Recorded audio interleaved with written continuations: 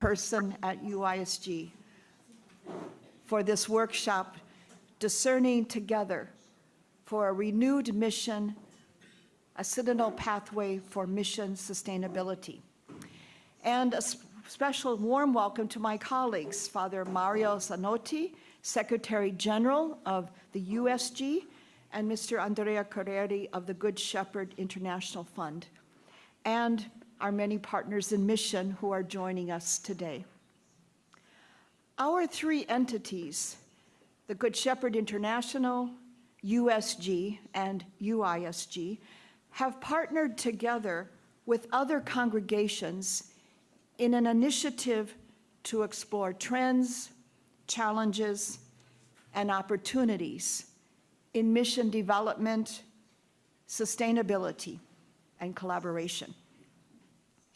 Following an extensive survey with responses from 98 congregations and the sharing of reflections and recommendations based on the results, a steering committee was formed, and many of them are here, to begin to outline a way forward for this initiative, which we at UISG endorse, offer advisory support, and promote participation across congregations.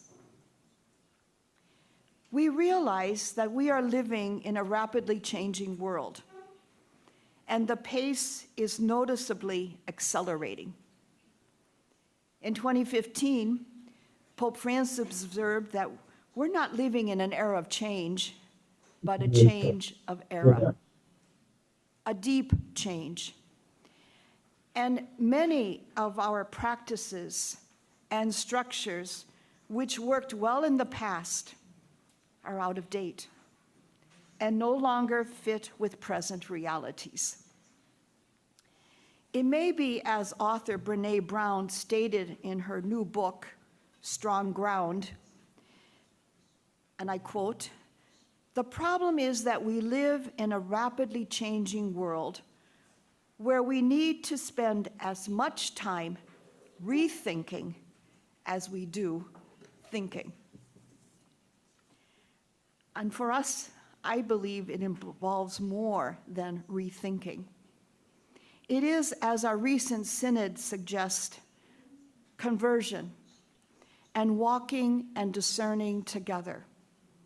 And from the synodal document, a path of spiritual renewal and structural reform that enables us, the church, to be more participatory and missionary, so that we can walk with every man and woman radiating the light of Christ. Spiritual renewal and structural reform call for new, evolving understandings and living of mission, collaboration, and sustainability. In terms of mission, it's not so much about my or our mission, rather our participating in God's mission, Missio Dei, in ways that flow from the charism of consecrated life and from specific charisms entrusted to our congregations. In a 2023 SADOS presentation, theologian Darren Cronshaw offered some key insights for intercongregational collaboration in mission, with his considering Missio Dei as Missio Trinitas. That is, mission God-originated, Christ-centered, Spirit-empowered.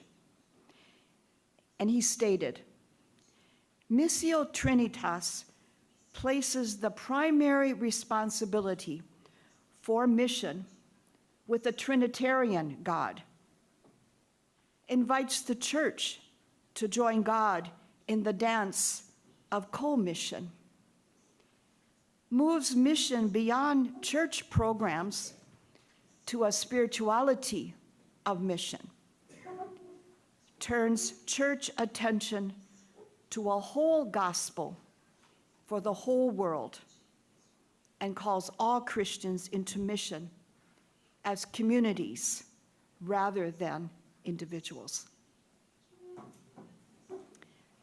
I believe this calls us to journey and to live into the new, discerning together pathways for mission for which Christ was sent out of God's love for the world, so that all may be one and have life to the full. So at this moment, now I invite Father Mario to lead us in prayer.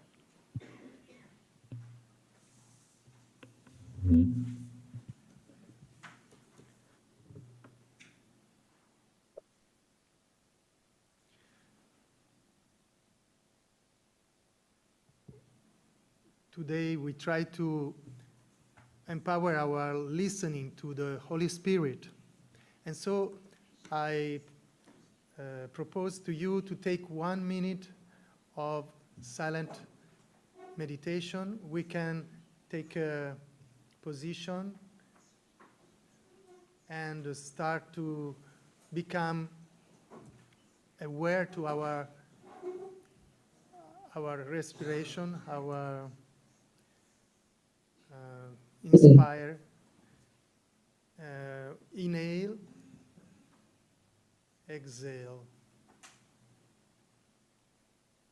inhale, exhale. We feel our feet on the ground, our body, our inspiration is inhale, exhale.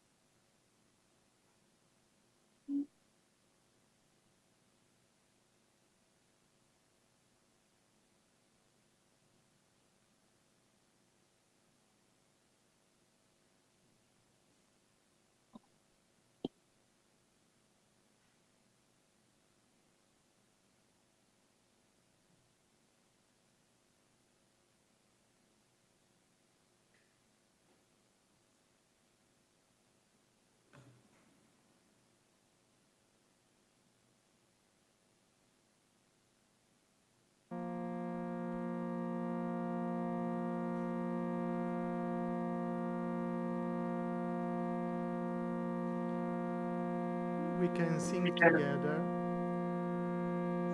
Grant that we may hear your voice, Holy Spirit. Grant that we may hear your voice, Holy Spirit. Holy Spirit, teach us to open ourselves to listening to your voice, whispering within each of us. Grant that we may hear your voice, Holy Spirit. Without your gift, we have nothing to give, giver of life.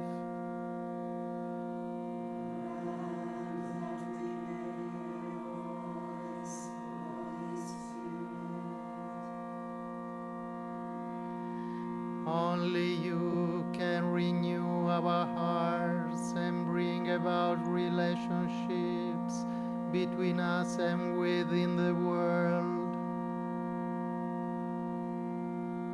Grant that we may hear your voice, Holy Spirit. Your strength and your fire enable us to become missionaries of hope, justice, and peace. Grant that we may hear your voice, Holy Spirit. Your counsel guides our choices and actions in the service and responsibility entrusted to us. Grant that we may hear your voice, Holy Spirit. You enable us to discern the signs of the times and to understand the evolution of humanity and the moment in which we live. That we may hear your voice, Holy Spirit. You sustain us in facing the challenges and crises of our time.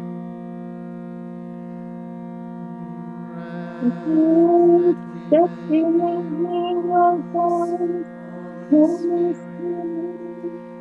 You open the way for us to a new earth where we can become the reflection of your heavenly light. That we may hear your Holy Spirit. Together. Glory be to the Father, and to the Son, and to the Holy Spirit, as it was in the beginning, is now, and ever shall be, world without end. Amen. Grant that we may hear your voice, Holy Spirit.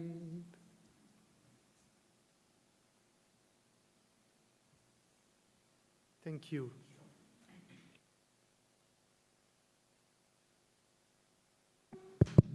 So thanks, Mario. Great, and thanks, Roxanne. Great opening, I would say. We all settled for the day. Now I invite, since we have been working as a steering committee with participation of many many congregations, I invite here the morning facilitators, moderators, Sister Orietta and Sister Gertrude, to start the morning session. Welcome. You okay, no? O devo entro?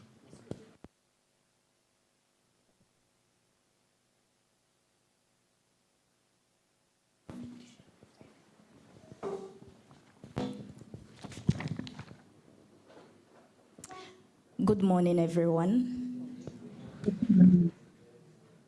Thank you to Father Mario and Sister Roxanne for the opening reflection and the remarks, which really set the stage for our morning program.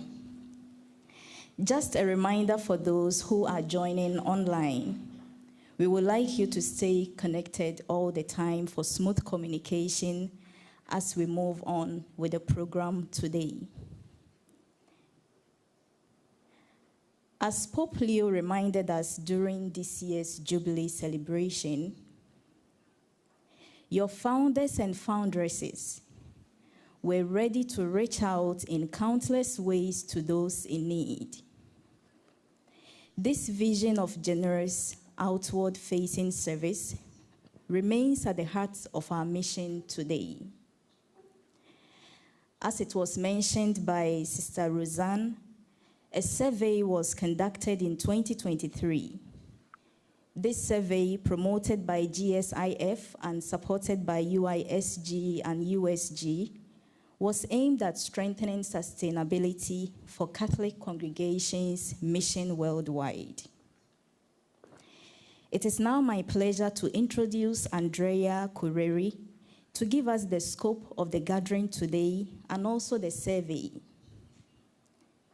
Andrea Curreri joined the Good Shepherd International Foundation, GSIF,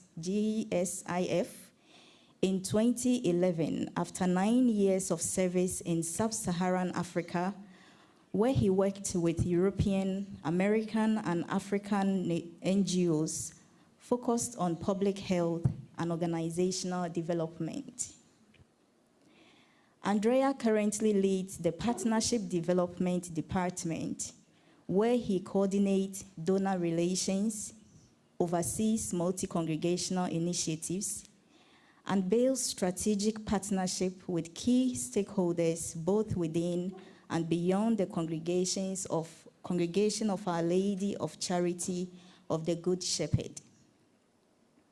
He has also taught in the Master of Religious Fundraising program in Italy and has served as a moderator and trainer in several program management and fundraising courses for Catholic organizations.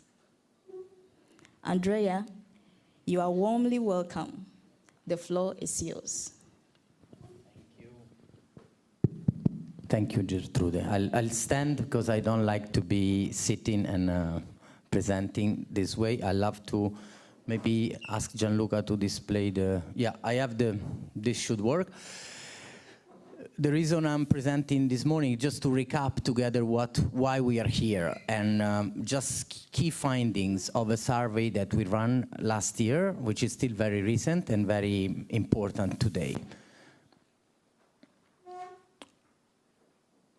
So basically, I mean, obviously the opening has already grounded ourselves, and what we want to do today is to help you to also to read a different reality.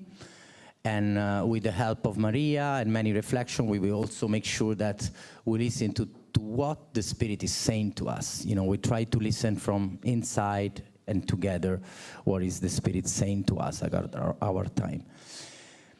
So we invite everybody to start being synodal in terms of mindset, so open, attentive, collaborative, with these very active listening skills we need to work today. And yeah, so this presentation is going to just basically setting the stage of the day. And I can say that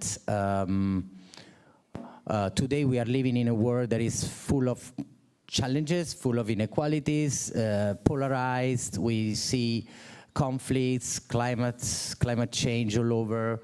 We see a shift in philanthropy, very quick and rapid shift, especially this year after, for example, the Trump administration started, but also a deep call for transformation in the church. So from, you know, from the hierarchy into more collaborative, working together in community. This is the big call of the Synod.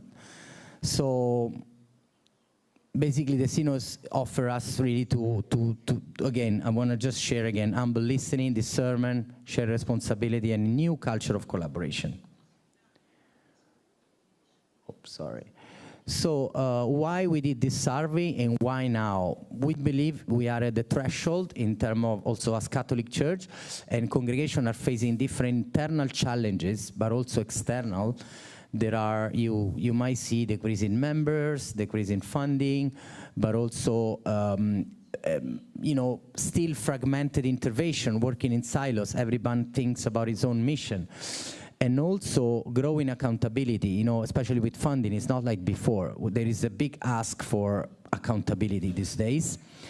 And the changing needs of the people needs are changing, are not the same as 20 years ago, 30 years ago. So our ministries must be renewed. So are we prepared? The big question for today's reflection is, are we prepared structurally, financially, and culturally to sustain the mission in today's world?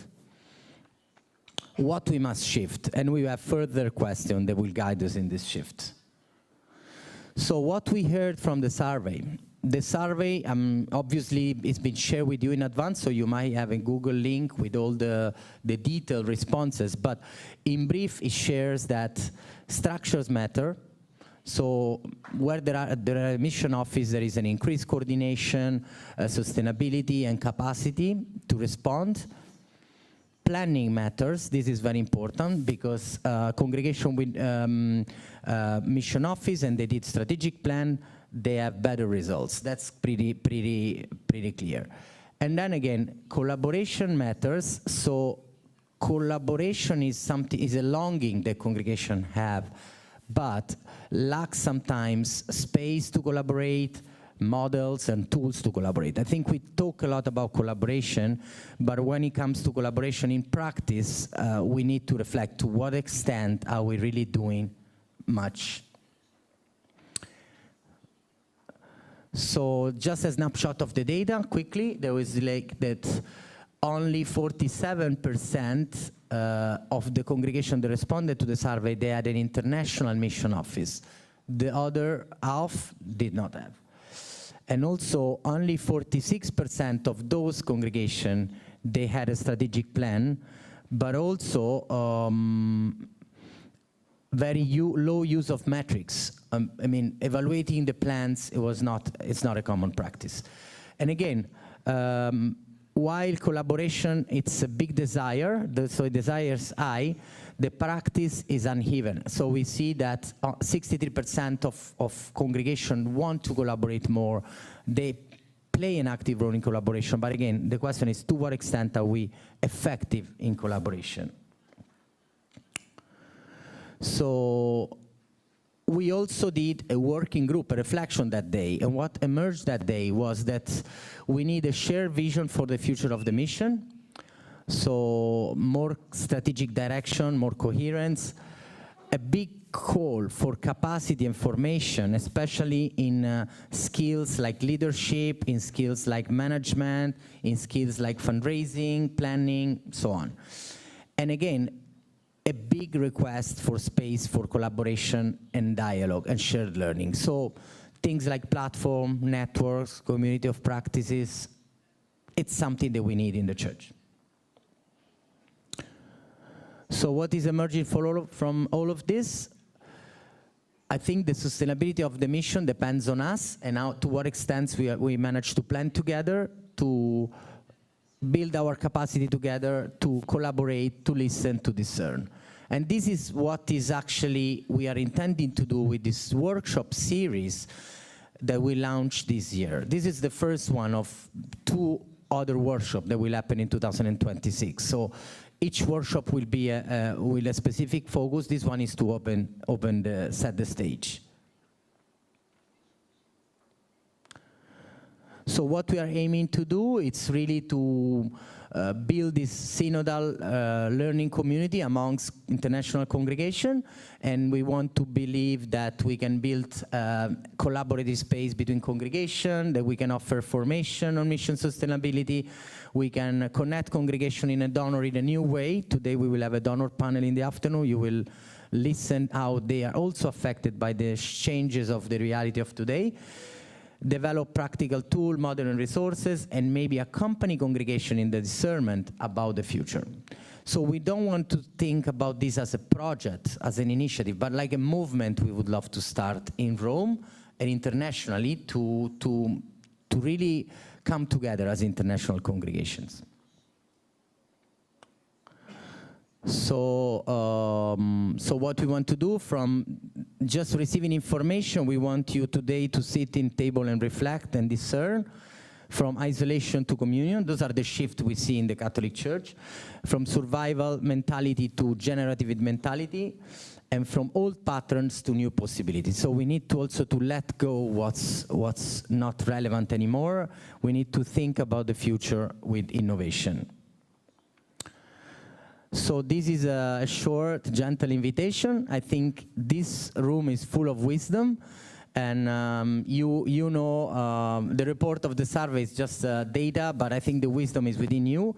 So I hope we can really reveal, listen to our spirit, reveal what is inside us, try to bring concrete ideas on how we can move forward with a renewed mission. So. I just close here. That was just an invitation, just to remind you about the survey. And I want to really wish you a great day of discernment, because there will be a lot of working groups, reflection, and I hope really that this reflection will help us also as a steering committee to move this initiative and this movement forward. Thank you. Thank you very much, Andrea, for this beautiful presentation. Grazie per questa sintesi. Un applauso. Che richiama il contesto da cui Thank you for nasce this questa summary iniziativa that refers ad back un to the cammino di context ascolto. that gave rise to this initiative, to a path of listening and shared discernment. Andrea mentioned this moment in which the Spirit is calling us to recreate something innovative. We want to therefore take now a moment of silence, and we want to listen to ourselves to grasp what the Spirit is telling us. So 1 minute of silence.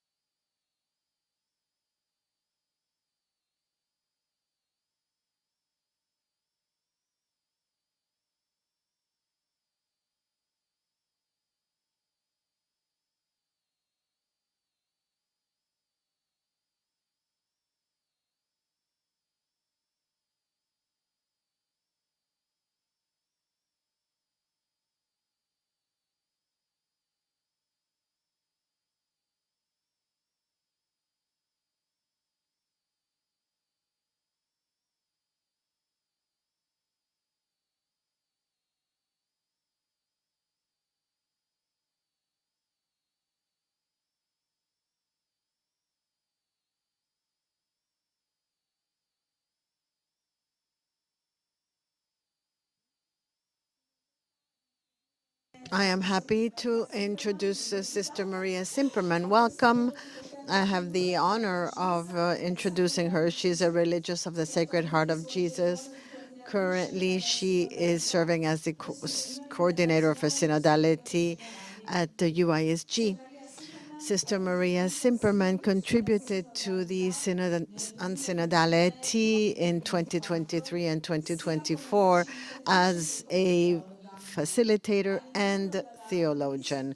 Within UISG, she supports the leaders and the members, offering resources on synodality, creating spaces for learning and encouraging collaboration and strengthening the ties and the connections in religious communities between congregations and the church at large. In addition to her work in Rome, she's a professor of theological ethics and consecrated life at the Catholic Theological Union of Chicago. She has authored 3 books, including the awarded Religious Life for Our World, that reflects her commitment with renewal and the vitality of consecrated life. And we now invite Sister Maria to take the floor. Her presentation today is called Synodality, that calls to the sustainability of mission and conversations in the Spirit. Welcome.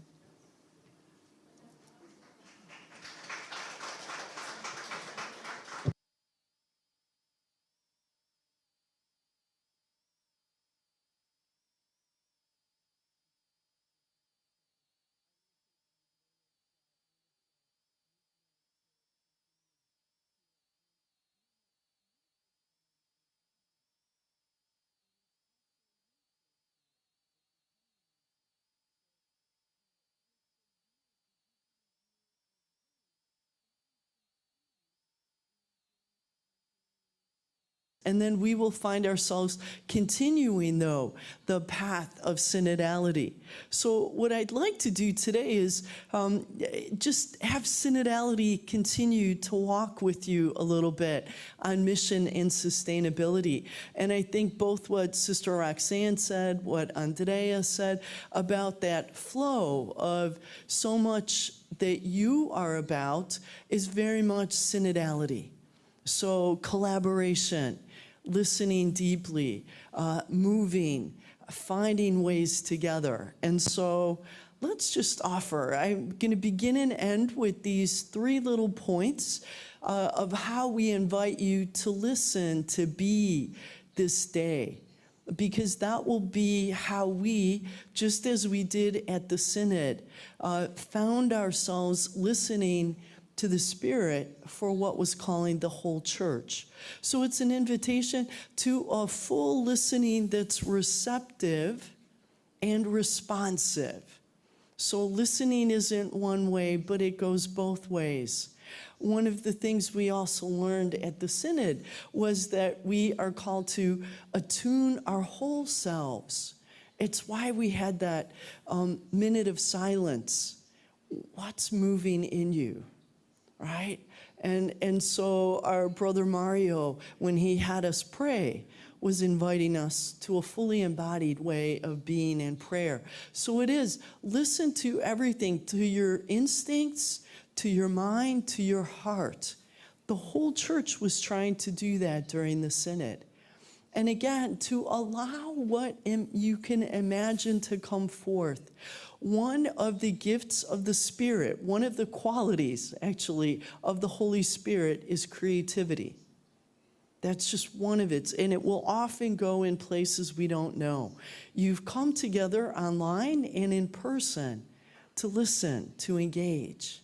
Right? So this is that final document that we will, as a church, find ourselves living into, and that very much connects to mission and sustainability. And as it looks at 3 areas of communion, participation, and mission, that's what you're doing here.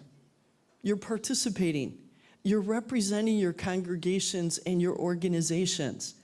But you're also trying to do this in communion with the wide religious life, with all the organizations, but also for the sake of God's mission. Not even our own congregational mission, but God's mission. It's what brings you together in something like this organization. Sister Roxanne said this, and it bears repeating and repeating. When people ask, what exactly is synodality? This is the best definition, and it comes from the final Synod document, paragraph 28. And I think it's about what we're here trying to do. It's a path we're walking. No one knows where this workshop will go, but it's a path that we trust because the Spirit is with us. And it is inviting, just as Vatican II did 60 years ago, to a path of spiritual renewal. Pope Francis and the Synod people knew we were in need. But it's a spiritual renewal that will also impact our structures. A path of spiritual renewal and structural reform. You here are actually about that. To bring mission people together, to bring leaders, organizations. This is what Pope Francis would call the overflow. And this is what Pope Leo is committed to, saying we have to find ways to dialogue and work together. It's a path of spiritual renewal and structural reform that enables the church to be more participatory and missionary so that everyone is involved. No community is left out, no person is left out. And missionary, it's about God's mission. It's about ultimately reaching out to the people and in the earth in light of what's need. Why? Ultimately, so we can radiate the light of Christ. That's ultimately it. That's what the church's call is. That's what our lives are about, to radiate the light of Christ. Now, do you see that picture in there? That's a picture at the end of the first year of everybody.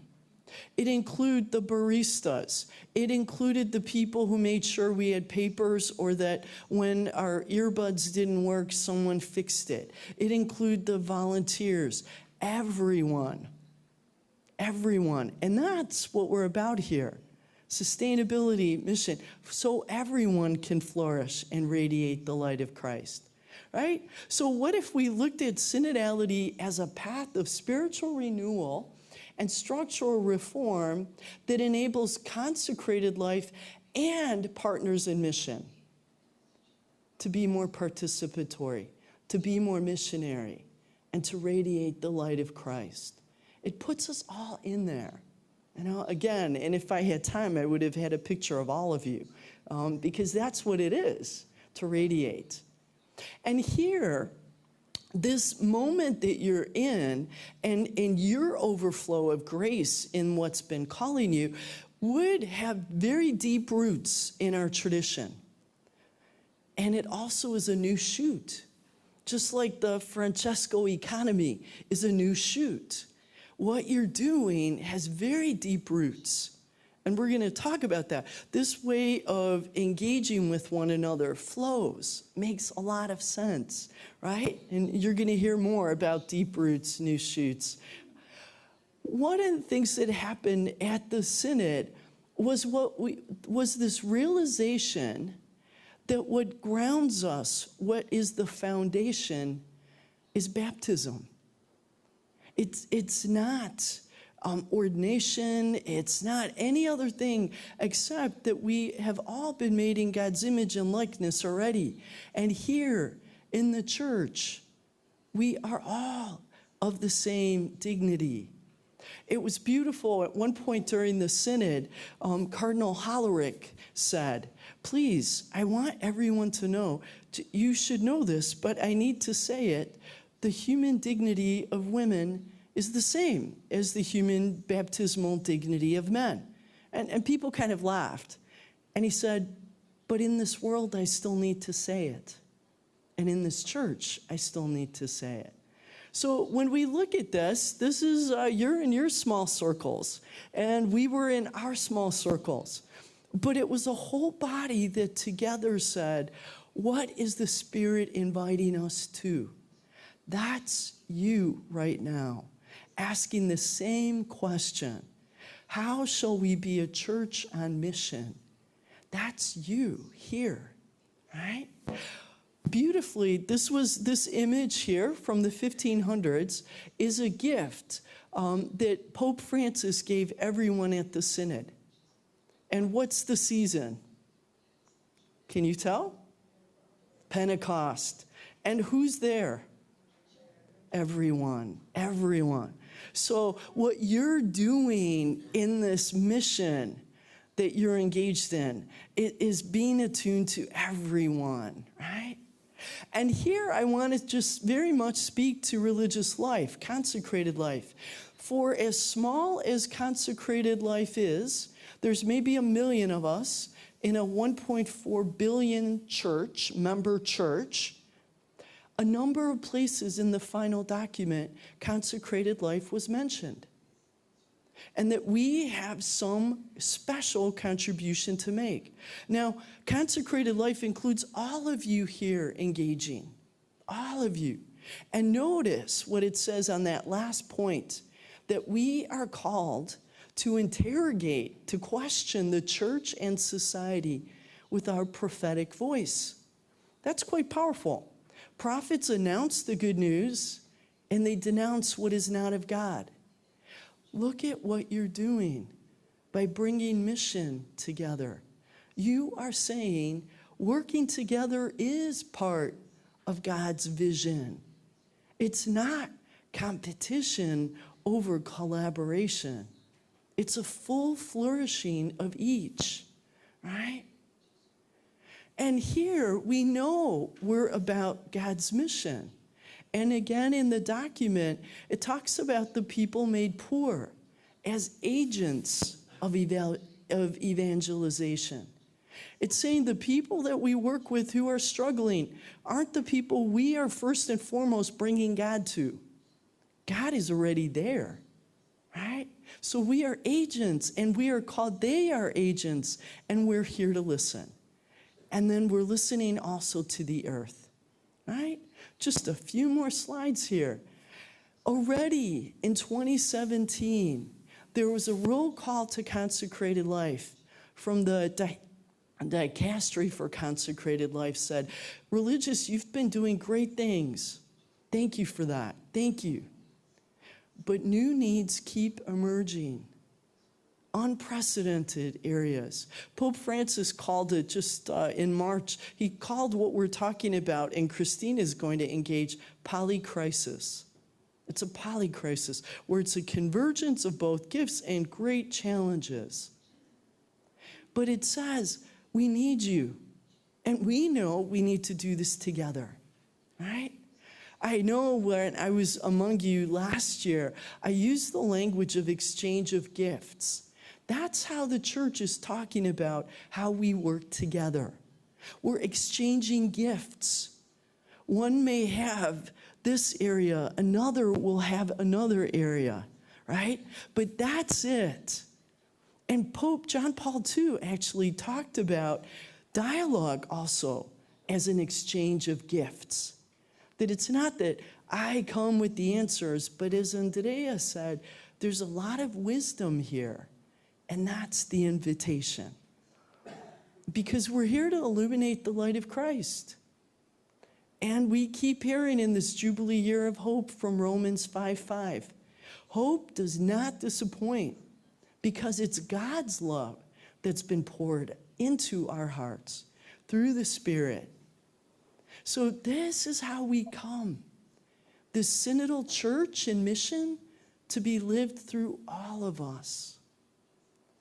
And so I close as I opened, inviting you, as you listen to Cristina and David and this whole day, real listening, deep listening. That's why we had silence between topics. Listen to your whole body, mind, heart. We've been given all of those. And trust that the Spirit will move everything. Amen? Amen. Thank you.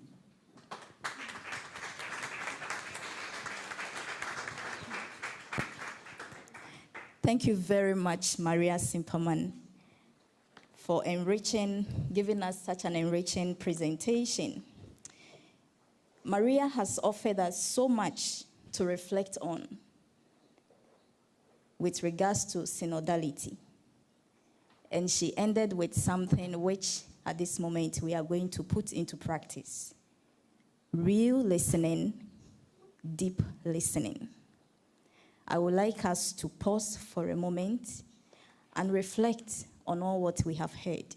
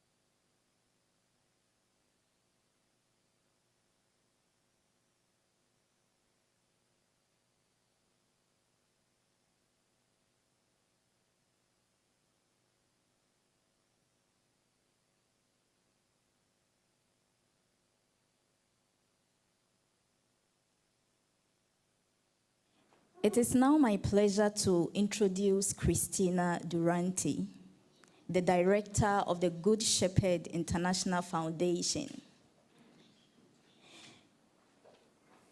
Cristina is the director of Good Shepherd International Foundation since 2008.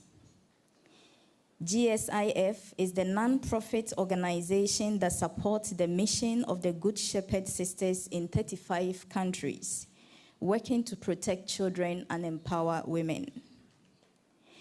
Before establishing the foundation, Cristina served as a consultant for Italian universities and government agencies in the fields of economic policy, the economics of public goods, and management of non-profit organizations.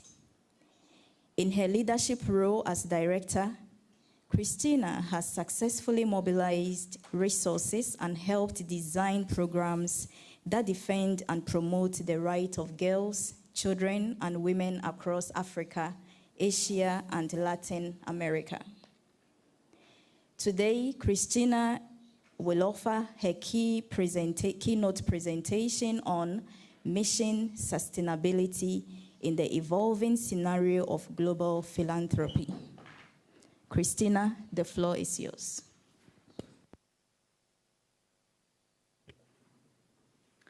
Thank you very much, and good morning, everybody. It's really very, very nice to see so many people interested in this topic here, gathered today and with us online via Zoom. So a very warm welcome to all of you and to those who are listening to us from home. So last year, as Andrea reminded us, we did a research to look at the issue of mission sustainability from within.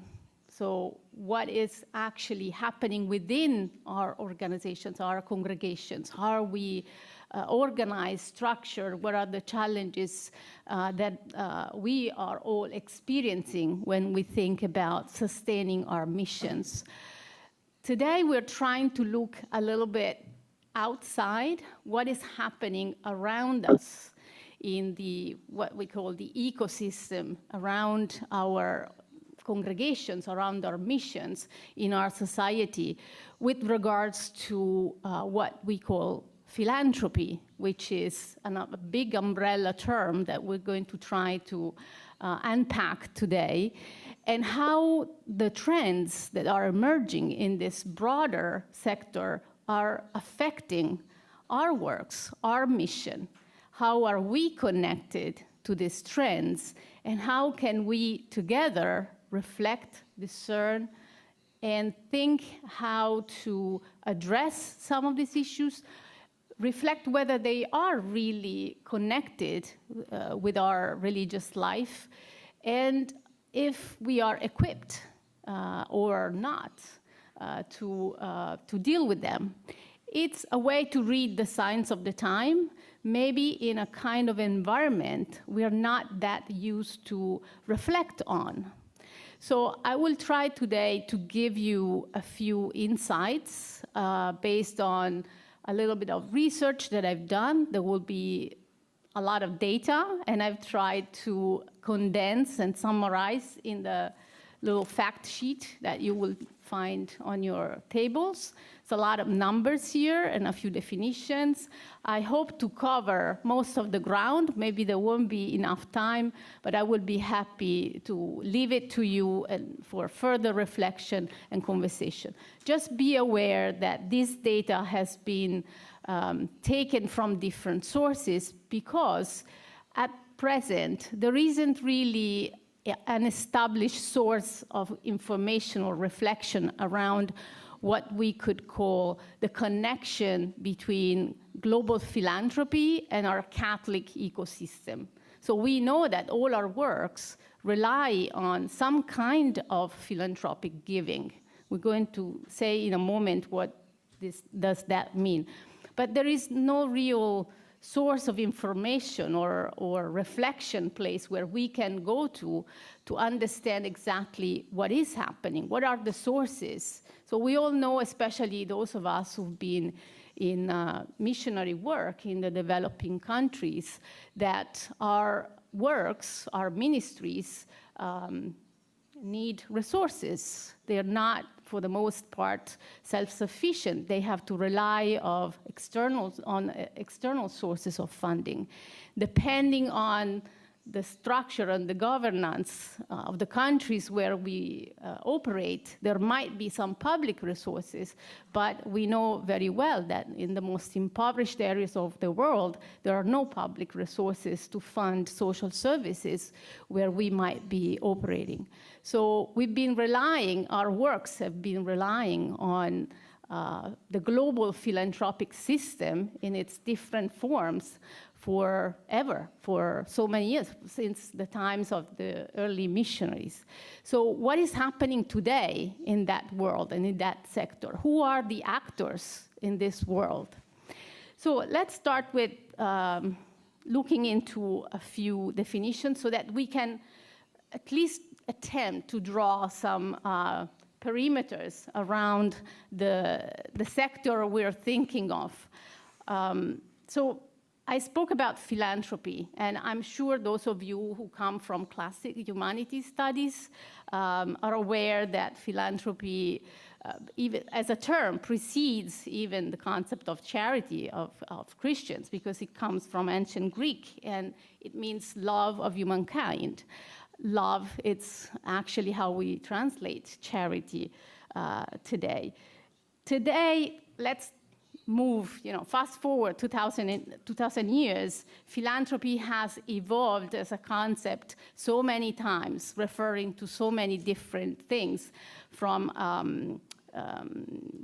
voluntary actions for public good, which is now the most universal definition, but it includes all kinds of donations, grants, volunteering of time, structures like foundations, as well as all the efforts of movements that are looking at advocacy and reforms. So there's many different ways of expressing this love of humankind, and it pertains and touches all cultures and all religions. So you would be surprised to know and to imagine that this is really a concept that can be declined everywhere in the world. And in different ways, all human communities have developed their own ways for philanthropy. Let's look at us as a Catholic ecosystem and at definitions that we can today reflect around as Christians. I was surprised to read that one of the first documents that Pope Leo published, the Exhortation di Lexite, includes a reference to charity and philanthropy. And it really struck me when it says that the calls to charity for us Christians is not just an action. So the general definition of philanthropy, we said, is a voluntary action for the public good. For us as Christians, Pope Leo says, charity is not just an action, it's a way of being in a loving relationship with God and with humankind. So again, love is there. In particular with the poor. He reminds us that when we express our love in solidarity with the poor, we touch the mystery of incarnation itself. And this, I believe, should be the real message we should carry through the whole day. And Maria said it very well this morning, to let the light of Christ shine, particularly when we look at our brothers and sisters who are in the most vulnerable condition. So this is an understanding of charity and philanthropy that is very different from other monotheistic religions that have very similar concepts to charity. Both Jews and Muslims have traditions of very generous giving, zakat and zedak. But these are not really voluntary actions. They are obligations, and they have to follow very rigid rules. So in our system of Catholic philanthropy that can be seen as somehow as a subsection, a subgroup of the broader philanthropic ecosystem, we're looking at a constellation, let's call it, of entities that operate within the same environment. So we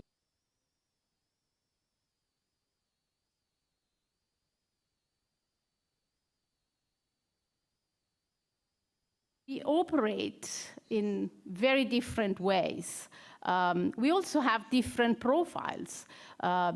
This ecosystem includes international congregation like ours that operate at central headquarters level, as well as in mission countries in different parts of the world. It includes Catholic funding agencies that historically have been supporting missionary works around the world in different forms with different type of funding, sometimes public funding, other times private funding, but in an organized, structured way.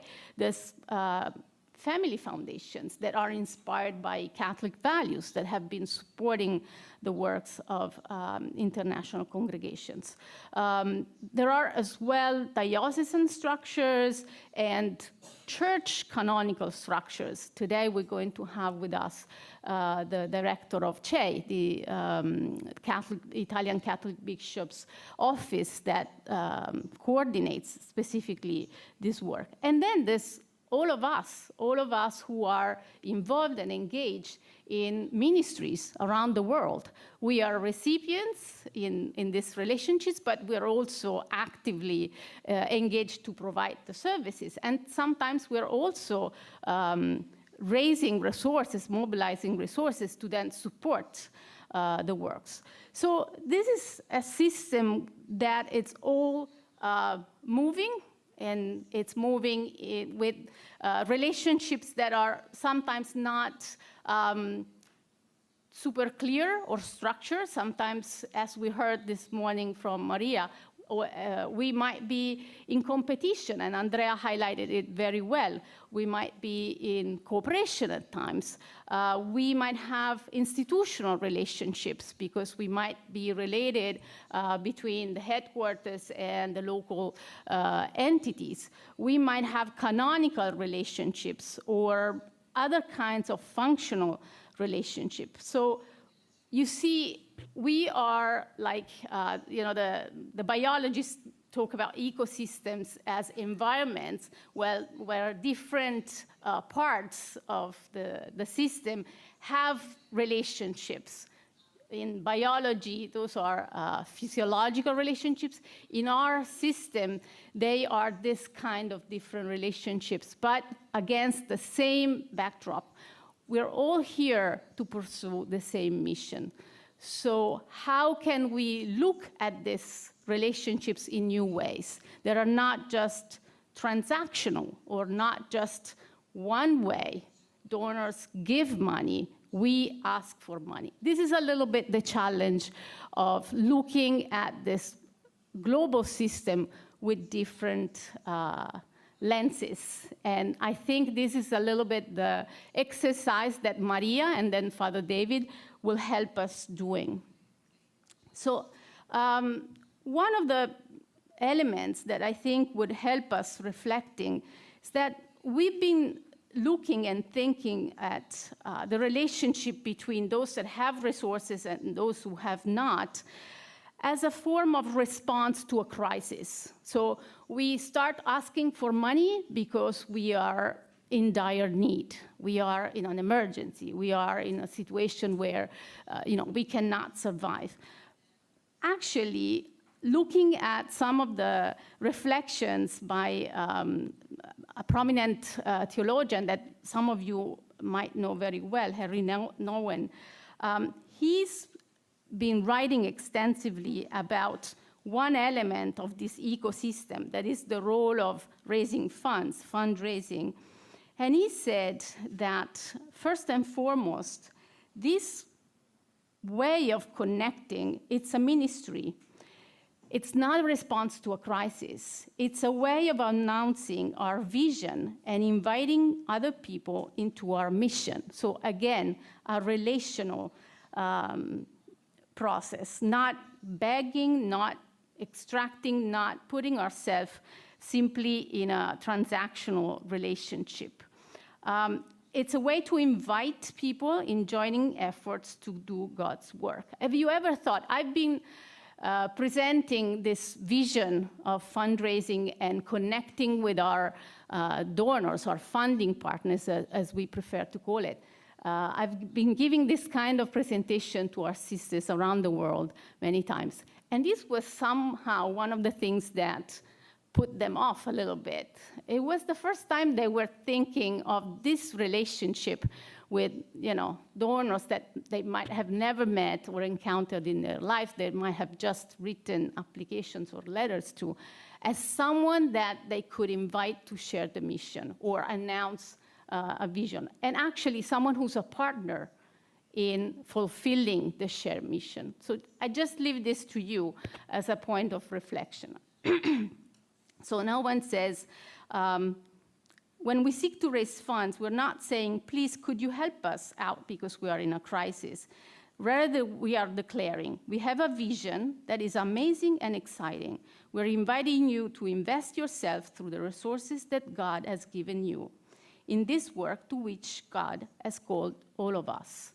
I'm saying this because the scenario that I'm going to describe to you about where the global philanthropic trends are going is calling us to really review this transactional relationships we've been somehow accustomed to for the past years, especially those of us who've been more involved and used to be fundraisers or resource mobilizers for our congregations.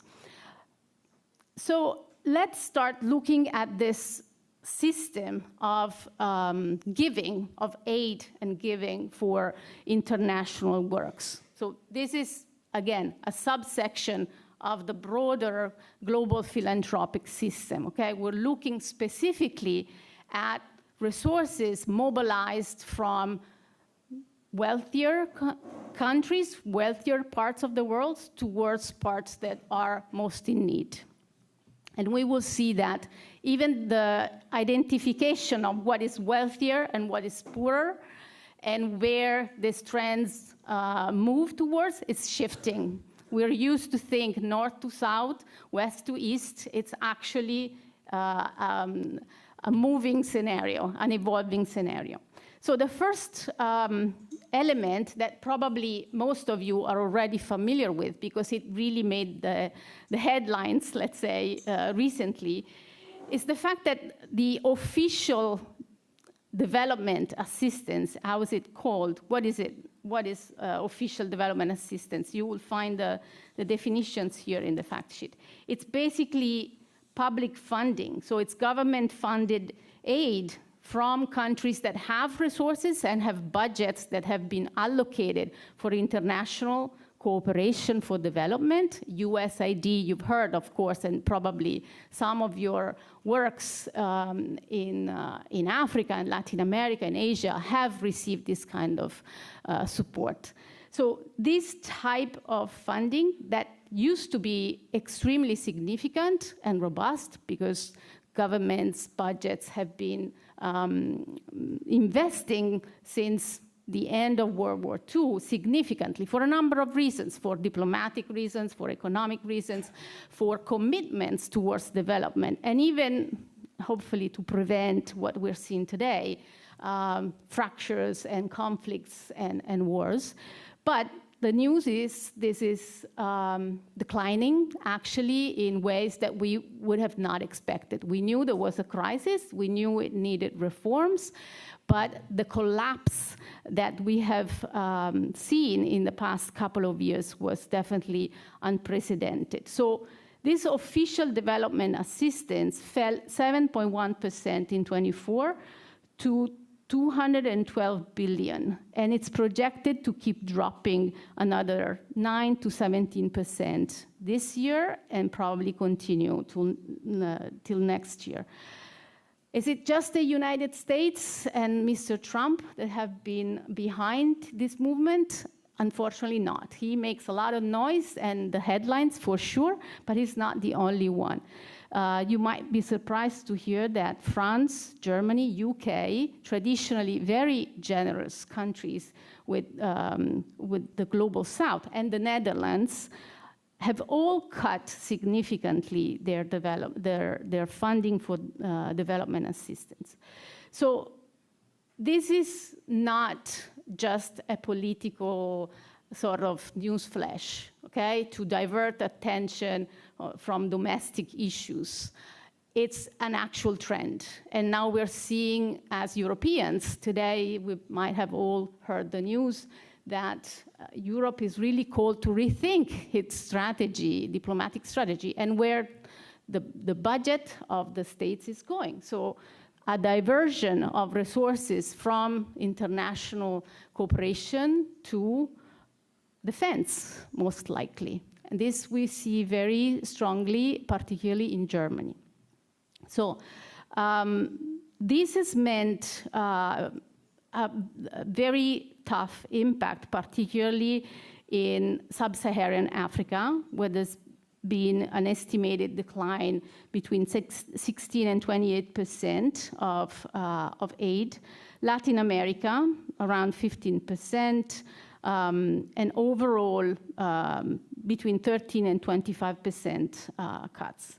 So this has had an important impact, especially in sectors like healthcare, in countries where local states, local governments are not providing sufficient resources. And I'm sure many of you have your brothers and sisters involved in hospitals or other kind of health. I'm seeing here the chameleons that have probably been hit by this kind of cuts.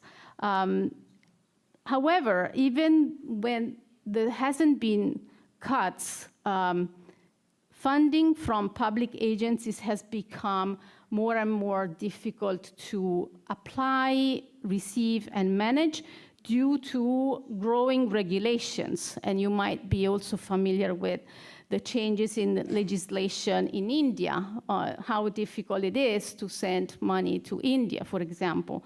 Or there's a new proposed Foreign Grant Reporting Act in the United States to grant and receive funds from United States is becoming more and more difficult. So this is one of the big trends that are impacting our realities on the ground. Then we have to look at the other side of the philanthropic system. There's not just public money. Actually, public money is shrinking. So we have to look at where the resources are from other sources. And this is the whole world of private wealth.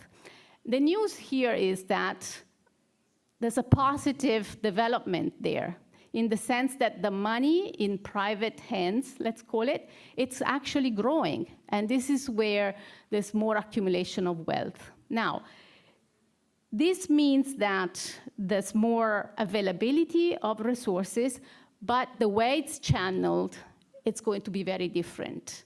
It's a system where we see new type of actors. There's new vehicles that you might have not been familiar with, donor-advised funds, new type of intermediaries, philanthropic advisors. These are not your typical foundations you send an application to, and they will respond eventually or not.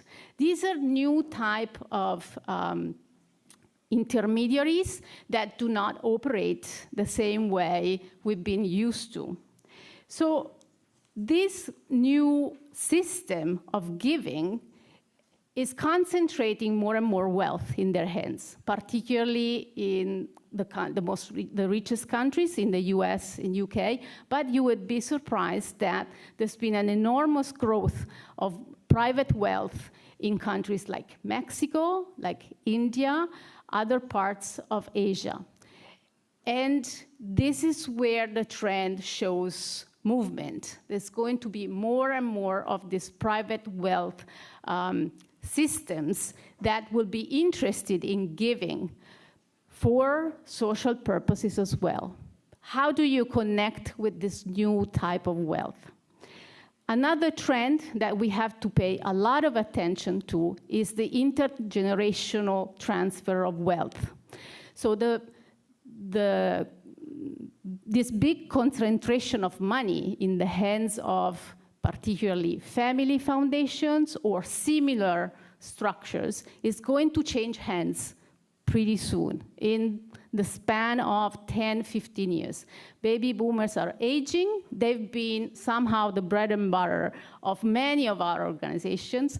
Their giving patterns, as we say, were very much driven by a sense of belonging. So they were giving to the Catholic Church because they were Catholics, and they would support the Catholic Church.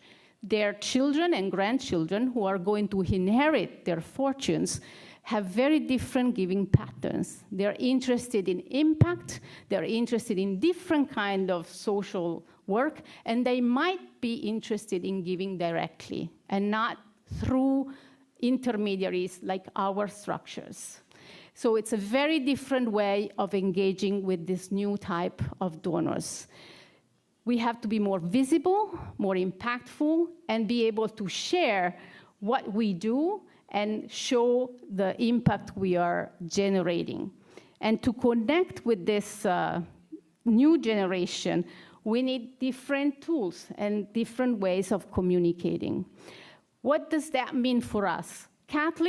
Religious motivation for giving is not going away, but it's declining. It's declining particularly in Europe and United States, where Catholic giving is shrinking significantly, which means less resources for organizations, foundations that we've been very familiar with. Again, the Italian Bishops' Conference, the German foundations, they receive money from the faithful. There's less faithful, less money goes into this.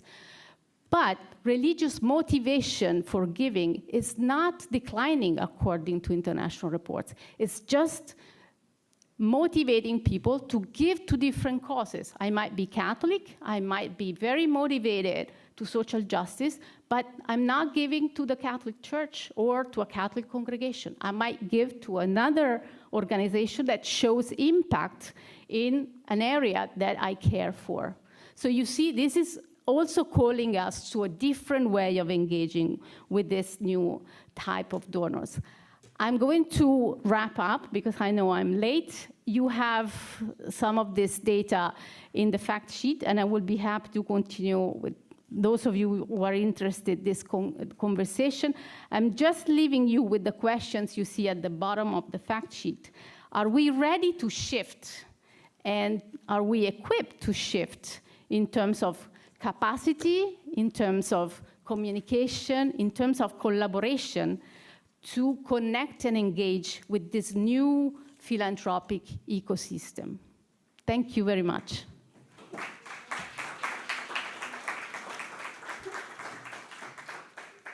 Thank you very much, Cristina.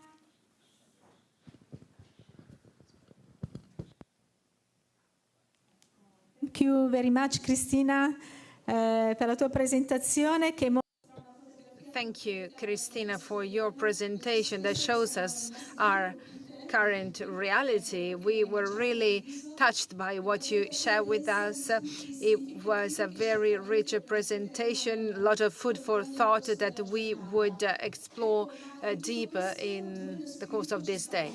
Where is the Spirit leading us to? With this question in mind, let's take a moment of silence through which we try to find an answer. Where do we feel invited to go by the Spirit? And this will help us in the second phase of our morning together.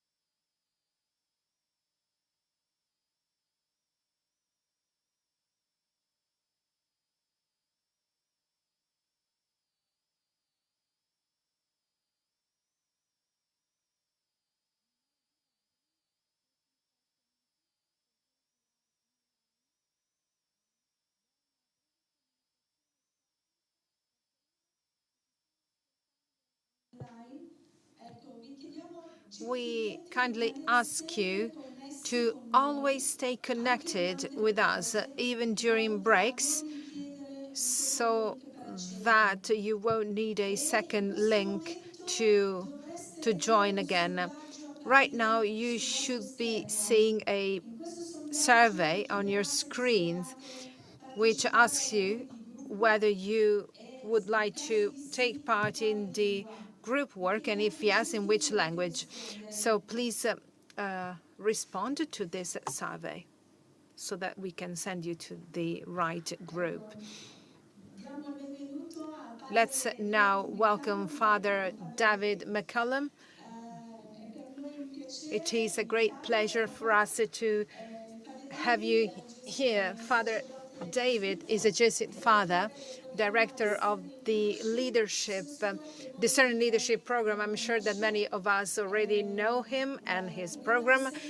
Discerning Leadership is an initiative of the Society of Jesus devoted to formation in leadership, building skills for individual and communal discernment, competencies on decision-making processes, and organizational development for superior generals, male and female, and Vatican functionaries and dicasteries. From 2021 to 2024, Father David has collaborated closely with the Secretariat of the Synod of Bishops, and he worked in the Synod in 2023 and 2024 as an expert and contributing to the synthesis of the reports of national and international bishops' conferences. He gives retreats and conferences all over the world on discerning leadership based on Ignatian spirituality. And today, Father David will talk to us about leading as trees, how to meet our times with synodality, discernment, and collaboration.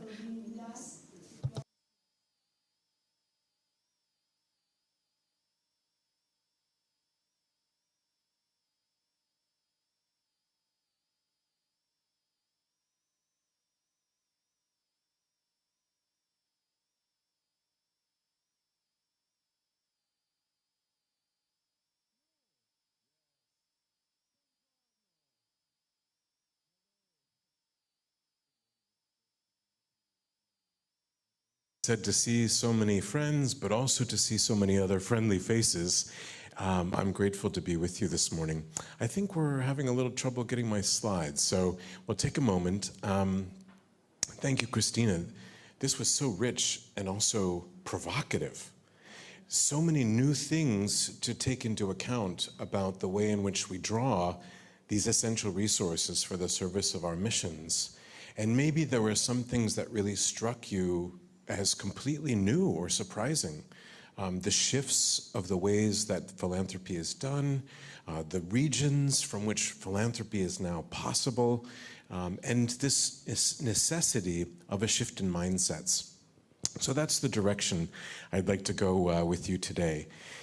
One of the things that, that really struck me from the beginning is the importance of relationships, of our connections with each other. And Sister Roxanne spoke in the very beginning about the way in which the Holy Trinity, in a very powerful way, models for us what it is to be a community coming together to discern how to intervene in love in the service of the world. Grazie, Gianluca.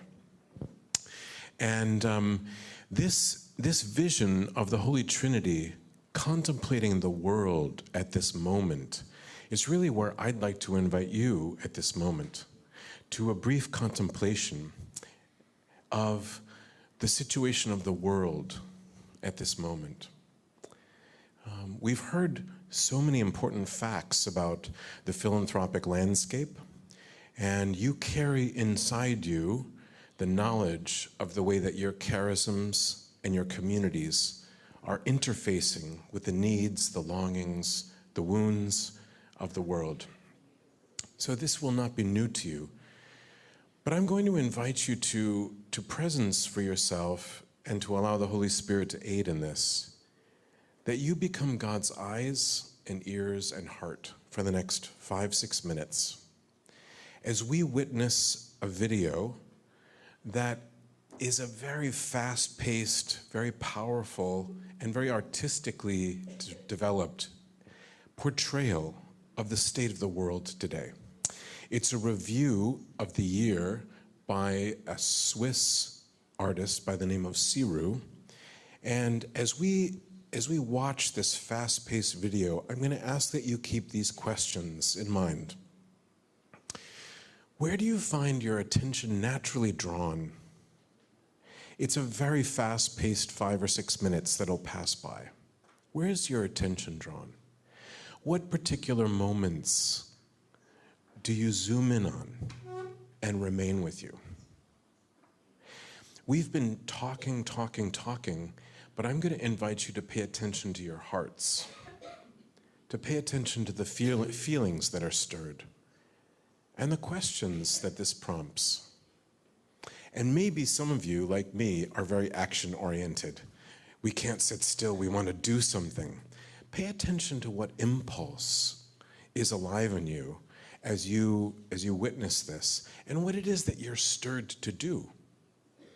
Are you ready? Okay.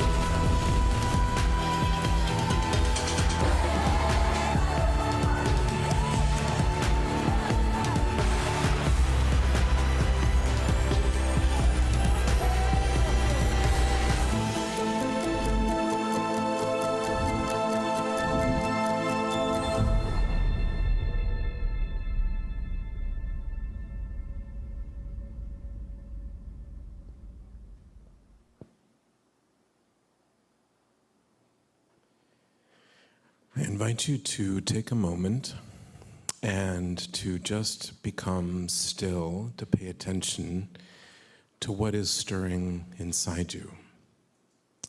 And if you feel moved to take up your pen and paper and to write down a few notes, this may help, because I'll be asking you to turn to your neighbor to reflect for a few minutes about your experience and to share what's stirred for you. And for those of you who are online, I'll invite you to use the chat to share some of your own sentiments. But let's take a moment just to pause and consider what was stirred for you.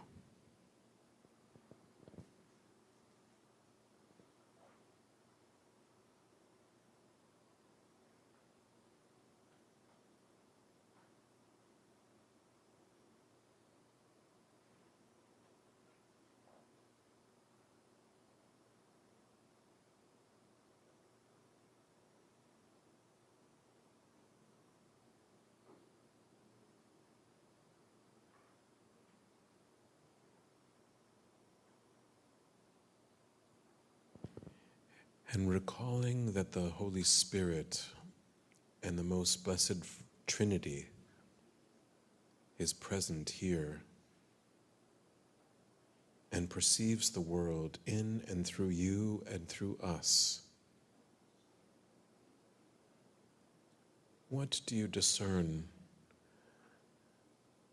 as God's response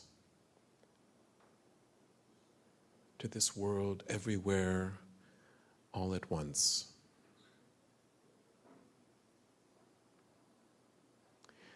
I invite you to turn to a neighbor and to share for just about 2 minutes what was stirred up for you.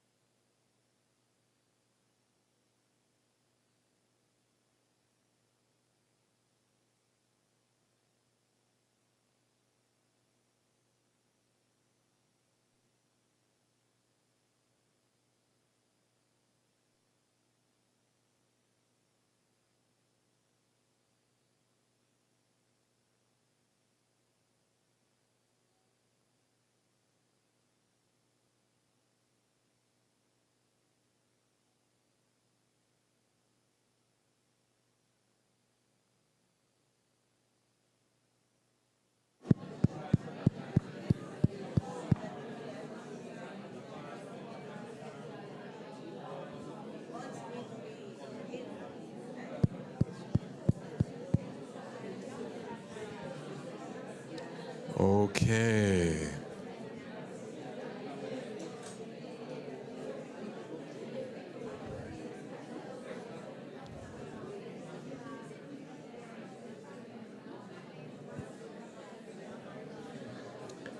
Thank you for coming back.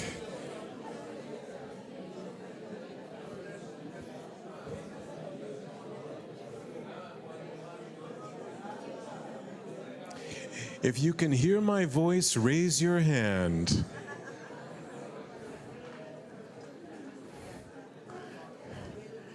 Grazie, merci beaucoup. Powerful, right? How many of you were struck by the sheer diversity of our humanity? Is there anyone here who doesn't feel like their own region of the world was represented? So we were all somehow included, right? How many of you had a prevailing sense of the tragedy of the world at this moment? Raise your hands. Okay. How many of you had some sense of the beauty and incredible potential of the world at this moment? Yeah. It's very interesting because the balance that's portrayed is actually fairly on point, the 50% balance. But it's hard not to have our hearts drawn immediately to the places of great pain, right? The cries, right? And the scenes of tragedy, of drought, of floods.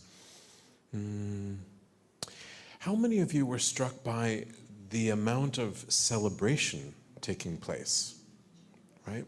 Yeah. So somehow amidst all of this, life continues. There's energy. There's creativity. My gosh, the creativity just to produce this video. I have corresponded with this artist, and he's not a religious person, but he feels so clear that religion plays such a huge part in the world that he wanted to make sure it was represented. The reason I share this with you is the world as we know it is quite complex. There was a movie a few years ago in 2022 that was in the United States, an Academy Award-winning movie called Everywhere, All at Once. No, Everything, Everywhere, All at Once, right? But it conveys the sense of just how interconnected and simultaneous everything is.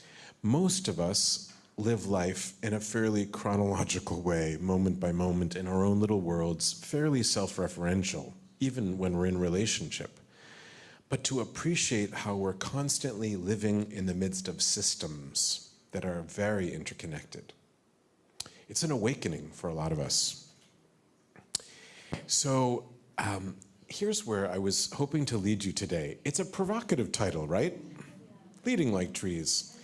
Maria was so kind as to introduce a few beautiful images of the deep roots and the new shoots of synodality, and also to remind us that synodality and our integral ecology, this movement that Pope Francis has really given life to, are connected. How many of you enjoy walks in the forest? Yeah. For me, it's one of my favorite things to do. And we know that there's an experience we have when we leave the forest of feeling somehow healthier, feeling connected, feeling like we're not so separate from this natural world that we were just exploring. And I want to use this as a metaphor for us. Metaphors are very powerful for capturing complex realities.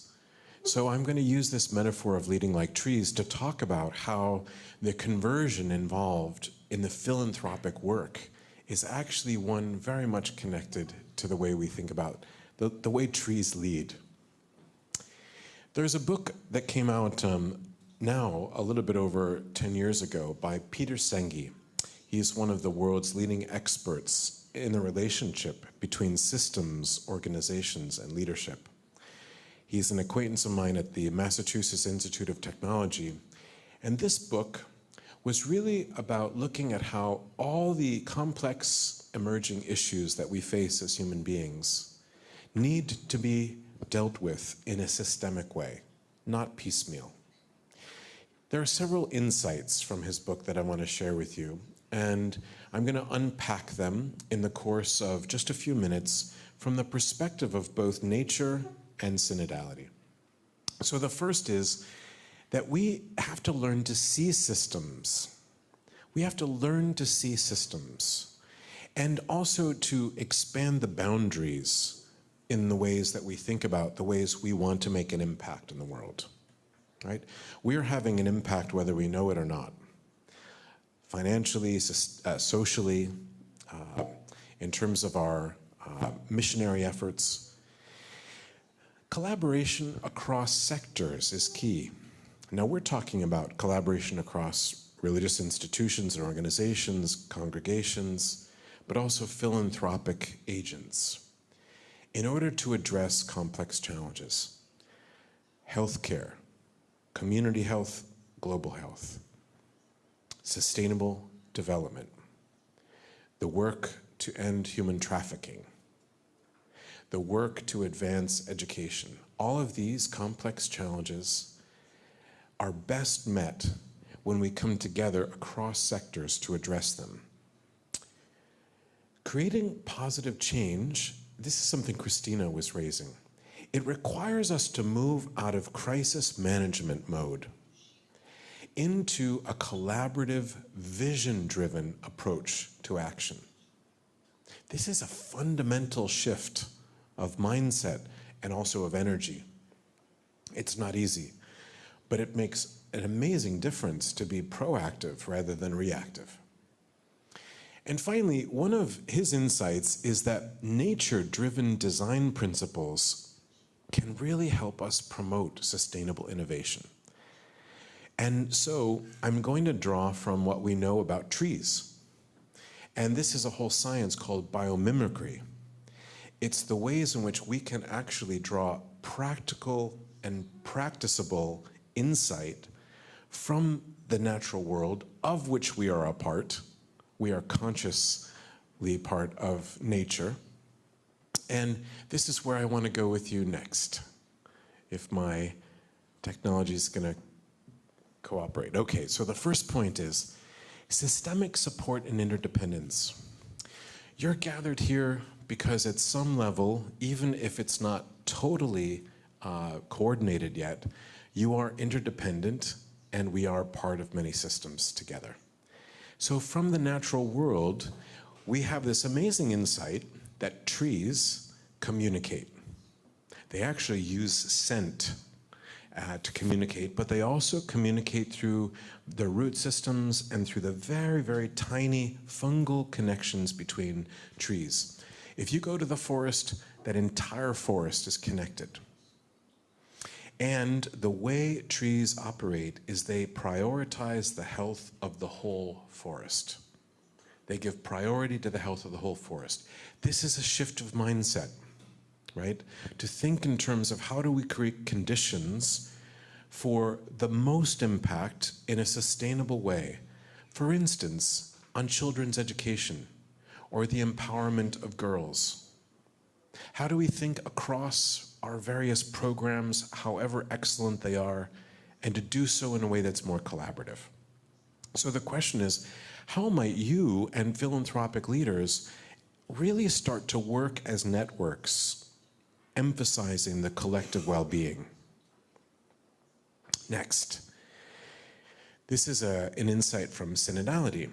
As Maria was making clear, listening is an essential practice of synodality. It's a very big paradigm shift for the church, from a magisterial teaching church to a church that's listening to the realities of people, their hopes, their dreams, their desires, and understanding their experience, not just preaching from on high or teaching in a moral way from the top down, but listening, creating a dialogue. So synodality gives us this insight of the importance of listening and discerning the needs from diverse perspectives and adapting strategies accordingly. One of the things that's very difficult in the world of leadership is to pay attention to the marginal and the weak voices. We listen to those that are loudest. We listen to those who are the greatest numbers. But it's often very difficult to tune in to the quiet, still voices.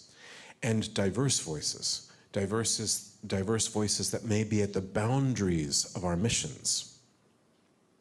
So the question is, how might we and you as philanthropic leaders cultivate a culture of listening within and between your organizations, creating more space for feedback loops so that you really know whether or not you're delivering impact on the missions that you have designed and discerned.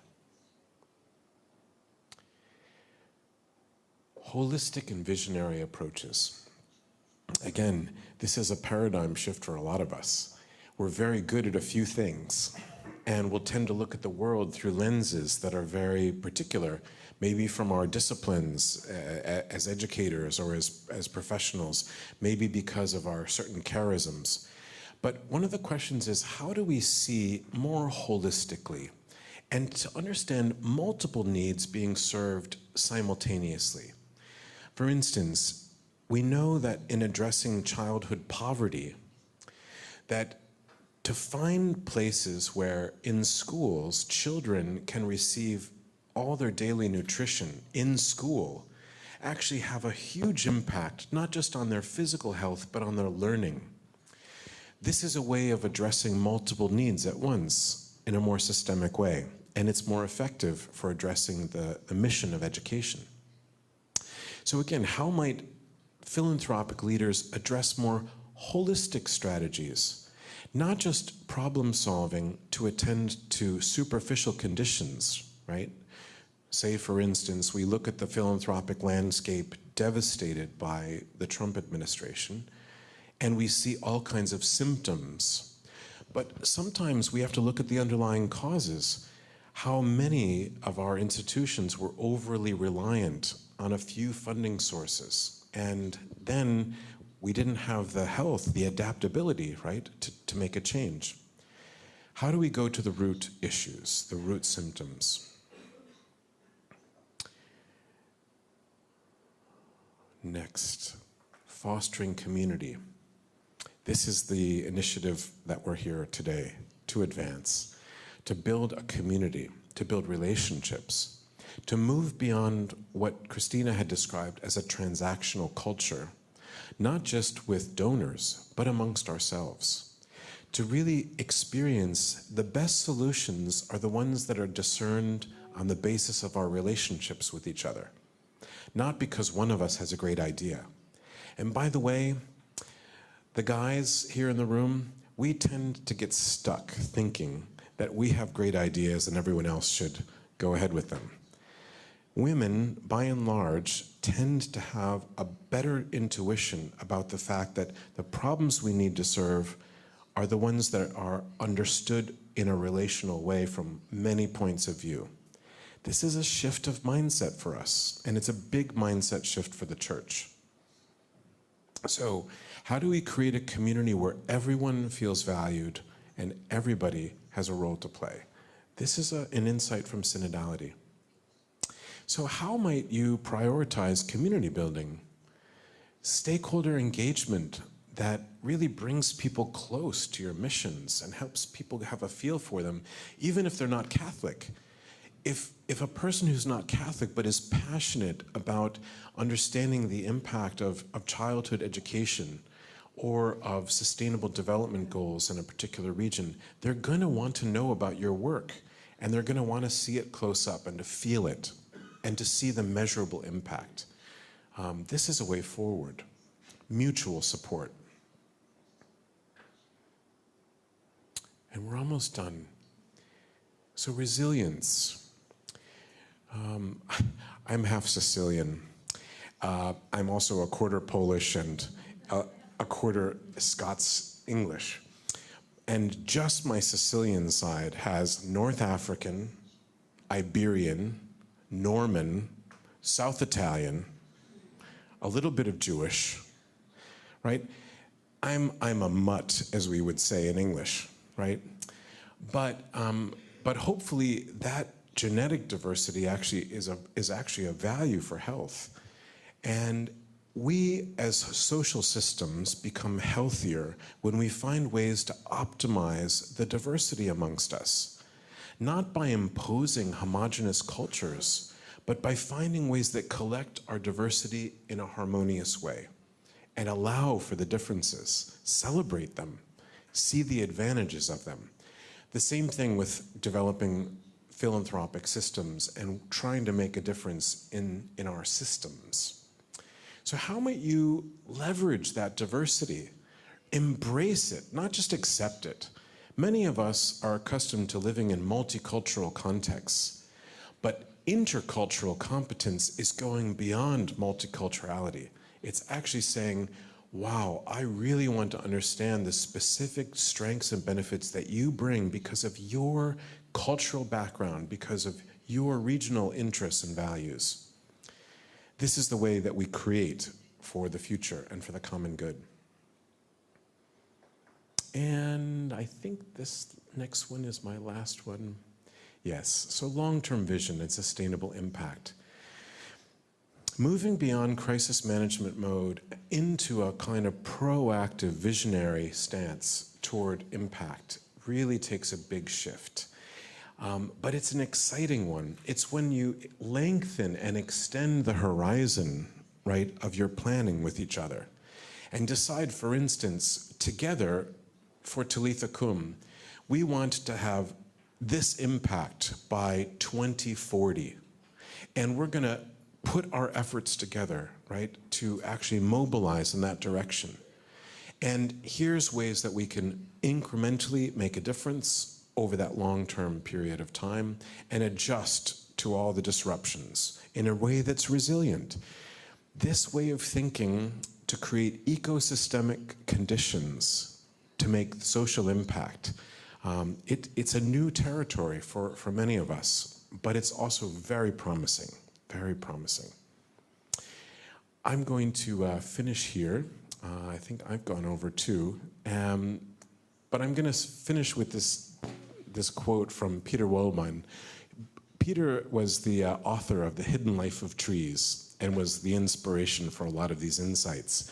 He said, if trees could solve our problems for us, if we would learn to allow them to take the lead. Let's lead like trees. Let's come together. Let's discover our interdependence. Let's discern together how to create these ecosystems for the greater good and thrive for the future. These are some questions I'll leave you with. And maybe as we head into our break, you can be thinking about what are some of these insights from biomimicry and synodality that resonate with you? What questions are prompted for you on the practical level? And what is the necessary revolution that would be required for you, for your organizations, in order to move in this direction for the long-term good? Okay? Thank you very much.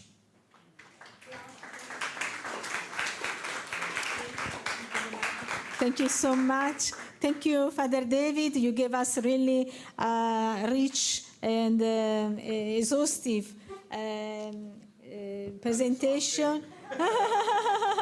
I'm without breath. Plenty to consider as we continue with our program today. We take again 1 minute to pause right now so that we don't lose what the Spirit is inspiring in our hearts.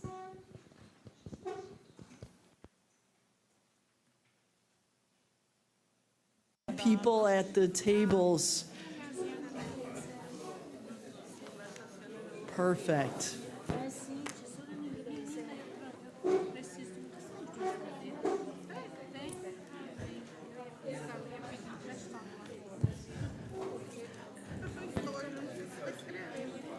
You are most welcome. I think one of the gifts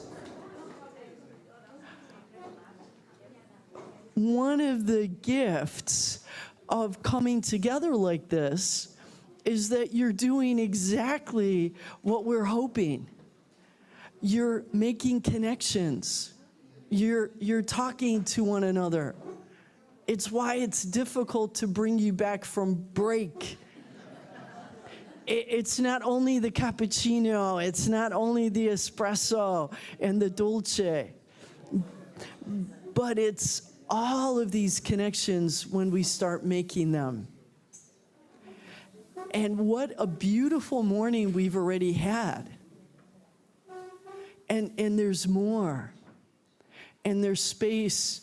One of the things that we're learning about synodality is that we have to always offer some information, right? So that we're constantly learning, engaging. But very important is integration.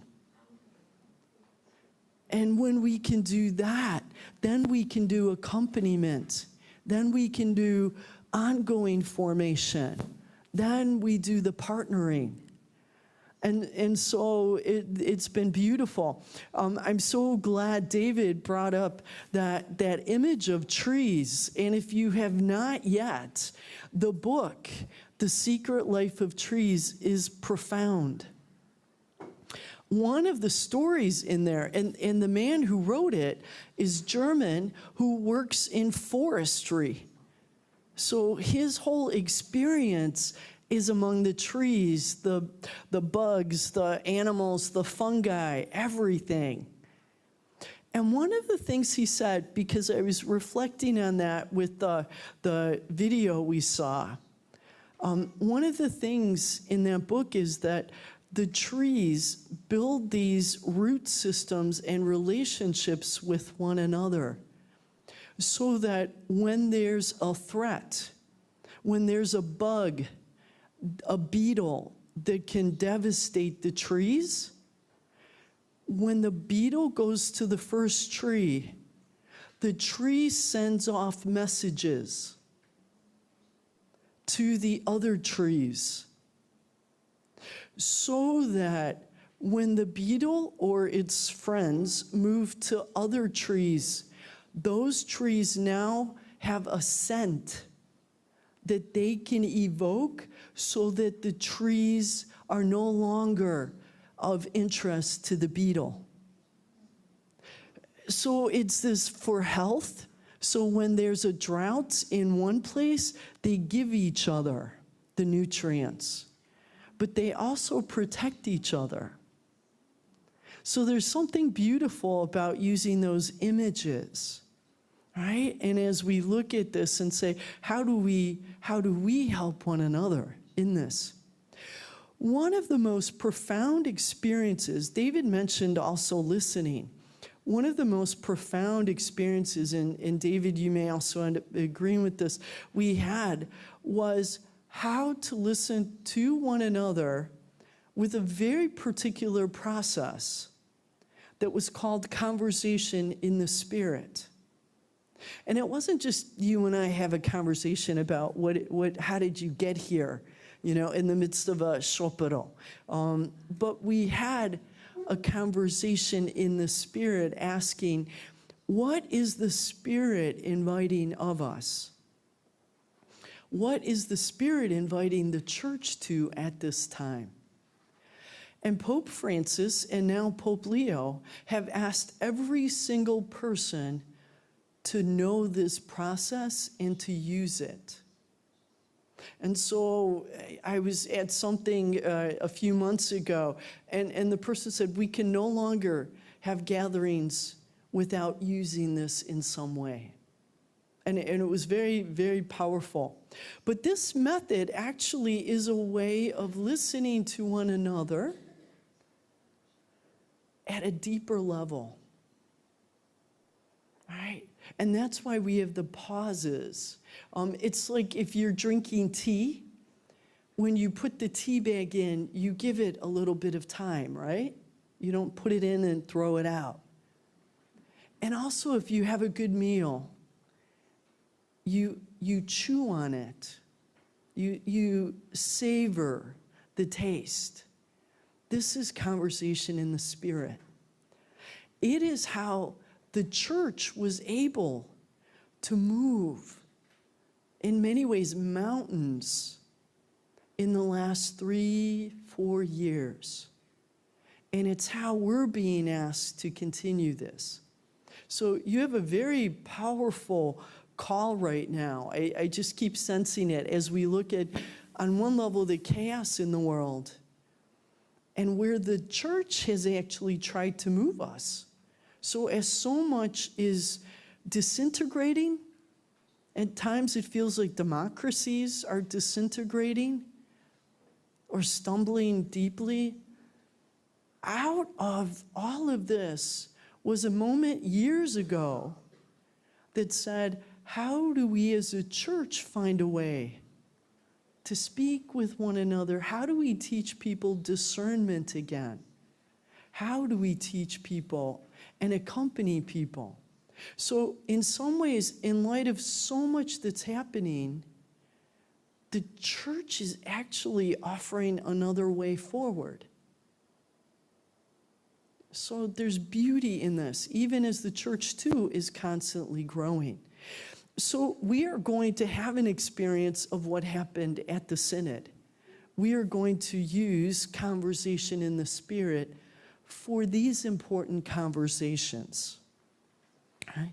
So how many of you have used it at some point, do you think, in some small way? All right. So some of you have used it, and some of you, this will be new. So it'll be a nice review for all of us, right?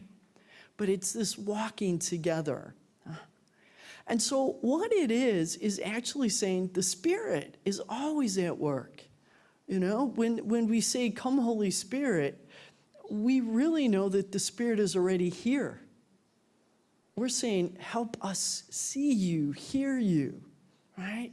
And so this process is one of the ways that we try to listen to one another, because the Spirit will move, but it requires us to participate, to collaborate, to engage.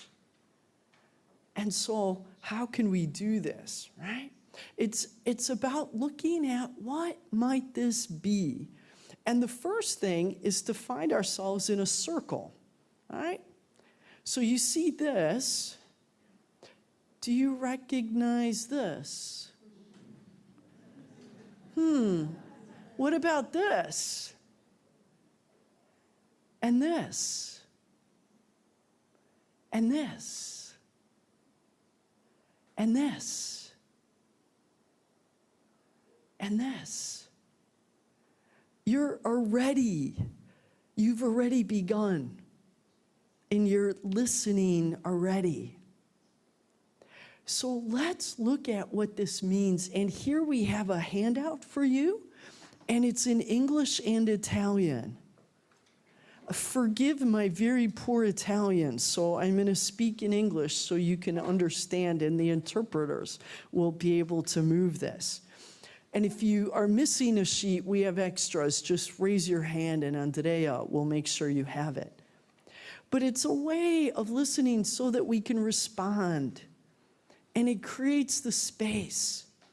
When you do conversation in the Spirit, you always take some time first in silence to reflect. And usually there's some question that goes with it. So we have some suggested questions, and we will give you some silence, right?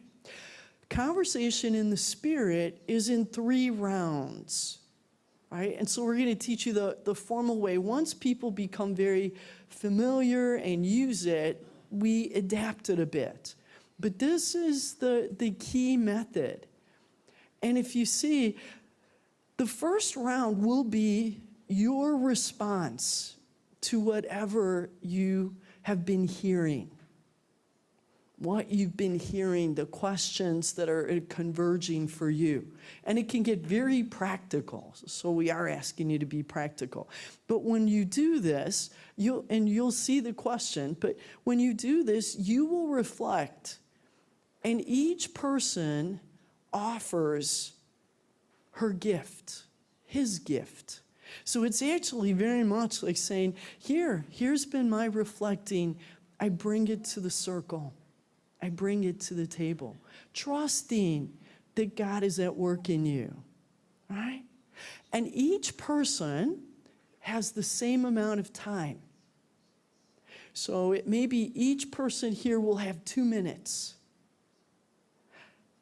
And after 2 minutes, the one person who will be the facilitator, which will really be the timekeeper, will just put a hand up and say, grazie, thank you.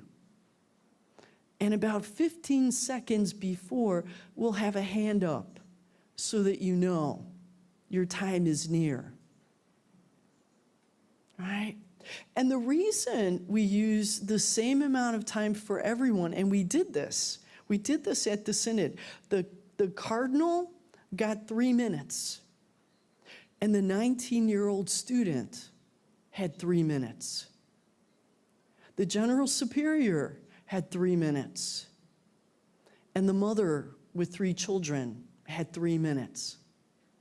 It's that sense of respecting each one. And the reason we have a timekeeper is because usually if we have something important to say, we lose track of time. And it's not that we want to take extra time. There's so much to share. So it creates that space. And so if we have one person here beginning, sister, what is your name? Christine. If our sister here, Christine, begins, she will have 2 minutes for this first round, right? And if you're the timekeeper, you'll have your phone, and I'll explain how to do it because there's a wonderful trick with it. She has 2 minutes, and then we pause so you can hear and listen, and you could even jot something down if you wanted to. What did you hear from our sister Christine? And then we move to the left. So, and then again, 2 minutes, pause. Next person to your left. So you don't worry about who's next and when do I go. Whoever begins, you just go to the left.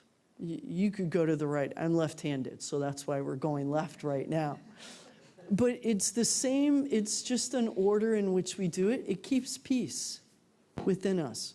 And you pause for maybe 15 seconds, 30, and then the next person begins. All right? So everyone shares what moved in him or her. That's round one. Does that make sense? All right? So round one is I. Round two, after about a minute of pause, because you're thinking, what did I hear from you? The others at your table. Round two is, what wisdom did I hear that moved in me? Remember we said we listen and then you hear with your whole self? Might be some instinct in you just said, there's something about what she said. And I was moved by what you said. So it's no more you. It's not self-referential. Round two is, what's the wisdom you were hearing? All right? And that could be 1 minute. All right? And again, a pause. So, in your name? Swell. Swelly. If Swelly begins round two, Christine begins round one, Swelly begins round two, we again have a pause, and then we move to the left. All right? So there's a flow. There's actually a beautiful flow. You'll feel it. You'll feel it. All right? So round one, what I bring. Round two, what I heard from you. And again, a pause. And then round three is, what are we hearing that's important? All right?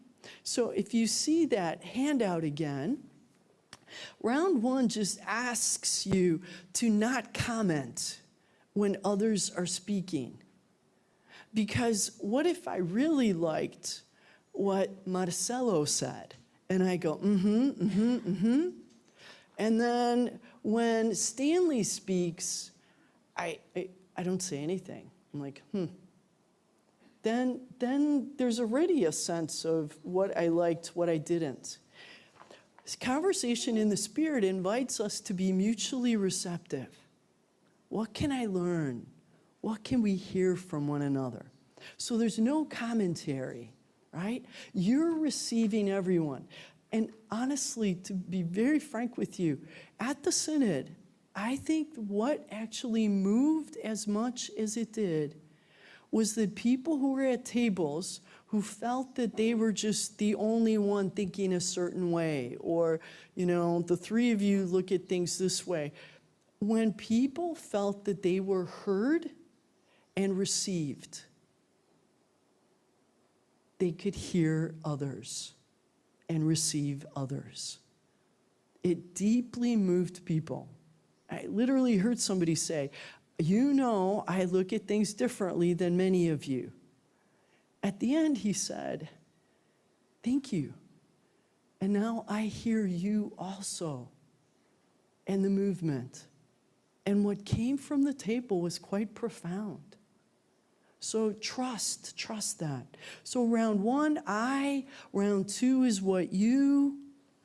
Round 3 is more of an open conversation. There's no order, and it'll be about 15 minutes for round 3.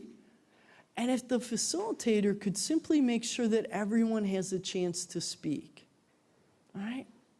Because at the end, what we're going to ask of you is to come up with 3 recommendations that come from your table. And if somebody on the table could be the one, all you have to do is at the end, write them down. You're not responsible for creating them. You're responsible for writing them. So let me just, where did I put there it is. A little PowerPoint. And for those of you online, I think Gianluca emailed it to, or put it in the chat. Is that right, Gianluca or Therese? Yes. So all of you online should have the handout as well. So you see, it's just this moving from me, I, to what you heard from others, you. So what touches you most? To what do we hear together, right? And so again, it's just a simple way of doing this in round 1. And here I'm going to suggest each person take 2 minutes. Round 2, take up to 2 minutes, but probably you just need 1 minute. And round 3 will be about 15 minutes. All right, and we'll call you forth in it. So as soon as we get to this, we'll give you the timing. Questions. All right, I have questions. The questions we're going to invite you to, and we're going to give you 5 minutes of just silence, and here they're in Italian as well as in English. What have you heard or sensed? What's moving in you from this morning? And number 2, so that's being in touch with that in yourself. And number 2, in this time of change, where do you see opportunities that might invite creativity rather than fear, collaboration more than competition? What might this concretely look like in terms of mission sustainability? So think of yourselves as trees with all those beautiful root systems. And at the end, we're going to ask each table to write 3 recommendations that are emerging. Remember, that was the 3rd point.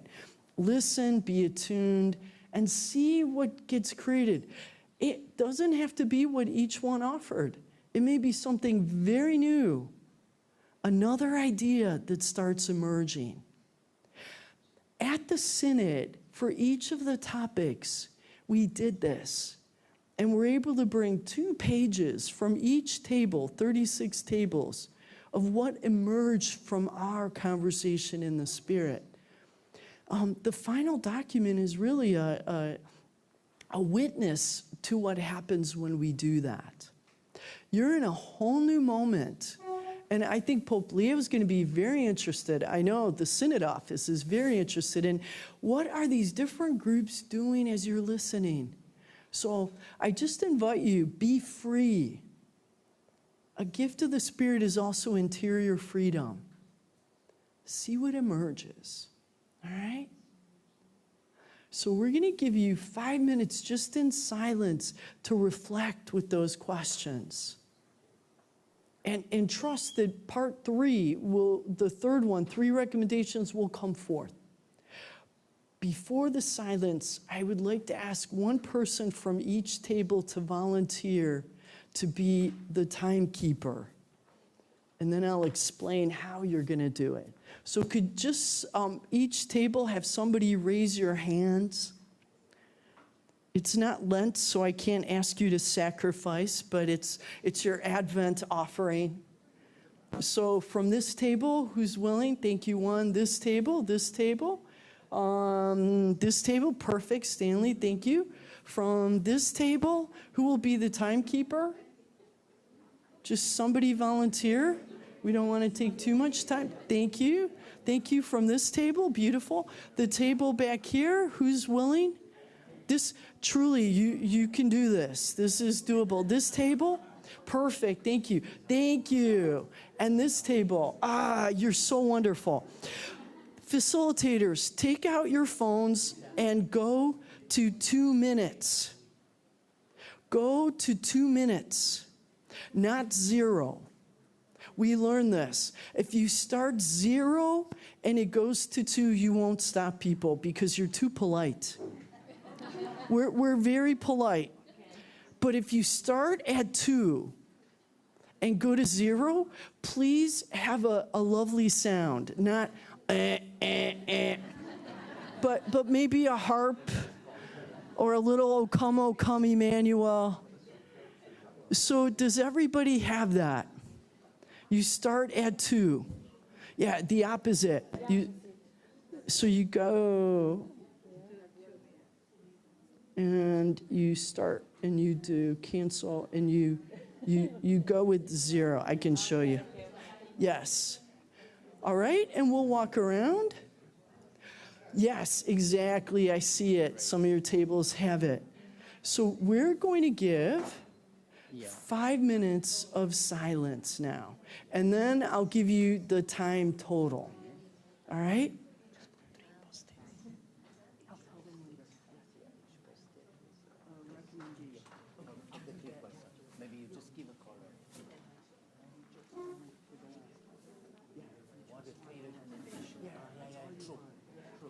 So I just invite us into this space of really the ad summa sancti spiritus, that we stand before you, Holy Spirit.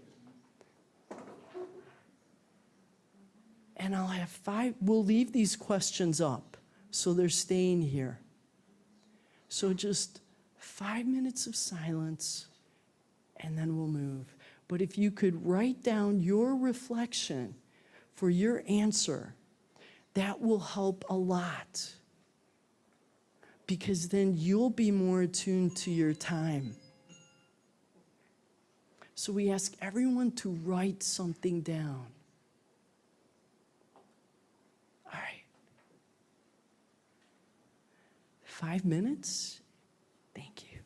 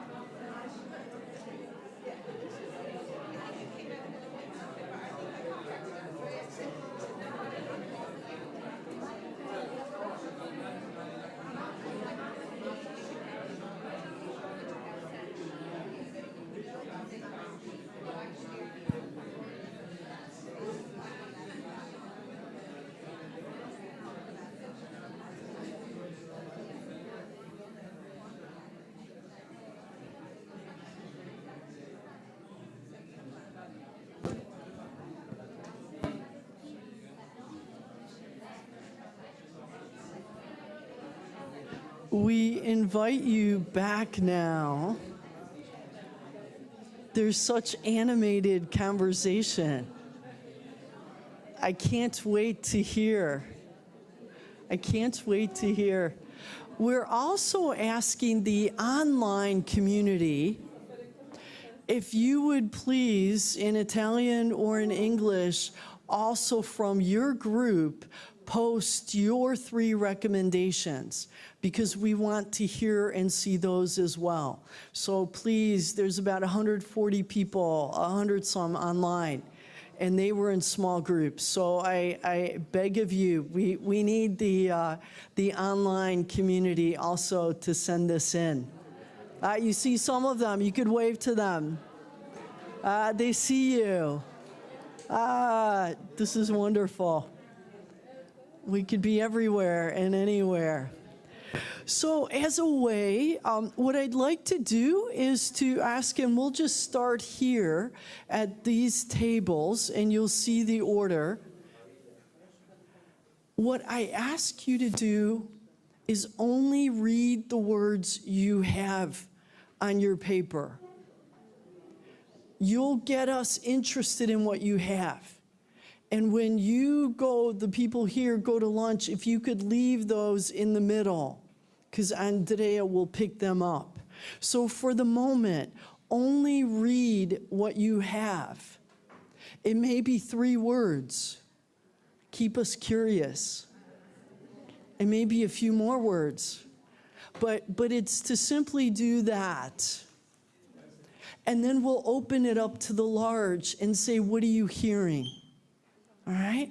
And of course, there's a method to this. So Gianluca, can you show us the order? When you see your faces on this, that's the table. This was a collaboration with Sarah, so I thank her for this. So which table is this back there? So could you please just click on the sound, and would you read to us tu respuesta?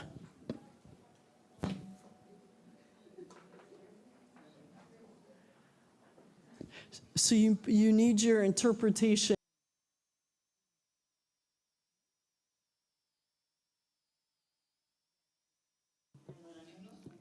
Thank you. In our group, we've identified 3 main points. The first one, to rediscover our identity in order to become aware of our talents, our skills, to foster good collaboration based on listening, simplicity, and a mindset change and dialogue. Second point, build networks for partnership and sharing between beneficiaries and donors in order to foster unity in diversity and find resources. Third, enhance true synodality by walking together with others in a giving and receiving spirit to reflect the light of Jesus like trees do. Thank you.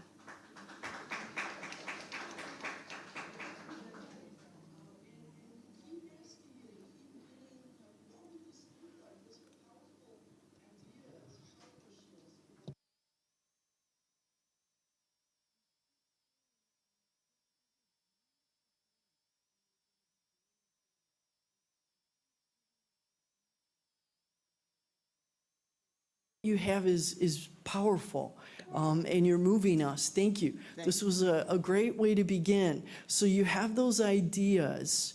What kind of partnerships could you imagine? What would it be? We'd like to now hear from this table, so which is over there. So who is our speaker here? I think it's in English.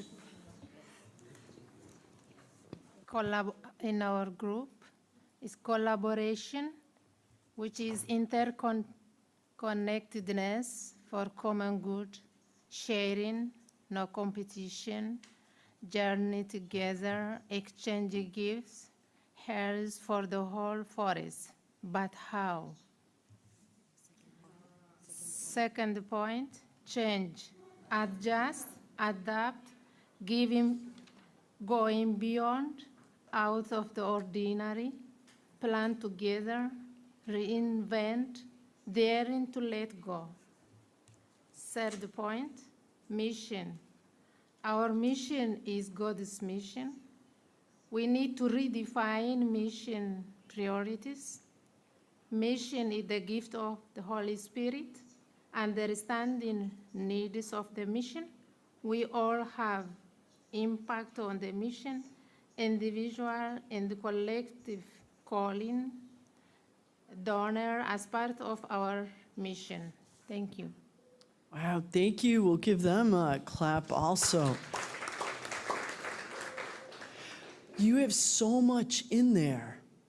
You have in there mission, and you're saying it needs to shift. And you're saying that there have to be ways, and you're asking how in your first point. So those are things we're going to ask the tables, especially as we move and listen to each other, to go, what would be your example of how? We'll do that in the afternoon. How?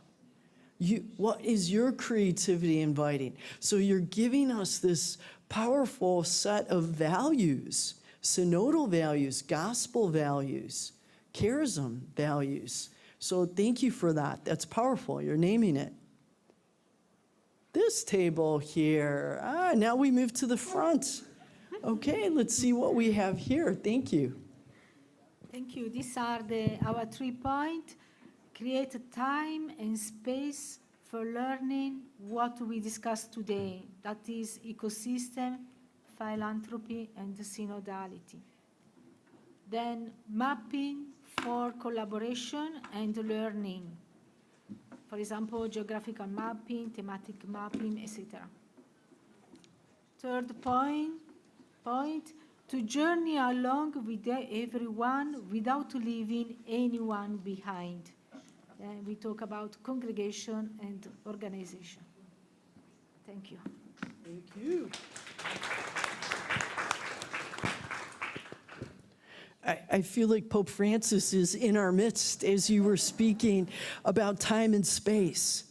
And so everyone is being invited to go, where will we this Advent create some time and space to share what's happening today?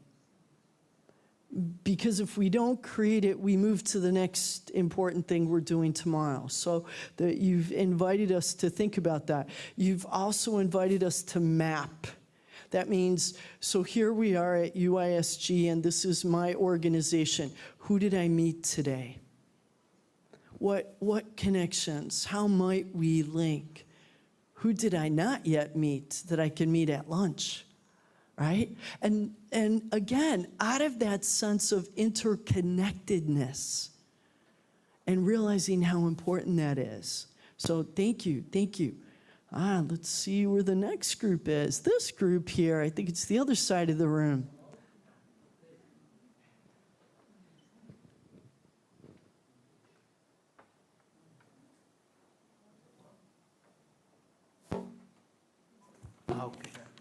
Okay. The first point, the Spirit is calling us to go beyond our boundaries to a shared vision. Number 2, the shared vision is actualized through collaboration because collaboration is an obligation and a divine call. Third, when we realize our interrelatedness to others and to nature, our collaboration becomes a reality. Thank you. Thank you.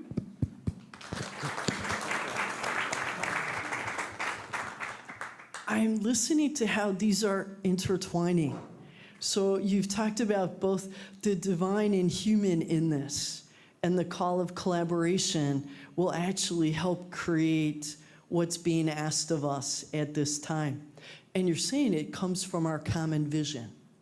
So as you're listening, What's the common vision that we keep hearing that goes across all of our mission statements, goes across our congregational ways, right? Because God's vision is so vast, and we're being invited to say, where are those branches? Thank you very much.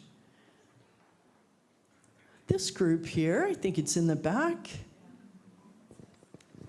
Our first point is courage to move, walk the talk, and begin to take action, make known what we do, and have the courage to share lessons.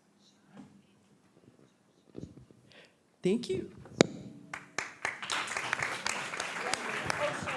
Oh, sorry, that was just the first point. Sorry. I heard 4 points in that one. I was going in my mind. So thank you. We're starting to show you the how. Yes, thank you. So we are interconnecting. So the second point is connectedness, as we are all interconnected, since Pope Francis is still in the midst of us. Networking with the community, sharing resources, inviting others to join and be creative, and grow like the roots, far and deep. We feel that we are being called to create sustainable missions that are transformational. This includes addressing root causes, working in partnership with donors, community, and each other, practically building infrastructure which strengthens partnerships, systems, and sharing, and perhaps there is a common language as the trees speak to one another under the ground that we are being called to that allows for deeper accountability and trust.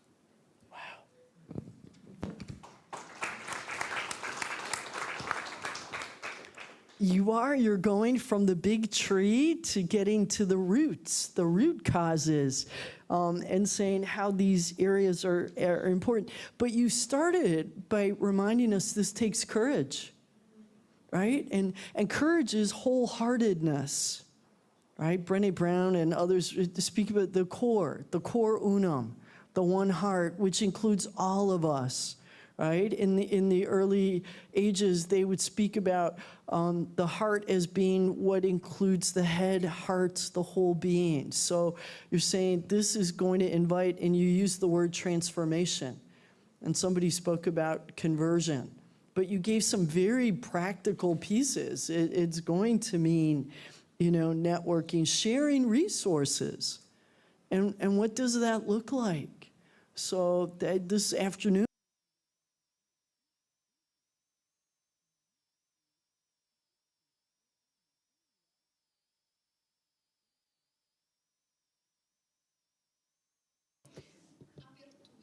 Our 3 words are openness, which translates into openness to the spirit, openness to what is new, and open to creativity and to positive seeing.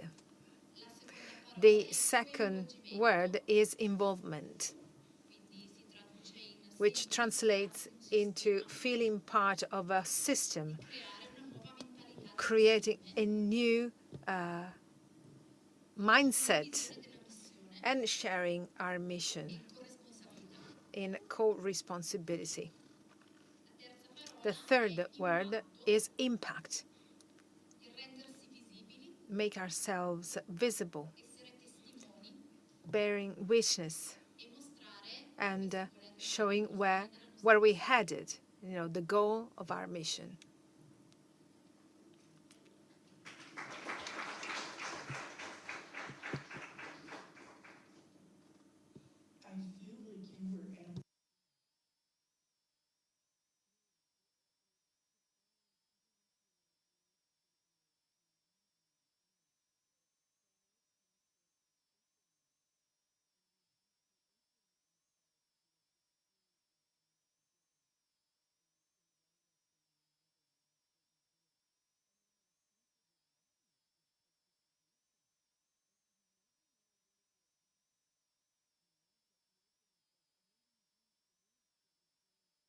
Synod co-responsibility, right? That we're co-responsible as one of the gifts of being baptized.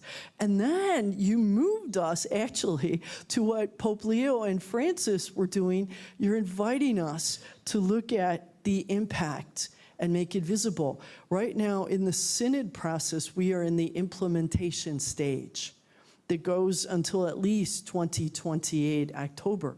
And it's show us, make this impact of this church that's being asked, how do we live Lumen Gentium today, those areas. So thank you. I can feel the Spirit in all of that's being said. This group is next. Looks like the middle.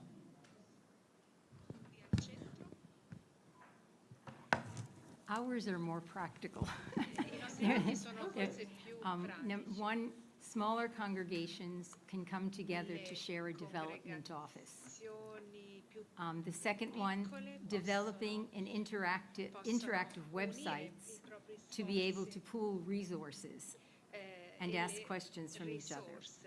Third, shared efforts on formation and elder care.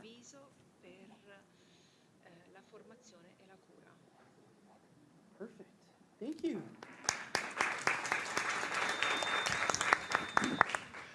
If we have all words and nothing practical, it would be like spiritual renewal without structural reform. But if we have structural reform and there's no grounding and base, then the next wind changes it. So what you're all doing is bringing both in there. And so you're bringing, with all this base, what might it practically look like? So the size of congregations, groups helping one another and sharing an office that, one idea is going to merge into another one. And then looking at how do you create a website that brings all of you together and the needs, and you can ask each other, that sense of pooling and asking, and then sharing efforts, right? What are we doing with care of our wisdom women and men? And also, how are we doing formation and ongoing formation? Beautiful. Thank you. Thank you. You need all of those. We're fully embodied. This next set of bodies right here, I think. Yeah, the first point talks about fragility. It's about being aware of our fragility, our common fragility, which urges us to collaboration. We had more a question here than practical proposals, but it may help. So how do we bring our experience here down to the grassroots? Yeah, this is a question that we were left with. The second one is as simple, as straightforward, is to understand mission as human promotion. So how also do we move from charity to a rights-based approach, empowerment? We talked about focusing on uplifting people and not just promoting institutional or church growth. Then the last one, the third one, is about pastoral conversion, the need for change of mindset. Here we looked at the resistances to change, and we asked ourselves, how can we help people come out of resistance? And the kind of answer we found maybe is to, rather than just theories, act our way into a way of thinking. Don't know if that makes a bit of sense. Yes. Thank you. And just to your last point, we did that walk into a new way of acting and thinking at the Synod. People never had an experience of the circles, of the tables like this. They didn't have an experience of, now we're going to hear every voice. We didn't have many of the experiences, and we created them as we walked. And so I think your instinct on some of this is that, and that same one about how do we bring this to the grassroots. And David too would say those trees are fragile on their own, but as a forest, as a group, they have a lot to offer. So thank you for that. We have this table. Where are you? Over here. Allora, noi come primo punto Our abbiamo first messo point conversione is e cambio conversion di... and mindset change. Second point, collaboration among people, leaving no one behind, among institutions, starting from the different congregations, among us, between us and the donors who must participate in our mission. The third point, care of the tree, a planning that doesn't leave the context out.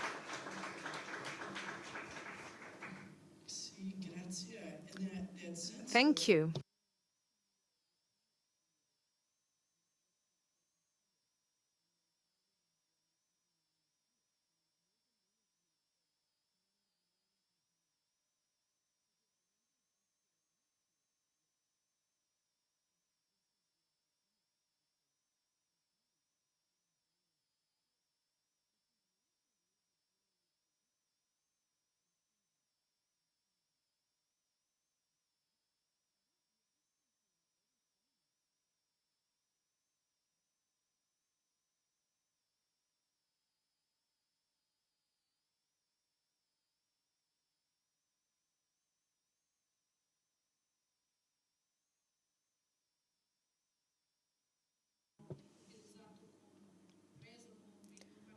Our first word is interconnectedness.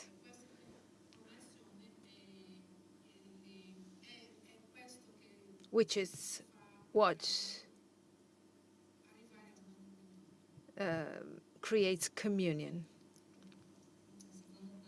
The second word is exchange of gifts and dialogue. The importance of exchanging our gifts. The third word, visibility. Visibility on what we do in order to involve people for the sake of our life and for Jesus.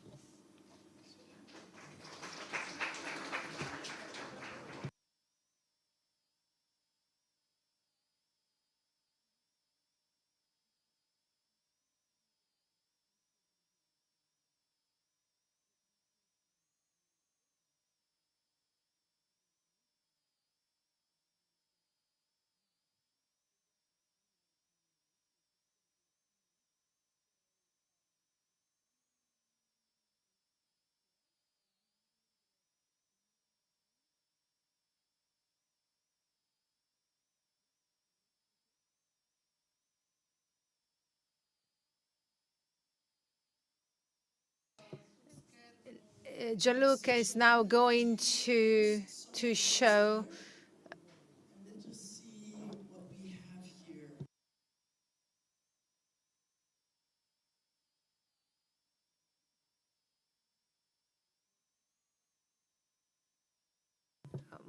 I think it's 24. We have 24 contributions.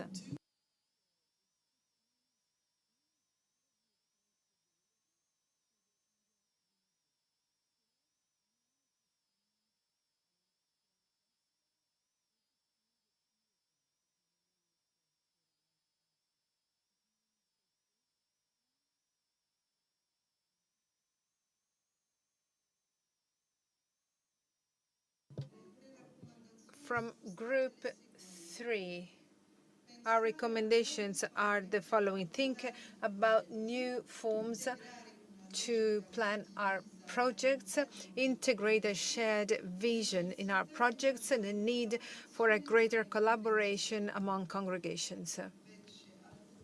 Another group, Italian-speaking group, says mutual knowledge to collaborate in the best way possible, starting from a common goal, sharing evaluation criteria at different levels in terms of resources,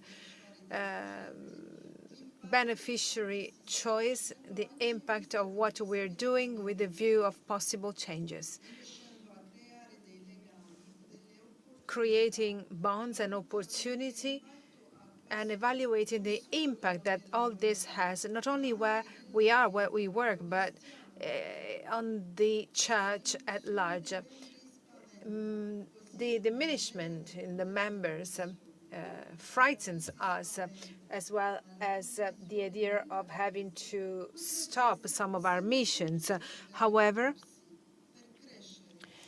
this can motivate us to grow and to make the best use of our resources, uniting communities, creating bonds, to see something grow where it seems that our mission is dying. Also consider the concrete situations being addressed, the concrete problems that can often be solved through dialogue with others and sharing best practices. Sharing brings support because you understand you're not alone and that you have to have a broader perspective. Thank you for that very much.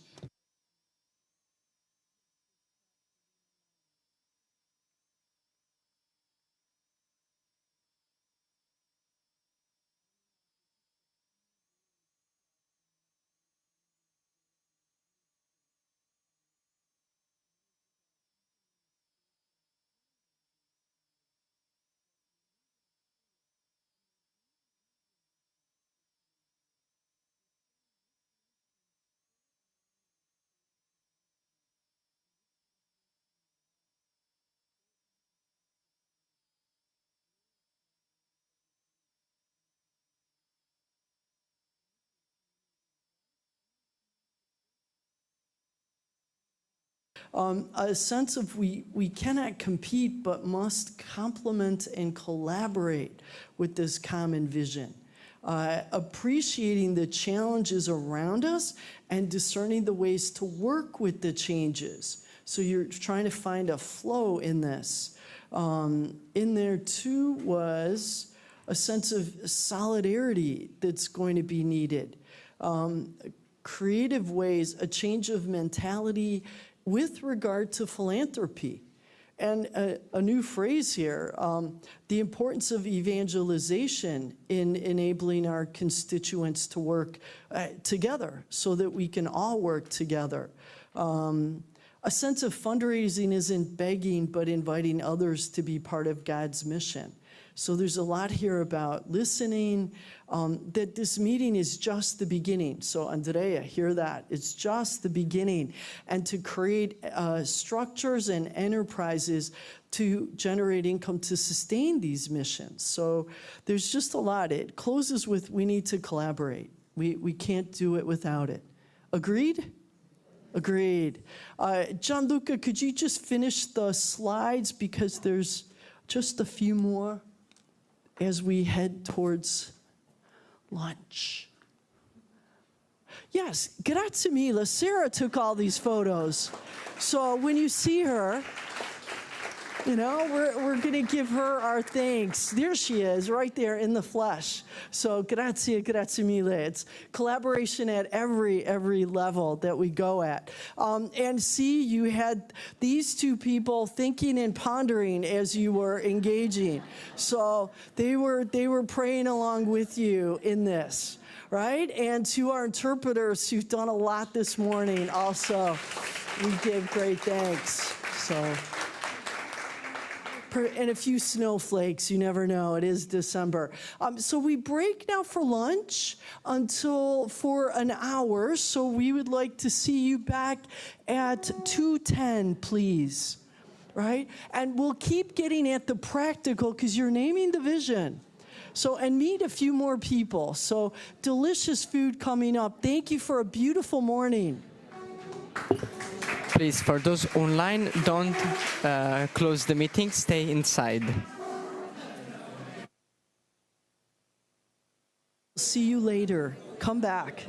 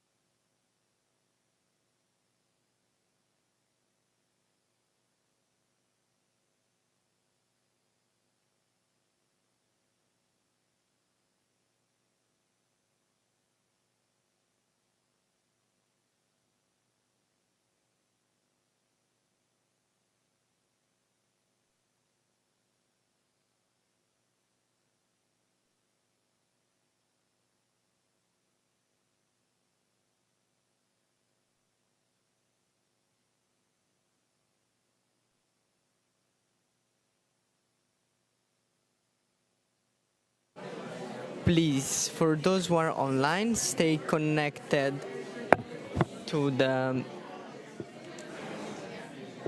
into the meeting. Don't quit, please. You all back after lunch. In English, we traditionally call this session the graveyard shift. The shift when everyone is exhausted and struggling to concentrate. But I think looking at our panel, we can feel confident that that won't be a difficulty this afternoon. No pressure. So I'm inviting you to join our panel discussion, which, as you'll see, is titled Building Bridges of Sustainability. And this is a dialogue with donors. We have 4 panelists this afternoon, who I'll briefly introduce in a moment. And what we propose is that we hear from the first 2, then we take a short break for a few minutes to allow you to reflect at your table around what you've heard, and then we will hear from the second 2. One of our panelists is online, in case you're wondering. And we will save questions and answers till after we've heard from all 4. So we'll take the panelists in order that they appear on your program. And I'm very pleased to introduce Cristina Davis, who works with Portuguese as the challenge lead for building a vital church. And I notice in Christine's bio that it states that she's recognized for bridging rigorous research with on-the-ground realities. And having worked with Christine over the years, I can certainly attest to both. Our second panelist is Jennifer Donovan, who works with Mission Cara in Ireland as the Donor Engagement Manager. Jennifer has a strong background in non-profit development and consultancy. She's going to be joining us online. And as many of you know, Mission Cara is the umbrella organisation in Ireland representing more than 70 religious congregations. So Jennifer will also bring that unique perspective to the panel.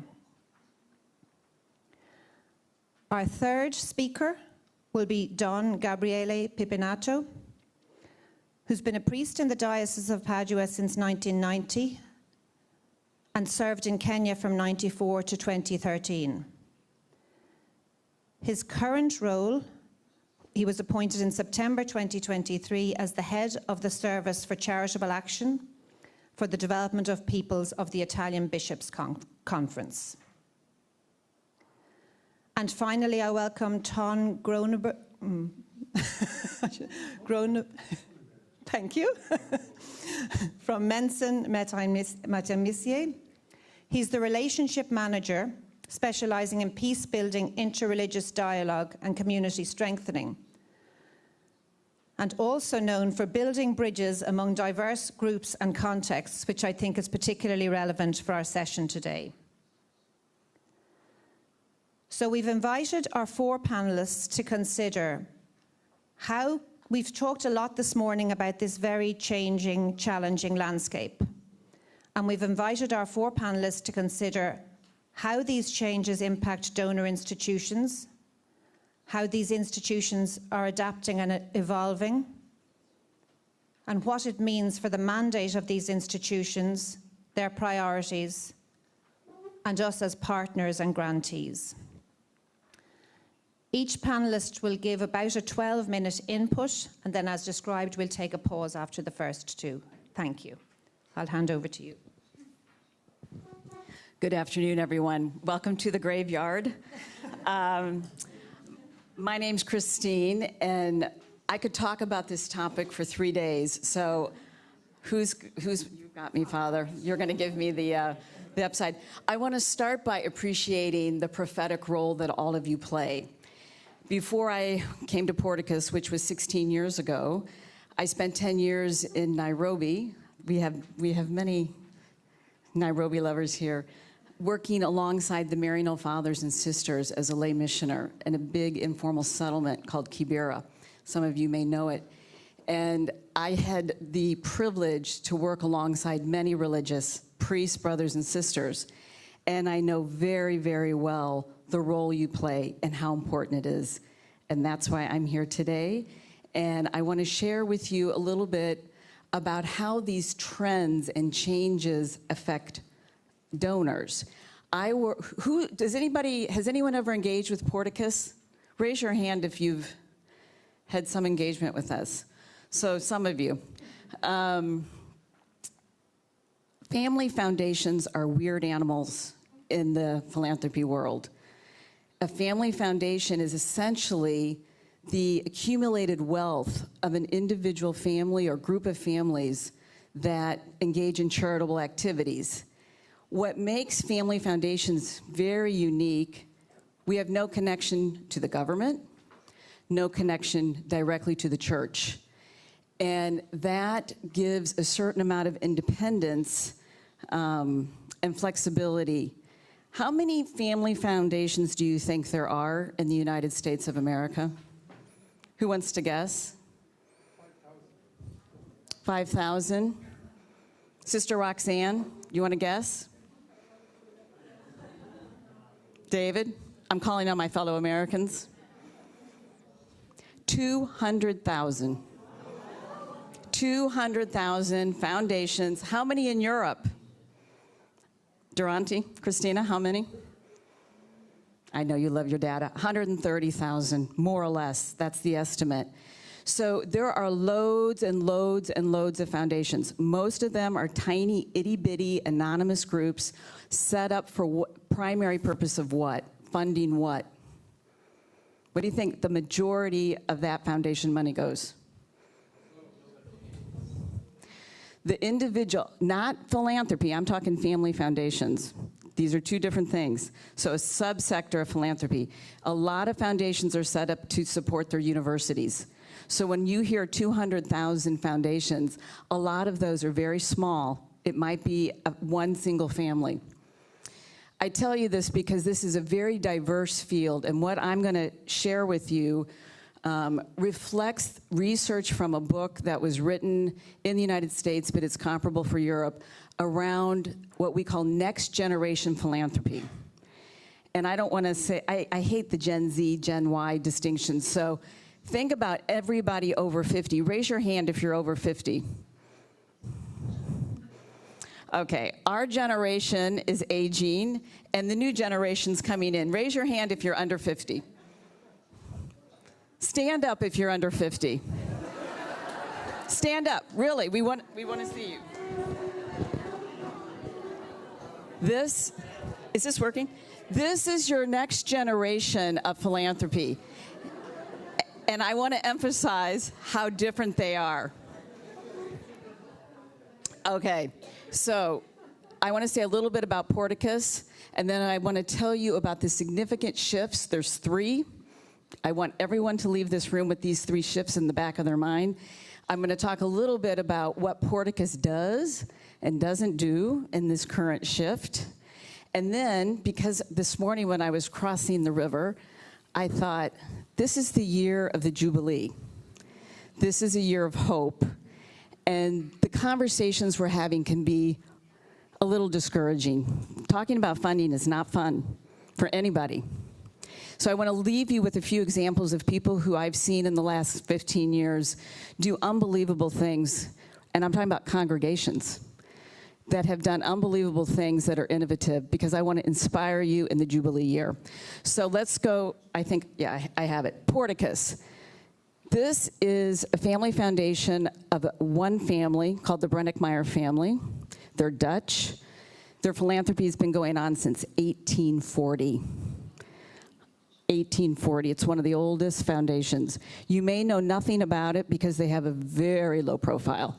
For over 150 years, we're anonymous. So we are the best known anonymous funder in the Catholic Church. There are 12 offices around the world. I live in Nairobi, Kenya. I've been in Kenya for 24 years. So there is an office there. There's an office in Kuala Lumpur. We have an office in Sao Paulo, all over Europe. We are very unique in our regional presence. Now, what I'm here to talk about, the 6th generation. This is the next generation of Brennickmeyers, who are the governors of this foundation. This is something you need to know about the next gen of all foundations. Younger people are coming into the decision making.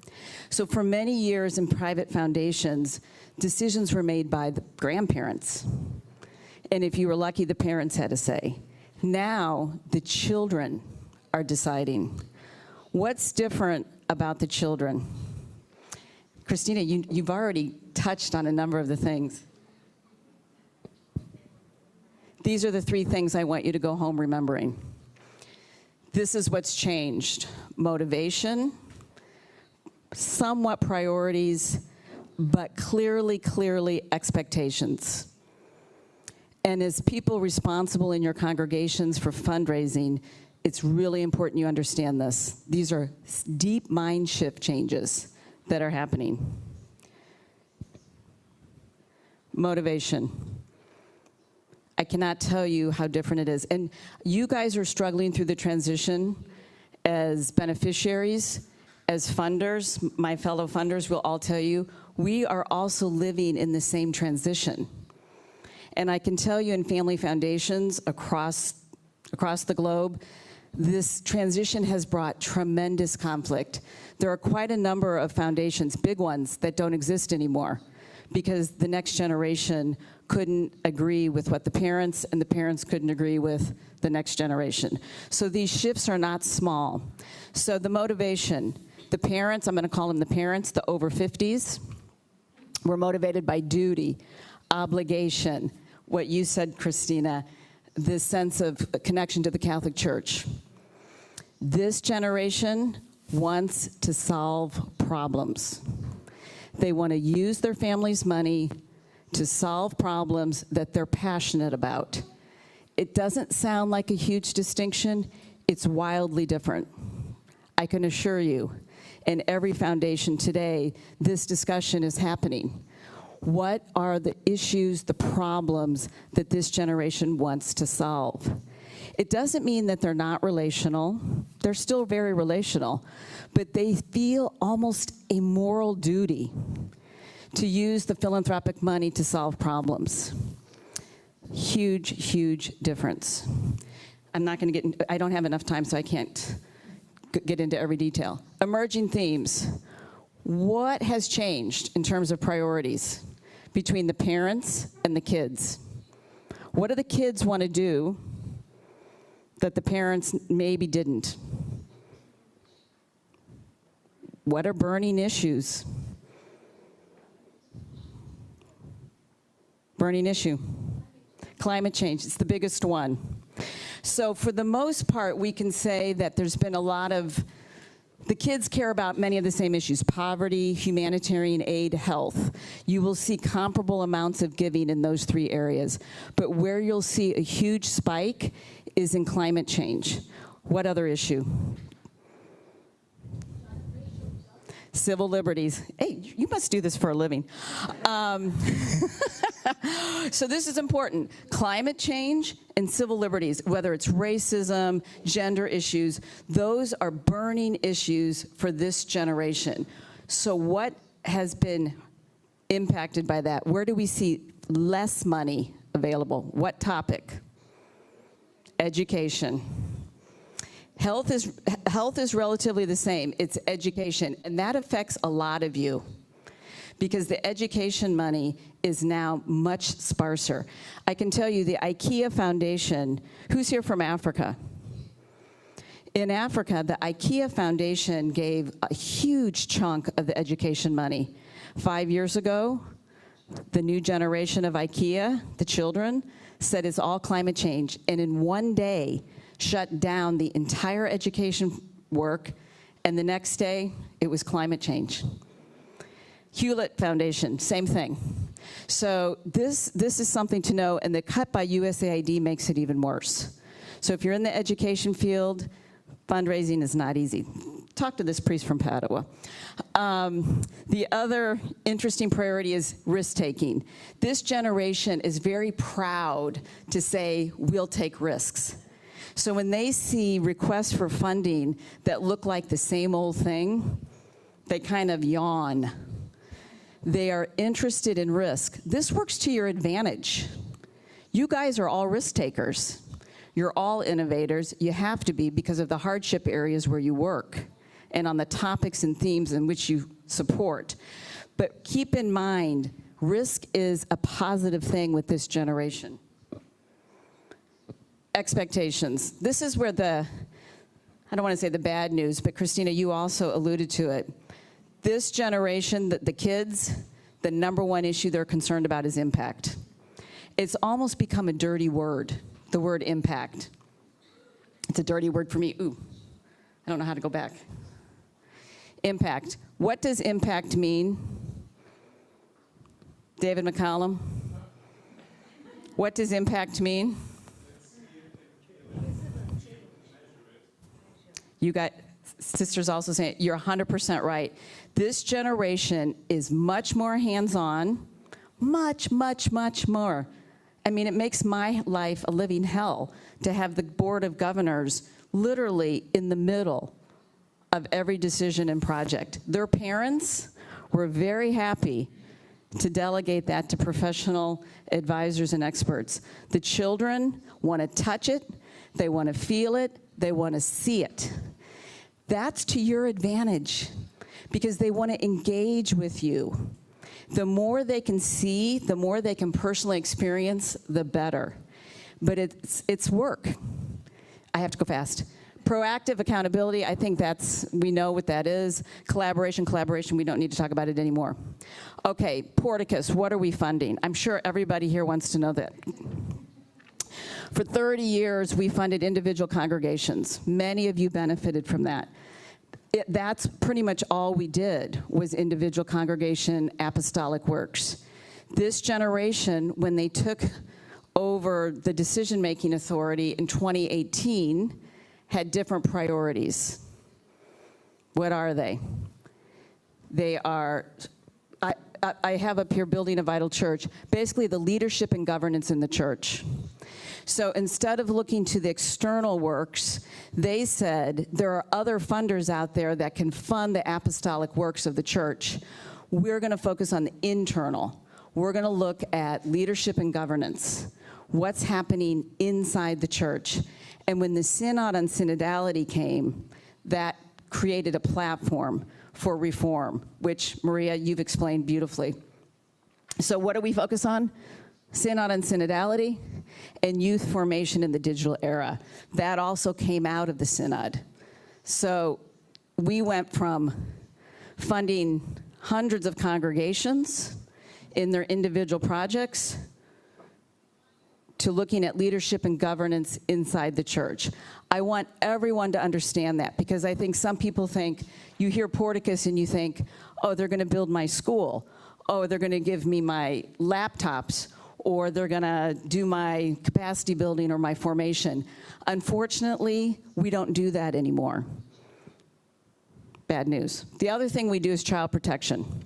So this generation said, if the church is gonna be relevant in the 21st century, we have to deal with child protection. So those are the three big areas where we work. You'll have a chance to ask questions. I'm sure there's gonna be a million questions about that. But before I hand over this microphone, I wanna give you some tips. If I were you sitting in that chair, and I was for many years, what would I do in this changing environment? What would you do? Leverage your assets. Far too many congregations are sitting on huge assets without fully utilizing them. My landlord in Nairobi, the landlord for Porticus, is a congregation of priests. They had an asset, they fixed it up, they rented it out, they now don't have to seek any donor funding. Leverage your assets. Every congregation in this room has assets. Cost sharing. We have a mentality that the people we serve cannot pay for any of it. And that is not true. I can give you an example in the United States where a congregation of sisters had a property that they wanted to sell. They looked for 7 years to find someone. And there was a young group of Latino youth who said, we want to start the first spirituality center just for Latino youth. And the sisters said, our property's worth $12 million. We'll sell it to you for $2 million, but you have to raise $250,000. And everybody said, impossible. How long do you think it took for those Latino youth on social media to raise $250,000? 48 hours. 48 hours, they raised that money. Very fancy lawyers in Chicago heard about it and said, one of us will represent the sisters for free. The other will represent the Latino youth for free. A famous chef heard about it and said, I'm coming, I'm gonna cook the meals for a month. These kids who had been totally reliant on donor funding are now making money. It can be done. In-kind granting. What does it mean? I don't know your name, but you're shaking your head. What does it mean? In-kind granting. Yes, you. Yes.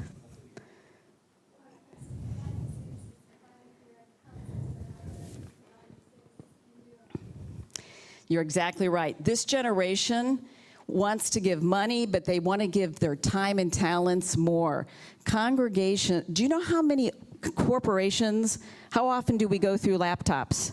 How often do you think most companies will keep a laptop or a phone? 3 years. Where do you think all of that stuff's going? There's so much in-kind material that can be recycled and reused. All you have to do is ask for it. This generation wants everything to be reutilized, you guys. So in-kind services. There's a congregation in Kenya who brings teachers from Ireland every year for 2 weeks. All of their teachers have been trained for free by these Irish teachers. It's a win-win situation. There's so much to be done in kind. I think it's really untapped. Okay, here's another little statistic. Talk to individuals. What percentage of funding comes from foundations? This is my last point because I'm up over time. What percentage of philanthropic money comes from foundations? 18%. 75% comes from individuals. How many of you are fundraising with individuals? Every hand in this room should go up. Every hand in this room should go. That is where the money is. You can spend a tremendous amount of time with foundations, but the money is with the individuals. And the way you reach them, who's got a website? You have to have a website. You have to be able to tell your story. You have to have something on that website that allows people to make a donation online. 90% of this generation makes their donation online. If you don't, you are 75% behind the rest of the fundraising world. Bottom line, I leave you with this. Do your homework. Sisters, fathers, brothers, you're smart. You're some of the most innovative people roaming around in this world. Do your homework. There are tremendous changes. And what worked 5 years ago, what worked a year ago, no longer. Sister Roxanne, you said it. You said it in the beginning. The reality today is that different. And the other thing is, all of us and all the funders in this room, we do share your mission. We are part of the same mission. Don't be afraid of us. Don't be shy. Ask questions. We are here to help build the kingdom of God with you and alongside you, and with joy, and with hope. So I wish all of you great success, and I hand over to the big man in the room.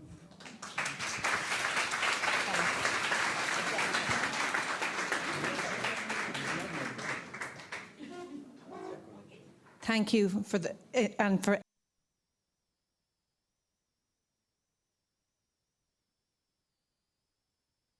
Great, thank you very much, Fiona. I'm hoping I will be able to share my screen.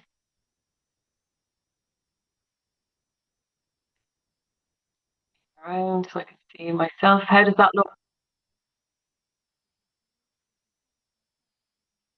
Brilliant, great. Well, okay, right, let me see that now. Change screen. Thank you. Try this again.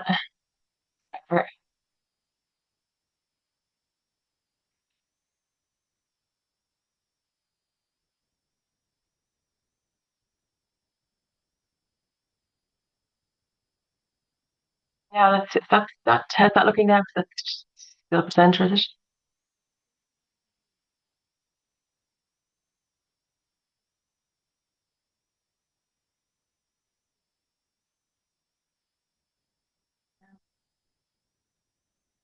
Third time lucky. Apologies, everybody.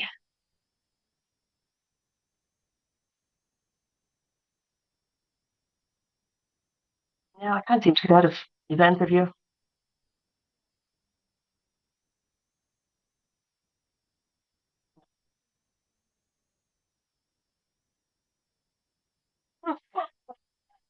I've lost my Zoom altogether. Hang on. Right.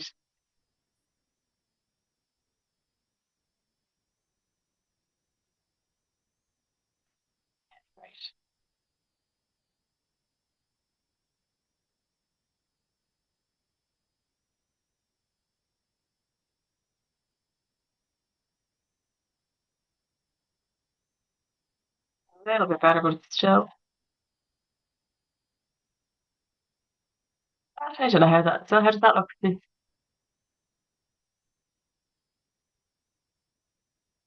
No. I got it off. Apologies.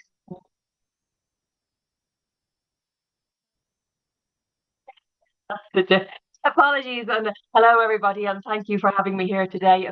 Apologies I couldn't be here in person. I was in Rome 2 weeks ago, so unfortunately I couldn't make it back.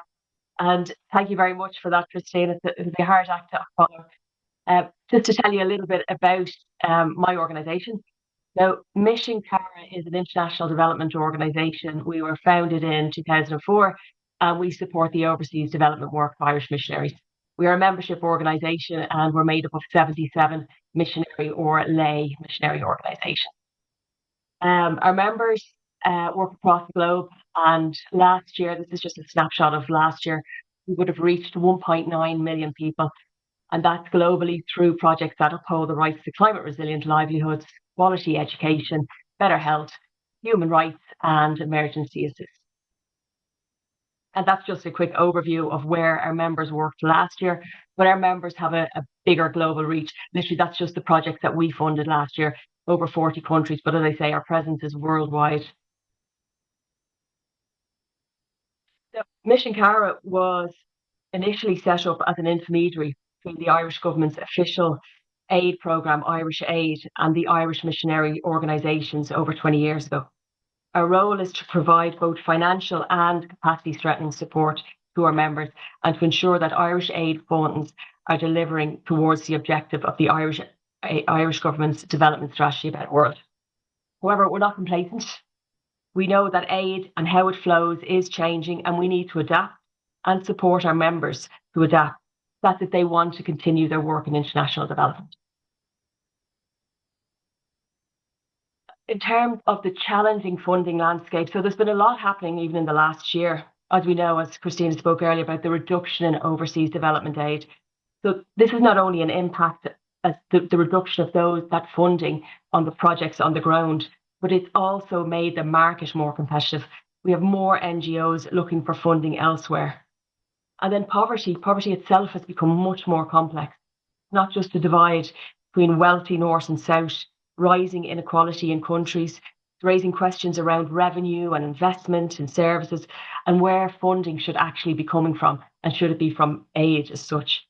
And then as aid reduces, there's an increased focus on the delivery mechanisms, efficiency and effectiveness, questions around the number of intermediaries between the funding source and the beneficiaries or the communities on the ground, and what funding actually reaches the intended beneficiary group versus what gets siphoned off at each stage of the intermediary level. So this leads to a focus on localization, cooperation, and a focus on mobilization. And then aligning to efficiency and effectiveness, questions around large or kind of corporate NGOs with their million or in some cases billion budgets, and how they control that versus the local leadership piece. And then localization itself, and it's driven to reduce the numbers of intermediaries, but it doesn't reduce the demand for compliance and accountability, as well as strengthening systems, procedures, and skilled staff of local partners. So again, if we're looking at reducing the levels of intermediaries, we have to be able to upskill staff on the local ground to still be compliant. And then I suppose one of the big shifts, which we've seen in the last few days, is aid is moving from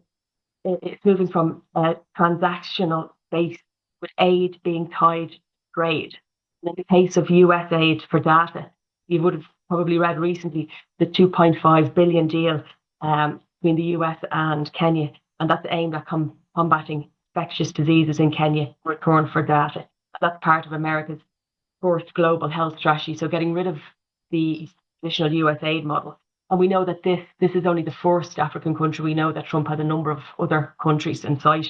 Then we also know, even from our own experience with funders, some of our foundations are US based, and there's restrictions on some of the countries that they can actually fund. So that's impacted on how we on-grant some of our funding. And so how are we responding as an organisation to these challenges? The other challenge that we face is the diminishing number of Irish missionaries. So we estimate that there are less than 400 Irish missionaries active in aid recipient countries, and this is going to significantly reduce over the next 20 years. So this is, for us, has created a challenge and an opportunity. And we're looking at really like how to work with our members to move towards more locally led development. We've changed our grant making process. What we're trying to do in the long term is to reduce administration and to provide longer term, predictable and flexible funding to partners. Our funding also allows for a really important part of development, which is capacity development at that local level, and also at the operational level in terms of the leadership in Ireland and beyond. This space that we're trying to free up has also enabled us to create opportunities to work with members to create new programme frameworks, which we hope will attract new donors and bring about a collective impact. I'll talk a little further about that. Then more emphasis that we have on processes and systems within congregations. So we need to focus more on, and I think for us in particular with the declining number of missionaries, that we build up capacity on the ground so that that work can still continue. We're not relying on individual personalities. We're relying on systems and processes, and that they are strengthened. And program frameworks, this is a new way working for us. This is us, and it's much of actually what the conversation in the room was about today, bringing people together. And we're basing that on an interconnection. That could be a thematic area if we've got a number of members working in education, strengthening health systems. Could be safer birth for all, or it could be a geographical location. But what are the connective tissues? Where can we learn and share from each other? And we also, it highlights really, I think when we're bringing people together, there's lots of learning, there's conversations, and it brings about a bigger strategic impact. It also defines the role for Mission Cara. As I say, in the beginning 20 years, we were really just a conduit for funding. That has evolved completely, and we see that evolution changing even more into the next 20 years, because we need to stay current. We know that there's a need for this work, and we need to be able to continue it. So by defining our role, what can we do that our members can't? Because again, we're all competing for the same slice of pie, but what can we do that our members can't? We can pull together consortiums. We have fiduciary responsibility. We are proven responsible actors who have managed Irish aid government funding for the last 20 years. The last 5 years, we've got 15.5 million from the Irish government, and we've managed that effectively. We're also non-religious, so this allows us to be kind of almost put on two hats depending on which donor we're talking to, whether we're convening of religious congregations and we're looking at Catholic philanthropic donors, or whether we're looking at institutional donors and we're talking about strengthening health systems. We're talking about safe birth for women, and it's multi-congregational. But again, we don't have to talk about the religious element because we have professionals who are running these programs. And then as I say, that's the kind of an attractive sell really for larger donors. Mission Cara is a strategic partner for the government, and we can offer that leverage. And then there's the shared learning we can provide. What are our members doing? You know, we've got, as Kenya is a prime example, we've got a number of members working in health. Who is doing what, and how can we learn from each other? How can we share those services? And we've got kind of two examples of how we've been working for the last couple of years. We received over $1 million from a US family philanthropic Catholic organization. That was to work with UISG and the CCC to develop a program that would care for children with disabilities. What we did was we brought 4 members working in 5 countries together, looking at 9 different projects. And we developed a toolkit and a framework. And we've introduced it now to other members as well. So we've expanded on that. And last year then we introduced another campaign, which was Safe Birth for All. Our ideal goal really would be to end obstetric fistula. That's going to be a long-term plan.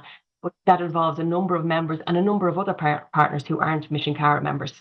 But we see that as a role of not just the health providers in Mission Cara, the educational providers. How do we educate young men, young women into providing safer birth for girls? So it's a holistic approach. And then the shifting in funding, much again of what was spoke about, and Cristina spoke about this as well. What we need to do is we need to move from charity to partnership. Donors don't want to be partners. They're not just the funders. There's an increased holistic approach involving multiple stakeholders. They want to see longer term impact as opposed to one-off. They don't want to fund at that project level. Big impact innovation. There's increased professionalism. They want to see clearer theory of change framework, data-informed decision-making, valuation, monitoring and learning. And then alignment with Catholic social teaching. So donors increasingly want their giving to reflect integral human development, which emphasises human dignity, participation, subsidiarity, solidarity and care for creation. This is a shifting philanthropy away from problem-fixing mindset, more towards a holistic approach, which missionaries do exceptionally well. I've always been doing it. And then there's the trust-based philanthropy giving. So increasingly among Catholic funders, there's a growing momentum for trust-based philanthropy. This includes, and we've experienced this ourselves, multi-annual grants with less restrictions, easier grant reporting, greater trust in local leadership, and greater dialogue, which is really important. Then the new generation, again, which we spoke about today as well, they expect greater transparency. They have social justice alignment, impact evidence, direct engagement with communities. They're also more values driven and less interested in institutional loyalty, like the Catholic Church. And that new generation, like, that's really not to be dismissed. I attended a seminar recently where there was $1 million raised in 24 hours by a social media influencer for UN causes. And then they went on, and it was in the MENA region, and it was they teamed up with an Egyptian food bank. Within 10 days, they raised 10 million. So that's another audience that we're not tapping into. And there's also the online giving, that's crowdfunding as well, and that social media really is kind of telling the story and explaining philanthropy, trying to put our hats on some of that work that's being done there. And then greater lay leadership. And then obviously, as religious vocations decrease, lay professionals are taking on more roles in Catholic organisations and foundations. And then kind of just as my final note, missionary organisations, we are changing. The personnel dynamics, the shifts in leaderships, the control and base. We really need to give consideration to consolidation. Even within our own charisms, like, we're all working for the greater good. It's how do we find those connective pieces? How do we work better together? What can we learn from each other? What resources can we share? And really, I'll probably just end on, really know your own added value as a missionary organisation and promote it. What you do is so unique and so good. So really, just to kind of, what is it that you do, and nail that, kind of promote that. Okay, and then I think I was probably read through all that after all that. But I'm done. Thank you very much.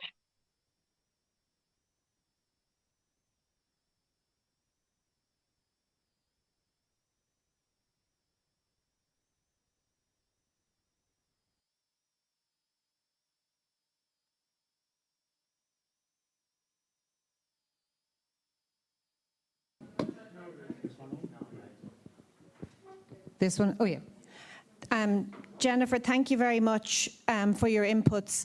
And I think for everyone present, we will share the slides afterwards. I know there was a little bit of interference during that, but we'll share the slides afterwards. I think if we just take 2 or 3 minutes now to reflect on what the first 2 presenters have shared with us, either at your tables in this room or individually for those on Zoom.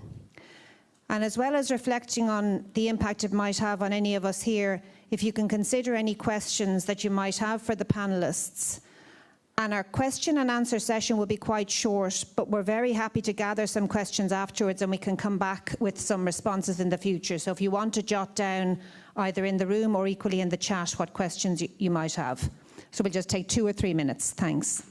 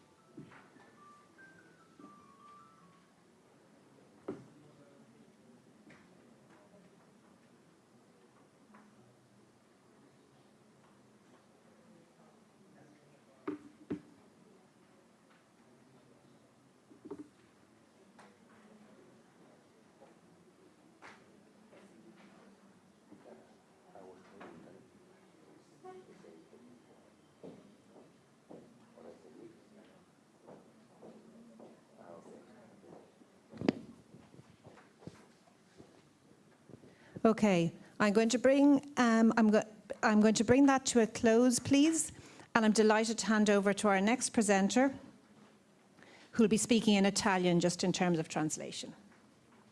Thank you.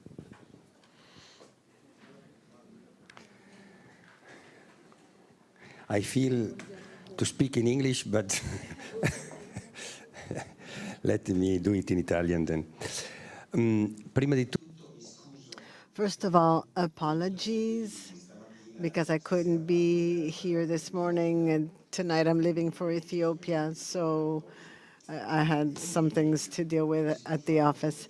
I also apologize because I'm not going to offer a presentation of the work that we do, nor the theme, but I will just share my own experience. This is my experience. And I will start by saying thank you, because I spent 20 years in Africa, and I had to deal with a lot of donors there, including the office where I now work. 20 years there, and now I'm on this side, so I know well that the work that you do, the work that you represent, the work that you do on the field is much more difficult and demanding. And I say that we are a very strange organization. The Italian Bishops' Conference is strange in its own, but it's too ambitious. We work in 111 countries. It's crazy. And in what areas? All of them. So it's crazy too. This ambition, we're paying a very high price for this ambition. Our superiors say that it's not ambition it's about being church. So, well, we do our best. But how can we do it? Even if it were just health in Africa, that would already be ambitious. It would be very ambitious. You can imagine I mean, we're Italian, that's how it goes. The first thing I'd like to say, it's about my tears, my suffering. When I arrived at this office, I saw how we are slaves of idols. We have idols, beautiful things that have become idols. I don't know why. Sustainability. There's sustainability first, then there's God.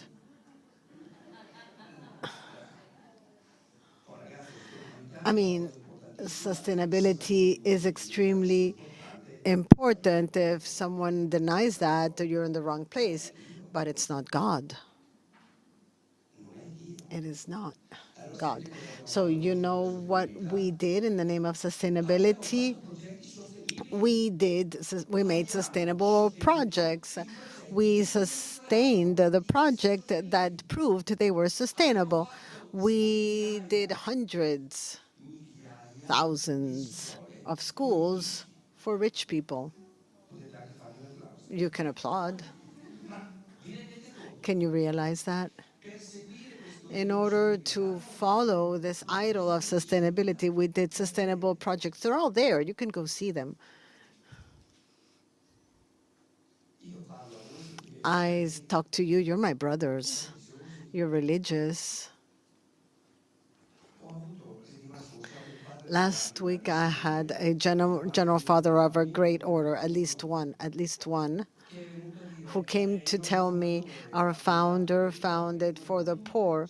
We have all schools, not for the rich, for the extremely rich. This is the truth. And we close this issue. Well, thank God, at least one of them. I mean, you have to forgive me. Forgive me. I speak as I can, and because I'm just sharing my tears. I worked in an organization in Oruro with 150 employees. 150 employees, I can assure you, the employees in my organization are in a very high average in this citizenship in Nauru. None of them, not even one of them, can afford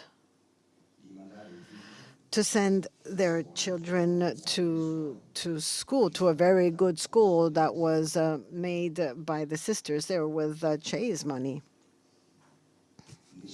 None of the children of my employees, I'm still involved, so I call them mine. None of the children of the 150 employees, sorry. I mean, we have lost our mission. These are my tears. These are my tears. This is not possible. It is not possible that we work and we totally miss our objective. Sustainability is important, of course, but the mission is our own. I've seen the examples in some congregation. This is why synergies are important. They made beautiful attempts, because in order to sustain the school, I mean, you have to sustain it, otherwise you shut it down. We're not going to get any miracles, but we have to find the system so that not in words but in facts, I can actually make sure that I preserve my mission, the mission that I was born for. This is extremely important, not just with 2 or 3 kids that console me because they come to school and they come from a poor family, but actually in reality, how can we find this? I realize it is very difficult to find this. Second point, indulge me. I'll tell. I say that I'm going to speak about my experience, so I'm going to speak about myself. After 20 years that I worked with disabled people, no, actually 15 years, we created a community for people with mental disabilities, and I went to live there with them. That was the most beautiful experience in my life. It was the most beautiful experience in my life. Then the bishop ripped me off, took me away, and he will answer to God. But it was the most beautiful experience in my life to be with people with mental disabilities. Being with them, what does it mean? It means to pray with them. It means to wash dishes with them, to live a life in a community with them. I don't know why. I wish upon you to not miss this experience. As you travel continuously, now I'm going to Ethiopia. As I go around the world, I often see that we are concerned about preserving the community. We have to preserve ourselves. We have to preserve ourselves outside and never be at the same level. In the last document, the Pope in De Lexite, I read, he says, everyone discovered that the poor are not just an object of our compassion, but real masters of the gospel. If that were true, we'd be together. If that were true. If someone believed in that, for instance, if it were true that Jesus is among the poor, I was hungry, you fed me, I was thirsty, you gave me to drink, I was naked. If it were true, we'd be together, right? No. This joy in being able to share with the poor is not experienced. I know that you're saying, oh, well, you can tell he's a diocesan priest. You're right. That's why I apologize to begin with. You're right. I'm not a religious. I'm a diocesan priest, etc. However, this is great. See how the Pope says, it's not about bringing God to them, to the poor, but it's about meeting him among them. So he's insisting. All these examples teach us that serving the poor is not a gesture that we need to do from top to bottom, rather an encounter among equals, not from top to bottom, but an encounter among equals where Christ is revealed and adored. The church, when it bends down to take care of the poor, takes on its highest posture, position.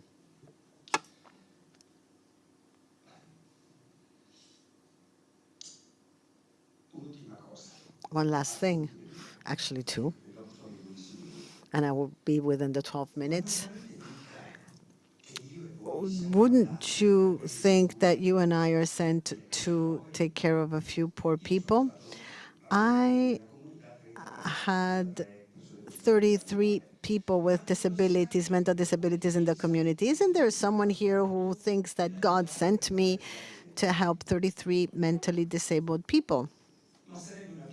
That would be a ridiculous mission, sorry, I mean an extremely tiny mission. We are the church. The Lord has sent me not for 33 mentally disabled people. He sent me to help a church, the Diocesan Church of Nyururu. The churches, not one church, the churches, the Protestant church, whatnot. He sent me to Naururu so that our churches can take a step together, not many steps myself, forget about my own steps, one small step together in recognizing that Jesus is present among the poor.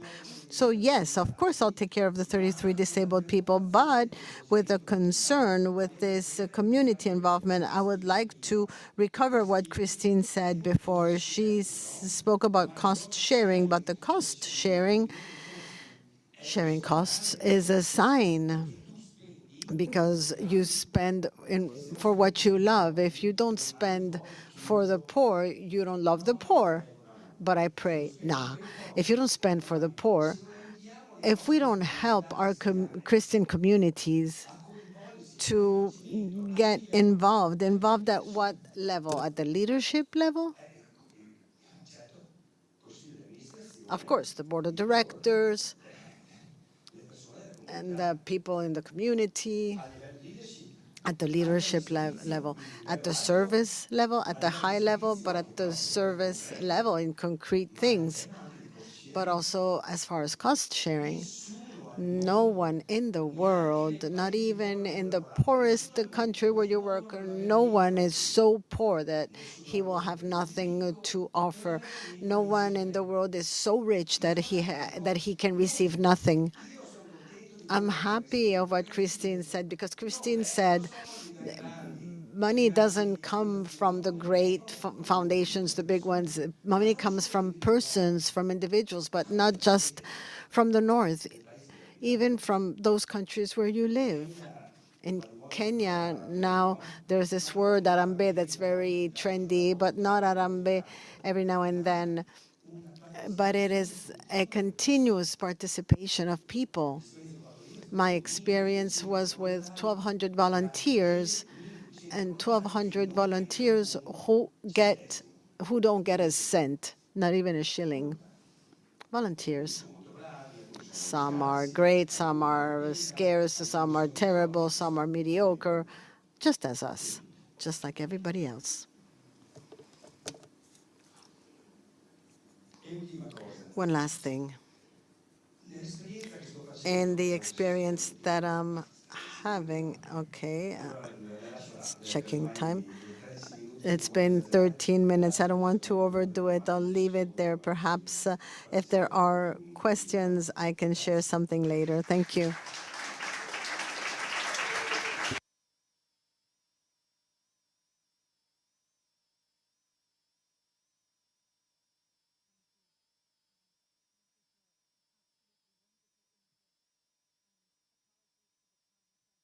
I think it captures the energy in the room that actually what we all want to do is say and hear more. I'll hand over now to Ton.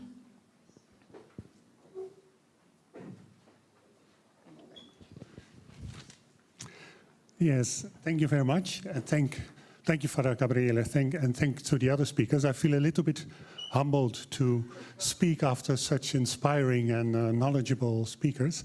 I have to apologize. I will be a little bit more stationary than Father Gabriele. I'm not Italian, so I won't move around that much.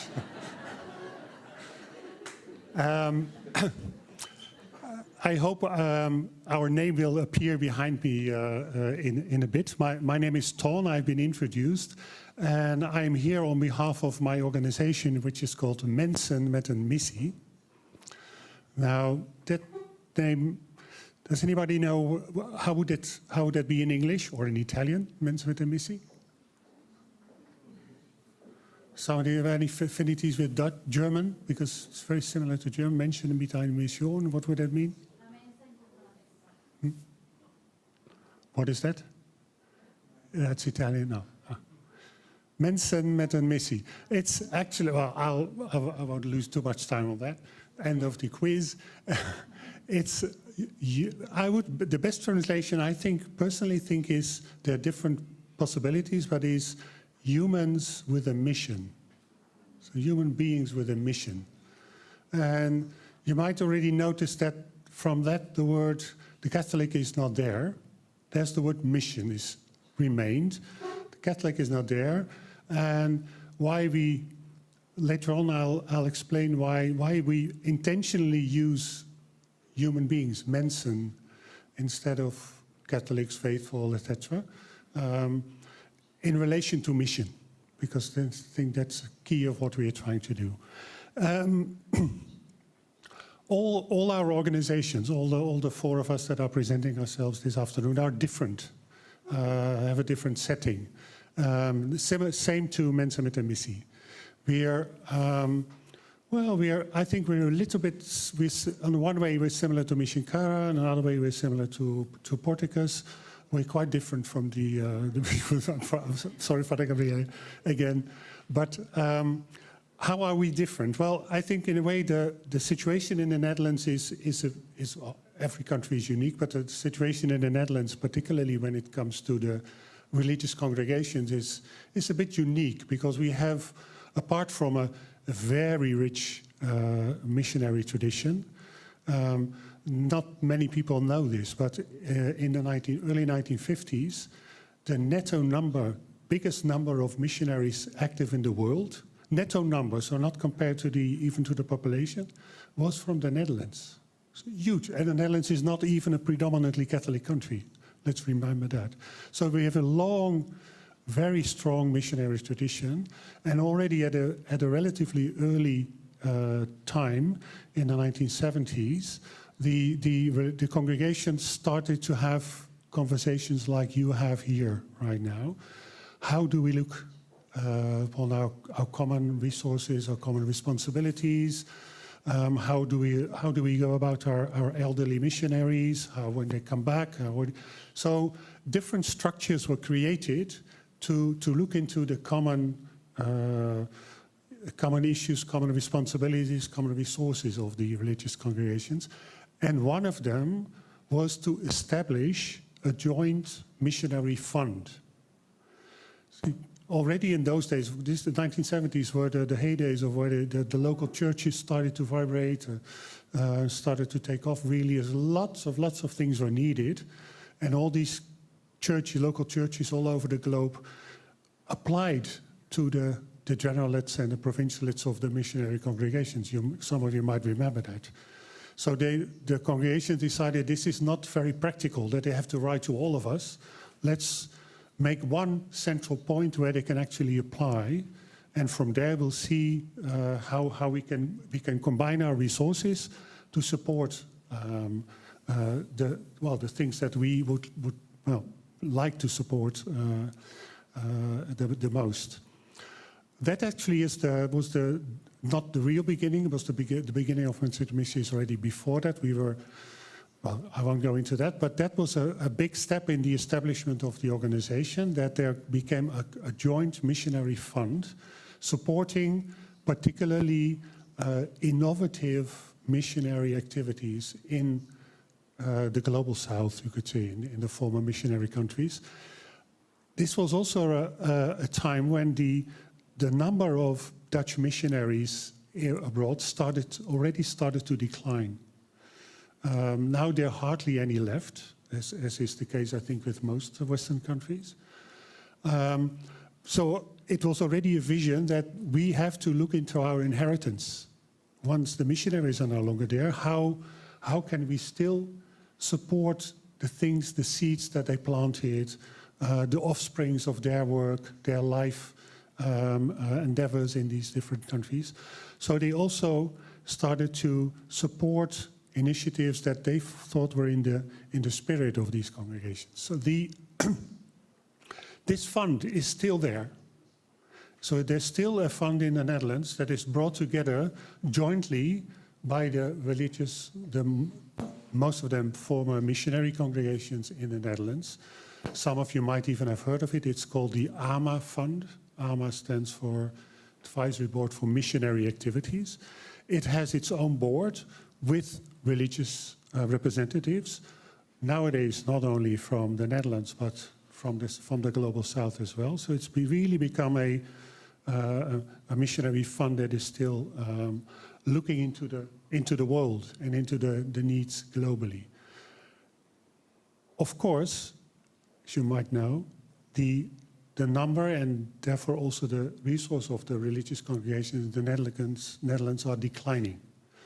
The average age is now from religious in the Netherlands is now above 85.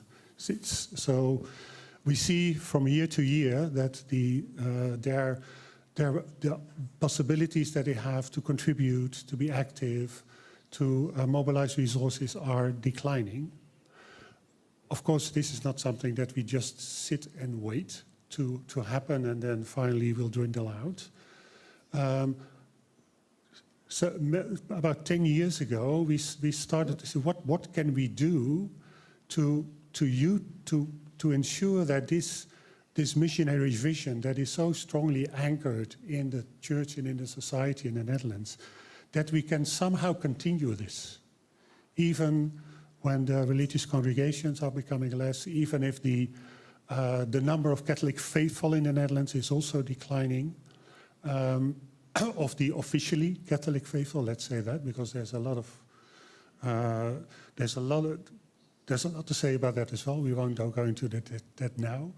So we tried many things, and some of them were more successful than others. But I think the more interesting thing to mention to you this afternoon, because it builds also on what we discussed this morning in terms of collaboration, collaborating with whom, establishing mission development offices to look for fundraising with other donors.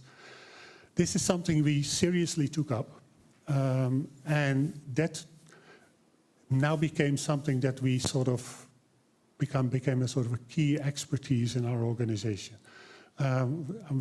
We're interesting to share a little bit about that. We ended up as, I think Andrea told me this, as what you called a hybrid organization. So on the one hand, you could say we are a mission development office because we work with the funding that is provided by the missionary congregations in the Netherlands, and we partly support the work that they do, partly other work also with this. So partly we have in that sense, we are a sort of a donor agency. On the other hand, 10 years ago, we started to utilize our local networks, particularly with religious congregations who are very much at the grassroots in different works, in peace-building work, in working on human trafficking, on the position of improving the position of women in different contexts.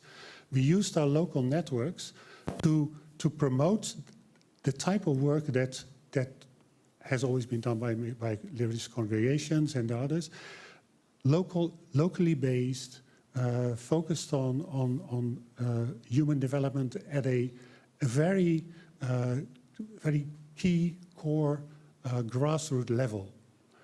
And that attracted we try to promote that way of working, which we think is in its heart and soul is a missionary way of working. So you're with the people, among the people, and try to work with them and to improve their lives and their perspectives.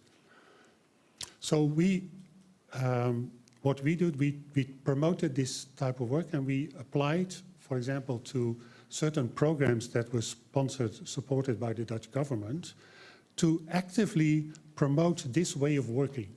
And fortunately, in certain areas, this match clicked. So the government saw that in certain areas, well, I don't know how you know about institutional funders. And there was a time, when I grew up in this work, there was a time when the structures became bigger and bigger and bigger, and everything became, there were lots of measures to improve the impact of work, to create large structures, big NGOs, etc., etc. Around the time that we started this shift, a change started, and particularly institutional donors like governments started to see that if we do that, we work with a sort of a new industry of international NGOs that are operating at a certain level. But for certain issues, we do not reach the level where we actually want to be. And that is why they got interested in our type of work. So what is now at present the practice of how we operate is that we actually we work with the funding that is provided for us to us by the congregations in the Netherlands, and we use that actually to see where we can make a difference, where we can actually we can use that to, you can say, to experiment, to try new initiatives through the people, the grassroots organizations that we work with. And we keep in mind what are the opportunities in the larger world outside. So what is there in terms of global trends in funding, the policies of different governments in Europe, where they focus on, and we constantly look at how we can, if there's a potential to link these initiatives, so we can sort of upscale, leverage, was one of the leveraging your resources, I think was what Christine mentioned, to at a certain point raise additional funding coming from institutional donors. So, and this is not just a responsibility that we have, but it's also a responsibility that we sort of share with our local partners. So, I don't know how much time have I still? Not much, I think. Time, eh? Yeah. So I'll conclude. I have a wonderful example actually of a program like that here, but we can share that in the maybe later on. So what we basically do is to match what we have always been doing, what the religious congregations that we work with have always been doing, to try and match that with the more general funding field. And it's a two-way. It's not just to raise additional funding, it's also to promote a certain way of looking at what human development is. That it's not just about changing systems, it's actually to allow people to offer more opportunities to people, to give them the opportunity to develop themselves, to be local level, grassroots level, and to try to bring the attention of bigger donors to that particular level as well. I'll stop here because of the time.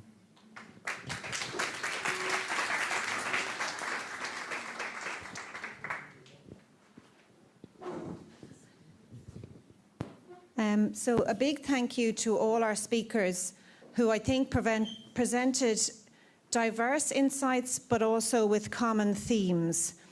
And I think our reflections on synodality and collaboration came through everything in different ways. Now, as has been indicated, we're quite tight for time, but we'd be delighted to take even 5 or 10 minutes for questions, and I think we will look at opportunities for questions to also be presented afterwards. So I'm happy to open it to the floor. If people, I think you can use the microphone at your table, but if you want to just raise your hand if you have a question. Yep, go ahead.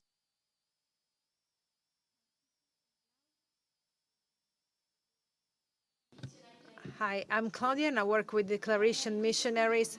I have a reflection and a question to Father Gabriele. I would like to ask you, you shared with us your challenges, your tears, your struggles. This change of the Italian Bishops' Conference. How does that translate concretely? I'm a project coordinator. So how do you evaluate the projects that are submitted? Because, for example, I see that the questionnaires, this is very simple but concrete, but the questionnaires are more or less the same. So what is that actually changes? So is it the perspective you look at the projects that can be different than what it used to be in the past? So what actually changes concretely in this change of course that you would like to put in place? Thank you. In terms of evaluation, mostly. Thank you.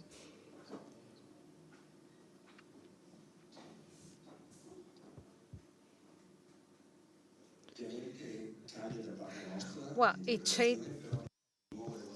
It changes, but we have a new regulation. Those who can go to the internet now will find a new regulation. On the new regulation, you'll see that we are very open to projects. If you present a project for the jail, for example, just go easy, we'll be there, because we have no projects in jail, because the prisoners are the last in the world, or the non-considered. This is our line right now.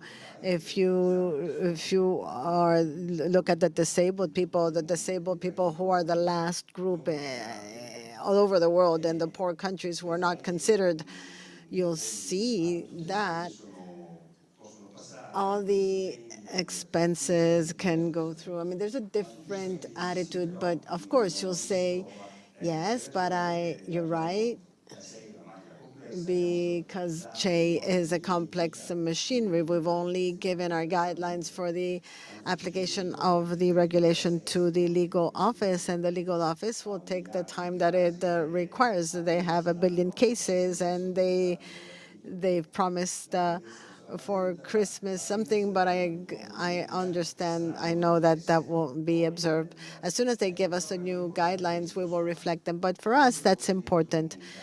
The community involvement, that is, that we are promoters, we are some starters, we're not the whole machine. The Lord never told us that we are the dough. He didn't even told us that we are a bakery. We may be the leaven, but the leaven in a dough that already exists. And the dough that already exists is the community. We are there to make the church and the community rise. We have this incredible task, you and I, to be on the most credible part, the part of the poor. And that is where we have an incredible task. So it's not a bakery or whatever, but we would like to be considered like the brothers on the way, not the ATM machine, but brothers who journey together, and that is the way.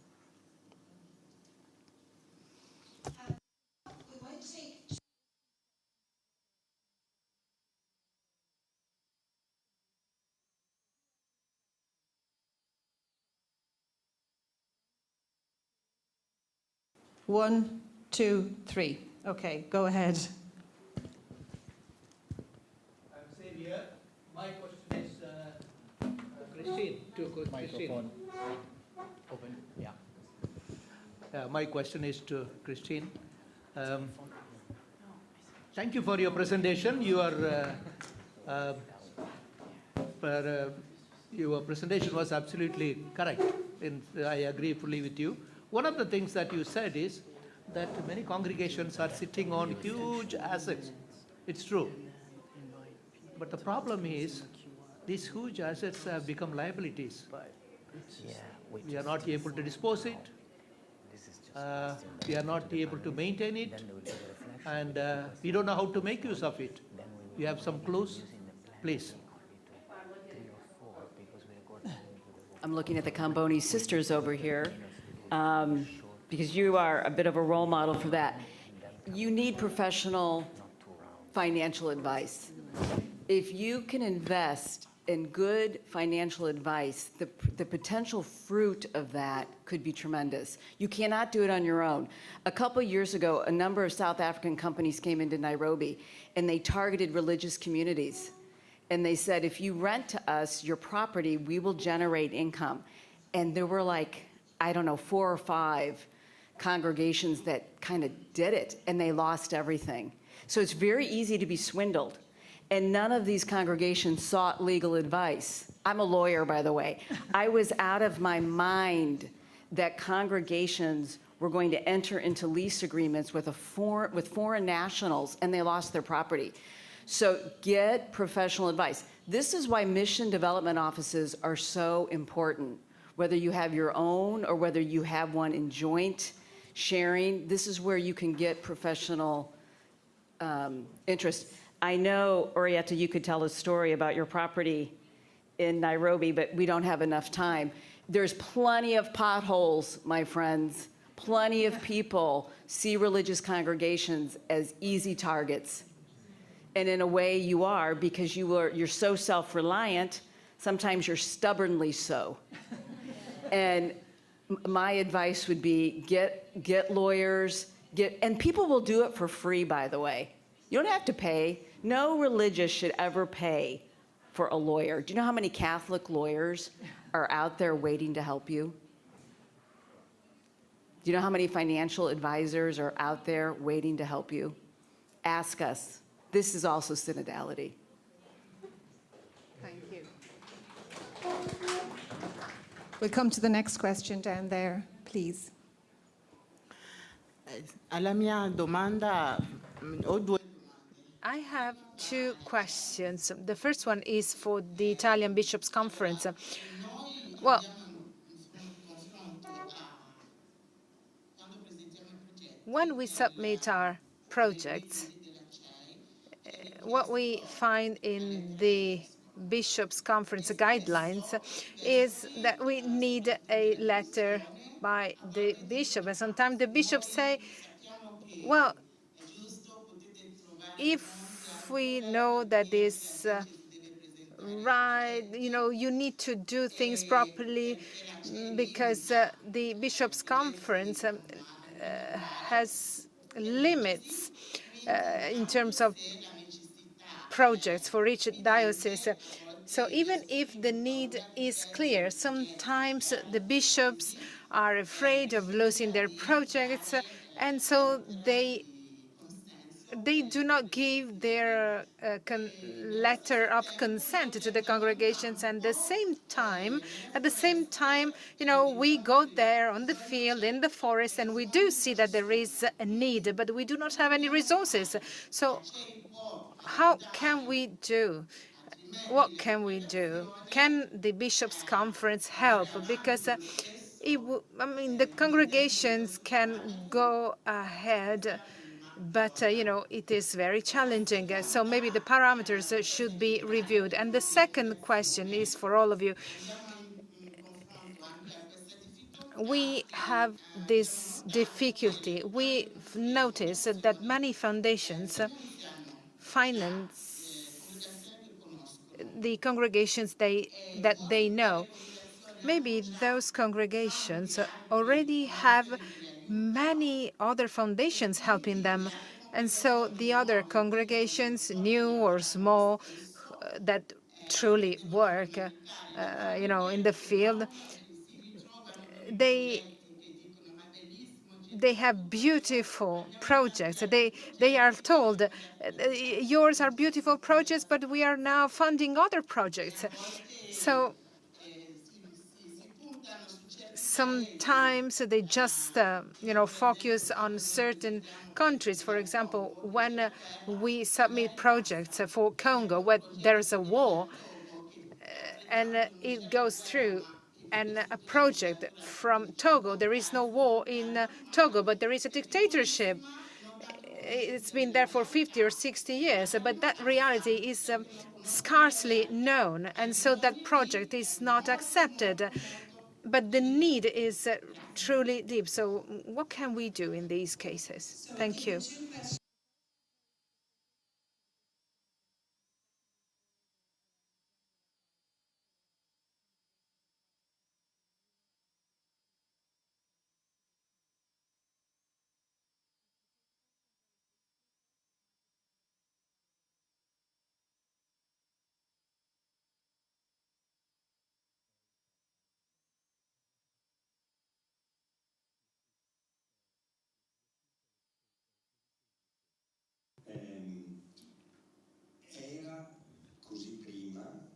it is very simple. Now with the new rules, it is no longer like that. Full stop. Because, of course, you know, each diocese can submit 50 projects. If they're truly interesting, you know, they will get the funds probably. But the bishop, so, you know, the project I approve for your congregation have nothing to do with the interests of that other bishop, you know, and they fear of losing control. And this is a fear that we all have. Thank you. But, you know, we need to make this known. I don't know whether the bishops know this. We need some, you know, word of mouth. Thank you.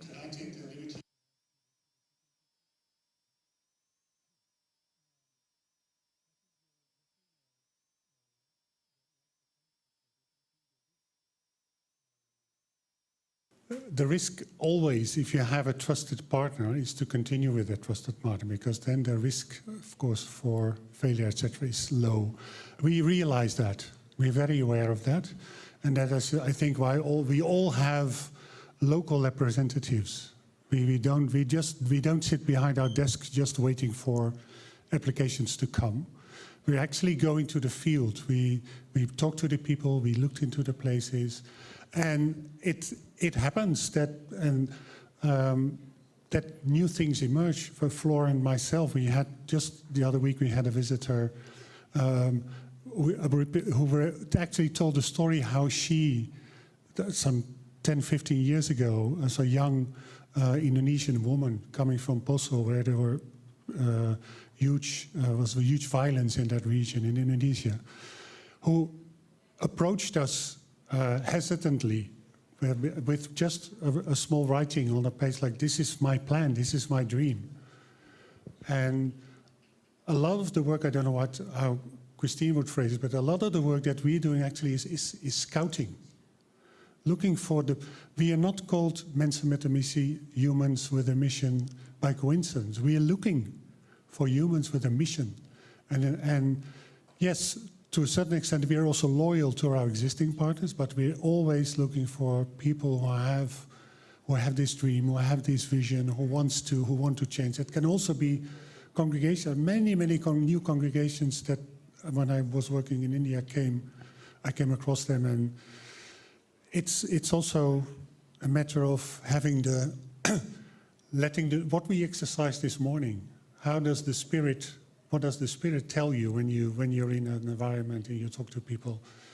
But it remains human work also.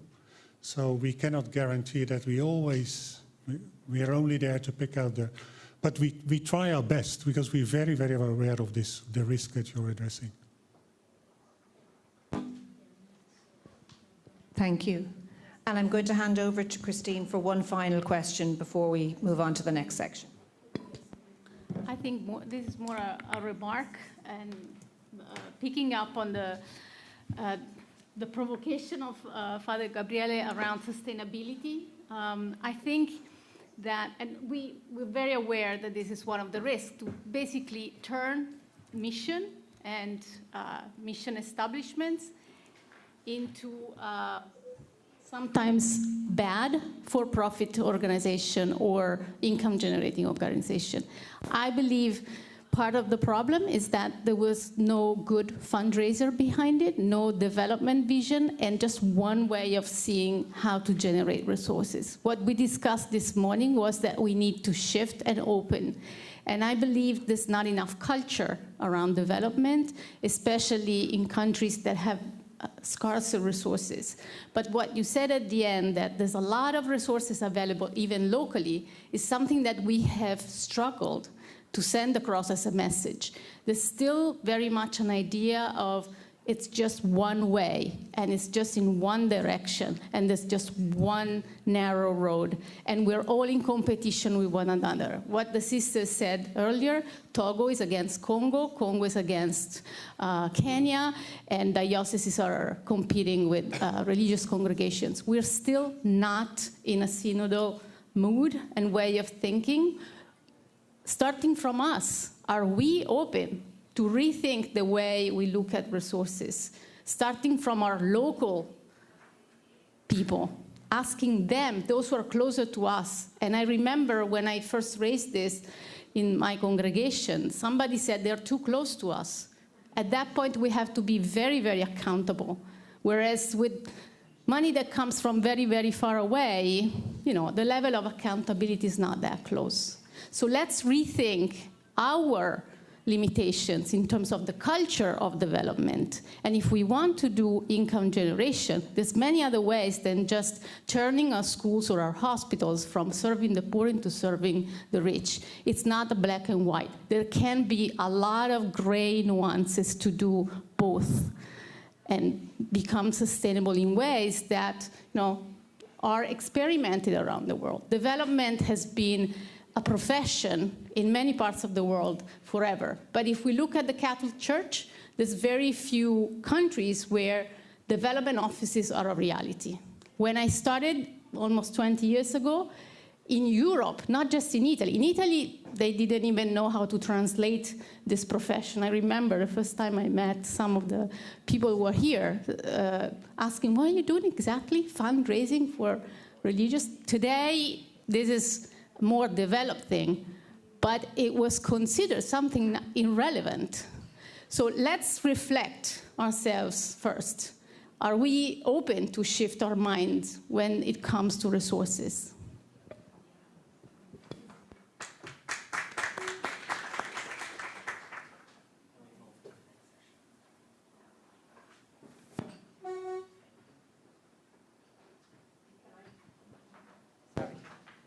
Just to say a big thank you to our three panelists who are here in person and Jennifer online. And thank you everyone for their participation. I think we give a final round of applause for that excellent session. Thank you.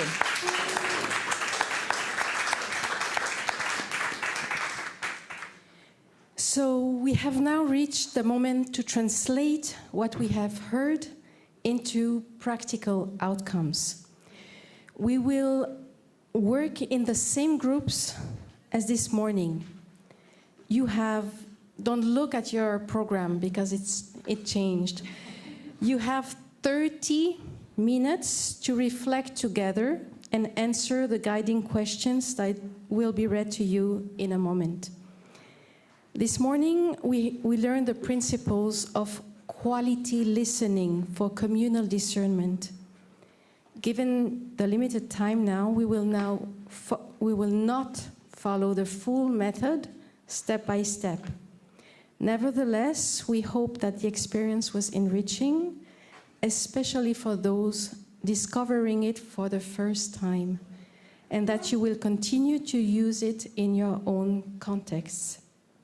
So during these 30 minutes, please listen to one another with openness, gather the main insights from your group, and identify concrete elements we can bring forward together. We kindly ask each group to designate a secretary. Each secretary will submit your group's answers using the Google form, just as the online groups are doing, so that we don't lose any fruits of today's assembly. Behind me, you can see the QR code on every screen, and you can just access the Google form, so one per table, per group. After the group time, we will return to plenary mode, and we would like maybe 2 groups in this room and 1 online group to share their key points with everyone. So while you are flashing the QR code, I give the microphone to Father Aris, who will now take you through the questions. Okay, so, well, in the meantime, if you were not able to get the QR code, may I ask the steering committee if you can move around and have it shared it to them. Okay, So the first question is, we're going to plug it there.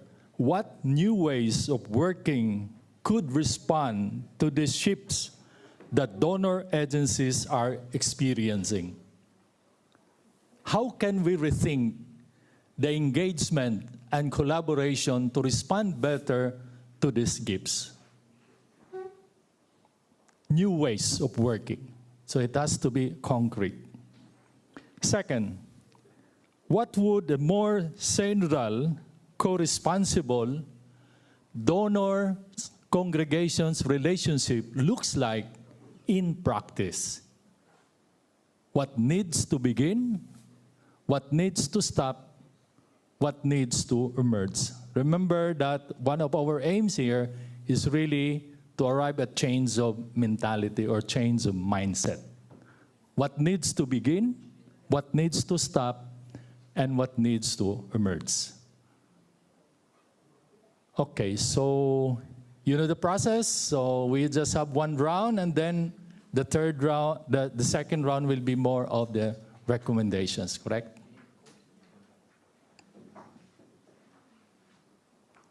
You got all the codes? You're logged in? Okay.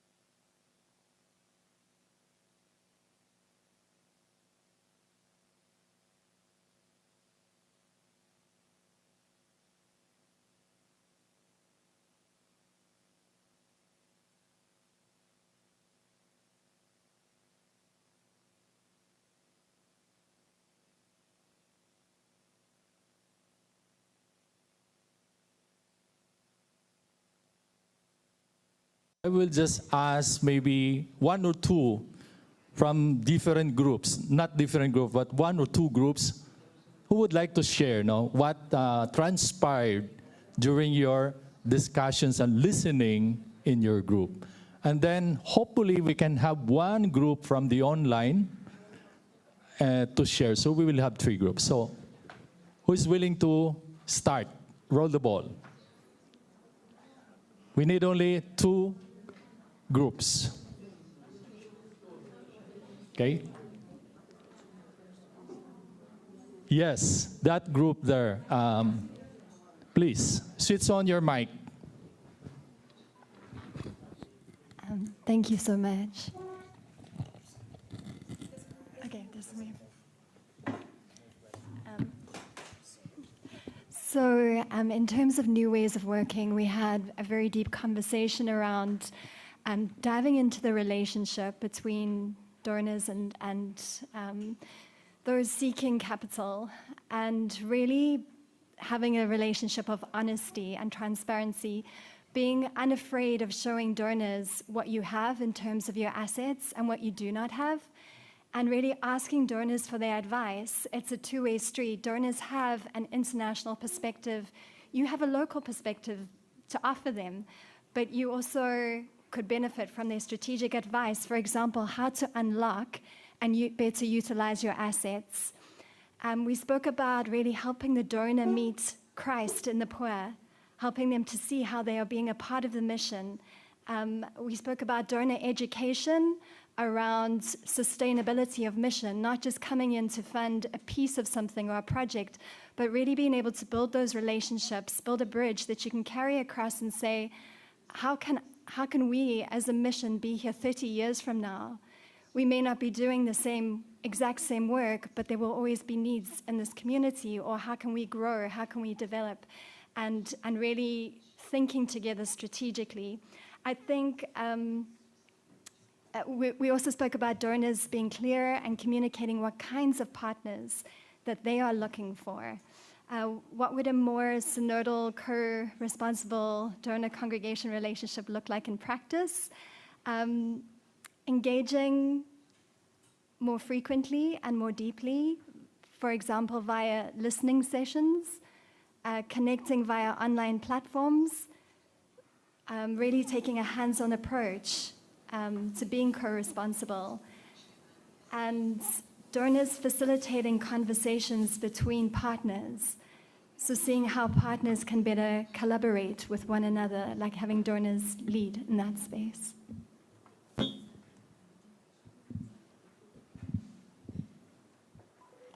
Just one small sure. example of meeting the donor's proposal. For example, if the donor wants to give on climate change and you have a project for education, it's really, why can't we meet in both ways? You know, for example, include Laudato Si in education, because the church also has a climate change approach, which is, and we need to show the donor or give the donor the language of the church, which is love to the creation and love to the creator. So there is a Laudato Si, for example, approach and education.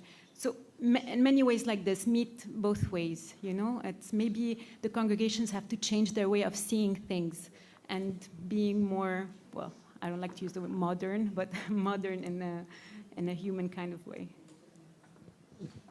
Thank you so much for that group. So I guess very important. We have online now? Okay, go ahead. Please.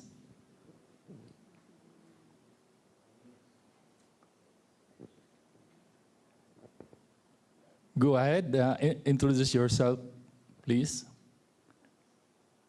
Yeah. We don't have audio. Okay, now it's unmuted. Thank you. I'm so sorry. It wasn't unmuting. Okay. So within our panel, we have France, Poland, and the United States of America represented. All three of us needed a little bit more information with the local diocese that would be in our area to see how we could better work with the donors. How were they affected during COVID? After COVID, the plateauing of rebuilding after COVID and moving forward to give out. What can start? Maybe the laws of reciprocity coming to the table in a synodal way is maybe there's only 2 persons over there and 100 people over here. So then that would bring the exchange or the merge of fellowship. And then you're emerging, that explosion to emerge with the fellowship. Maybe the world would use the vocabulary word barter, but if the donor is donating grain, fruits, vegetables, breads, and then on our side, we are donating updated technology, then again, that would allow the merge to emerge. And out of the 3 of us, that was the only thing that we could possibly think of to make it a more synodal, co-responsible or co-responsibility to the overall congregation of beginning a stronger relationship. What is it that the donor needs that maybe the diocese could give, and then you're reciprocating, and that allows the lack to stop. And that's what our team came up with.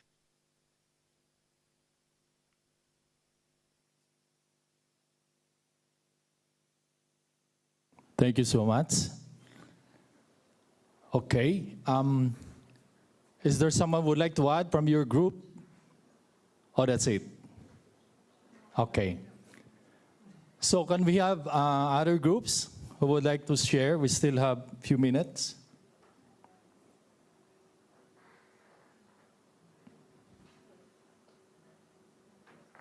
Yes, please.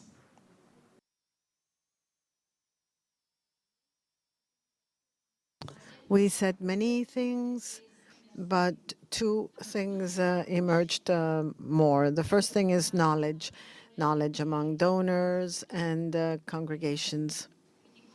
So it's about knowing about the sensitivities and the tendencies in donors, but also being aware of the needs, the requirements of the congregation. The second thing is to plan together, because we think that so far the congregation thinks of a need, it goes to the donor and asks for financing. Perhaps we should start from an initial involvement, think about a project together, plan together. The congregation is on the territory and may perceive the needs, and then they could both build together, donor and congregation at the local level.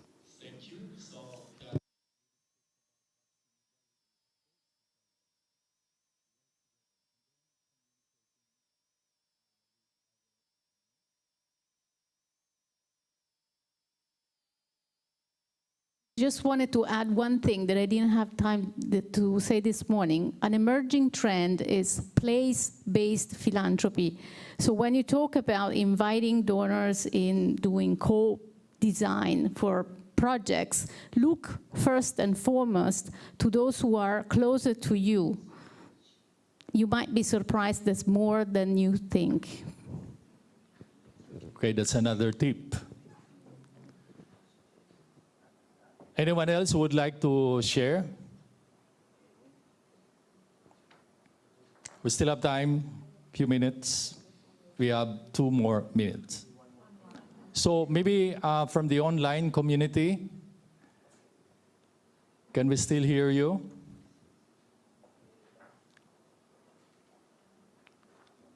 While we're still, just give me a sign if somebody, until now no one. So from other groups?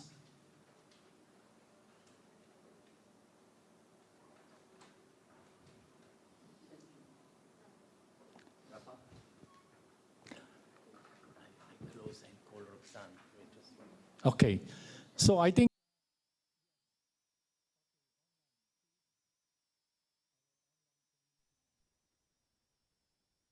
I submitted the I submitted the form, so it's gone. So from memory, I think the big piece really was starting with the I is the changing internally and kind of looking at internal conversations and then progressing to other kind of congregations and bringing them in. But we think it's changing the culture within the individual congregations first and seeing ourselves as collaborators and not competition. That came across kind of very clearly. What else did we have? Well, that was kind of the really kind of the strong piece, the share of knowledge, like to leave this world better and to share what we know and to uplift others and to empower others, you know, and to share, whether it's resources, whether it's assets, whether it's knowledge, to begin those conversations.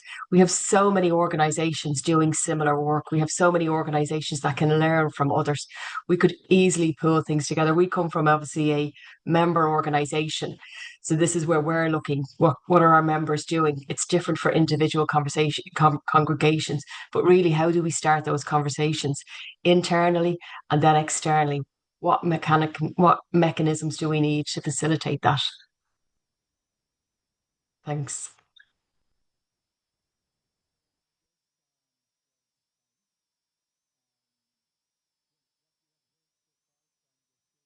The different groups, I think these are all opportunities for us, looking at the changes that has been happening These are changes that we don't have to get to be feared of, no? But these are new opportunities, and let's open the table for conversation. I think we have mentioned already some of these things today. We have heard a lot about that. And there's really that desire to open up a new conversation and the sharing of resources that we have. Not just only material, but even human resources and other things that we have in our congregations, in our organizations. I think this is the new way to confront issues that we have been facing at present. So I'm going to turn the microphone to Andrea for the closing. I think, before I close, I'd love to acknowledge a big thank to everybody who contributed to this workshop. And first of all, I wanted to thank the steering committee, which we didn't properly introduce. So maybe I just want to pass the microphone quickly to say who your name is, what's your organization, and, and just your name and your organization, just at least, before we do that. Fiona, please. Thanks, Andrea. So I'm Fiona, and I work with Edmund Rice Development, based in Dublin, in Ireland. I'm Sister Gertrude Mensah, Sisters of St. Joseph of Cluny. I'm a Ghanaian, but I'm working in Ireland at our development office. Thank you. Sister Orietta Pozzi, Comboni Sister, based in Rome, working at the Fondazione Comboniane nel Mondo. I'm Sister Milan Michaela Nguyen. So I am from the Sisters of St. Paul of Chartres, and I am based in Switzerland. I'm Father Aris Miranda from the Order of St. Camilo, so Order of Ministers of the Infirm, in charge for our humanitarian mission office called the Chameleon Disaster Service International. And there is another member in the committee who is not with us today. Maybe you know Mr. Arnaud Martens, who is not with us today, but a big thank also to Arnaud what he did to plan this workshop. Another big say is about the next steps, and before I invite Roxanne for a final closure. This is a series of workshops we would love to continue over in 2026. So we are meeting tomorrow with the steering committee, and this is already approved of our synodality in approach. We are doing this planning all together with a representation of male, female congregation, lay and religious people. So this is a good example. So we're going to plan tomorrow for the next one. We plan to have a second workshop in the springtime and another one before summer. So this is, we gather all the inputs. We will feed back all of you, so be on your emails. You left the email over there. We have your emails from the registration. Whoever came here without getting a badge, please drop your email at the end so we can also come back with you. And please leave all the badges here on the table if possible at the end.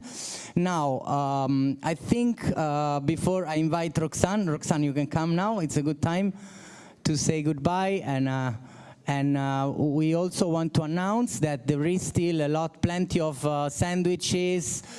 So after we finish this, you can still go back to the lounge area and have a final snack, juice or something, and socialize, because this is also the purpose. And we apologize if there were not many opportunities for networking. So I'll hand it over to the host of, we are here at the USG, thanks to Roxanne and her team, and all the technical support, again, the interpreters. Maria, you did a great job with us in the morning. Without you, you did the great with the synodality and all the conversation in the spirit. Thanks to the interpreters. Thanks to Gianluca and Therese. Without you, we would have been lost. And thanks to everybody who has been online attending this long workshop and participating fully to it from the morning until now. Now over to the host. Thank you, Roxanne. Thank you, Andrea, and thank you to all of you.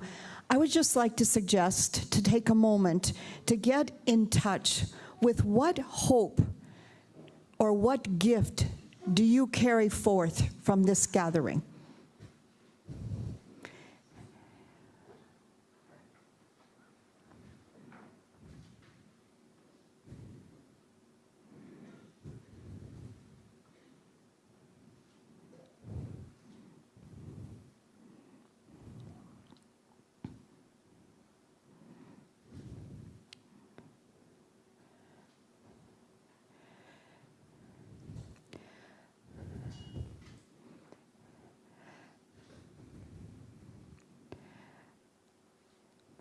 my sense is there are many gifts and hopes. I feel a lot of energy from all of us here. And I just want to say, we began together. We have started to walk and create the path together. And in that, there is new hope, new energy for growing mutual relationships and collaboration. So carry that hope, that gift forward, and you will find that it will empower you and empower all of us, because together we empower one another for God's mission. And I send you forth with that hope in your hearts. God bless. Thank you.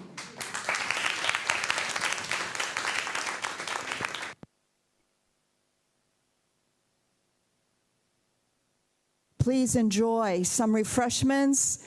Leave as you need to, and we wish you well.